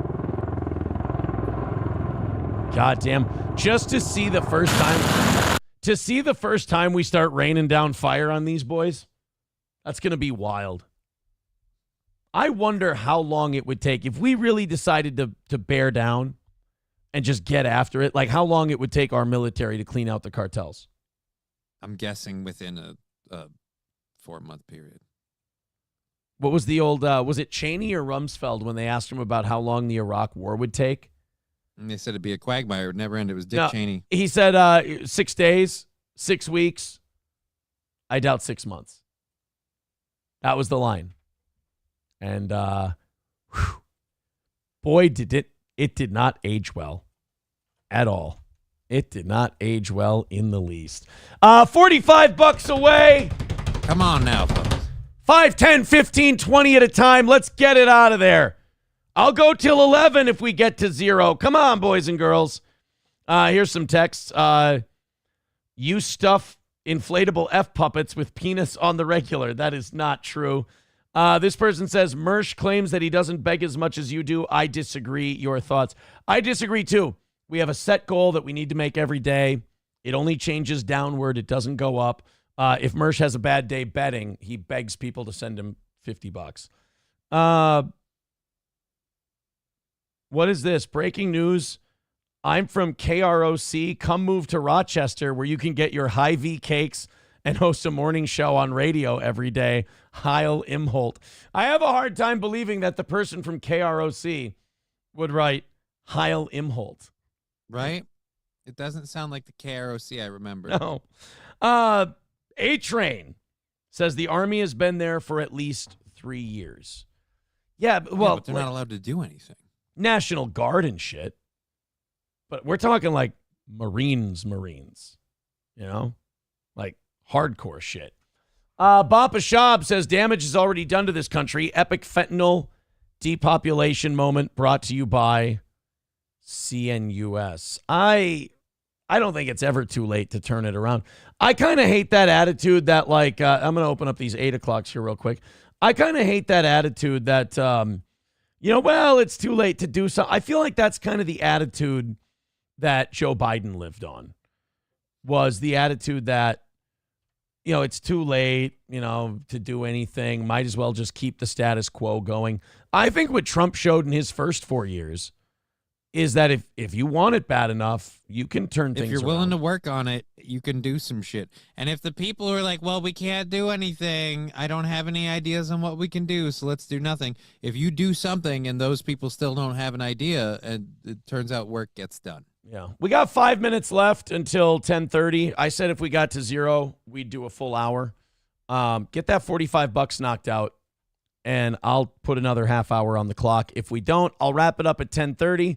I'll take my $45 loss like a man, and I'll understand that Steel Toe probably needs to go another way to find a little extra cash, if you will, because the audience, the message is clear. there's too many shows. Like, there's too many shows, and we're just getting a few too many misses nowadays, more so than we used to. So if you knock out that last 45, we'll call it a win for the toe. We'll go till 11 o'clock. If we don't, I'll just I'll sulk away at 10:30. I'll admit defeat, and I will try to adjust to what the message the kids are sending us. $45 away. Get in there with your 5s, your 10s, your 15s, your 20s. That does mean you. I do want to check this video out. This is just a little gossipy thing that got me. This streamer, Bobby Altoff. Not familiar with her, but I'm familiar with Tyga, the rapper. Right. He knocked up a Kardashian. I think that's what he's known for.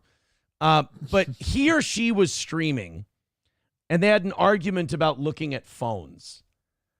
And I thought this was really interesting. I'm going to tell you this. If you feel like you have to look at your significant other's phone, it's over. Oh, yeah. Their significant other's phone. Yeah. You're done. I thought you meant looking at phones while you're streaming or something. No. Looking at your, like, if you're checking your significant other's phone, why you already don't trust them. Yeah. You're simply looking for verification. It's done. Forget it. Just walk away. You're not going to make that person trustworthy or anything like that. Now it's an awkward relationship. And the person who gets asked whether they're doing something wrong or not, they're always going to feel insulted.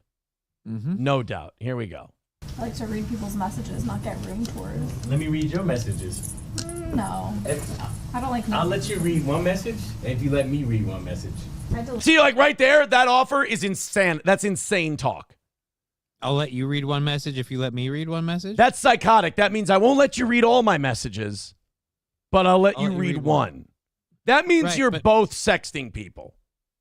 Well, I love the fact that she's all like, I just like to look at my friend's phone sometimes. Like, well, let me look at your phone. No. Like, I hate that different rule for me than the thing. Yeah. If you're checking everybody else's phone, put yours out there. Here's the general rule. Just stop looking at everyone. Mind your own phone.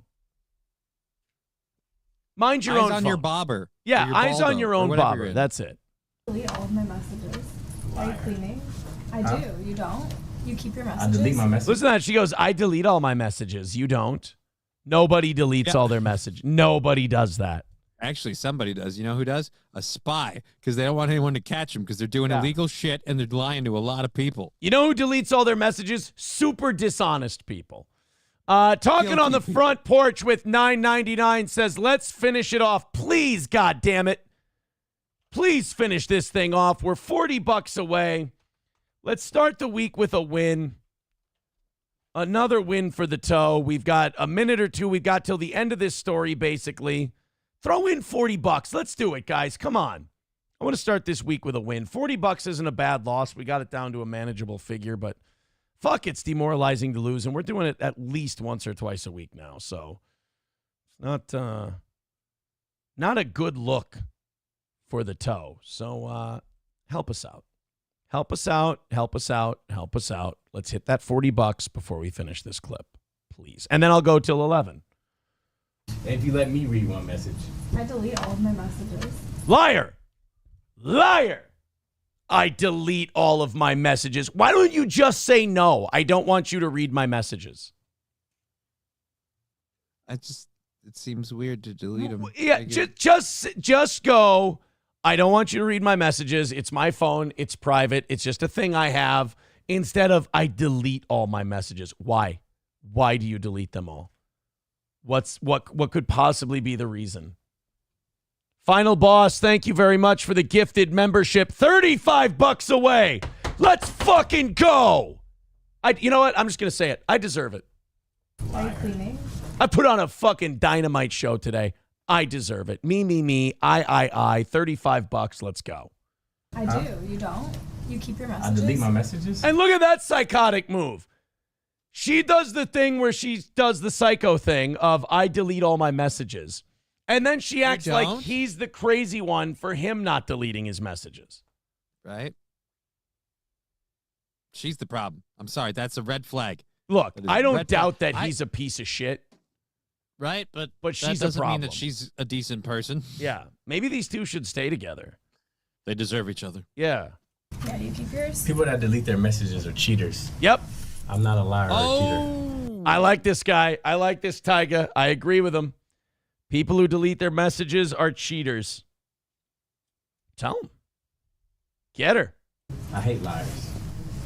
You never heard the song? She literally turned away from him when he said that. You want to face it down? No, I haven't. All right, so I just this know. is Wow. That was telling. That was a telling 30 seconds in a relationship. That told you a bit. I love this, but I'm going to have to go anyway, and I have to use the restroom. So I'll head out too. apologize. I'll head out too. I look pathetic at this point. We missed by $35. What are you going to do? We did an extra 30. $35 isn't going to kill us. We're not going to die from missing by $35. It's more, what do you call it? It's a morale. It's a morale thing, you know? Turd Burglar says another win for Jeremy, and Aaron doesn't do the extra 30. Another win for the Jews. Happy Holocaust Day. I would agree with that. It's another win for the Jews today. God bless. Hey, if you feel like loosening your pockets a little bit today, throw us a couple bucks. Otherwise, we'll see what we can do this evening as the toe fails again. Take it easy, everyone. Back again tonight at 7.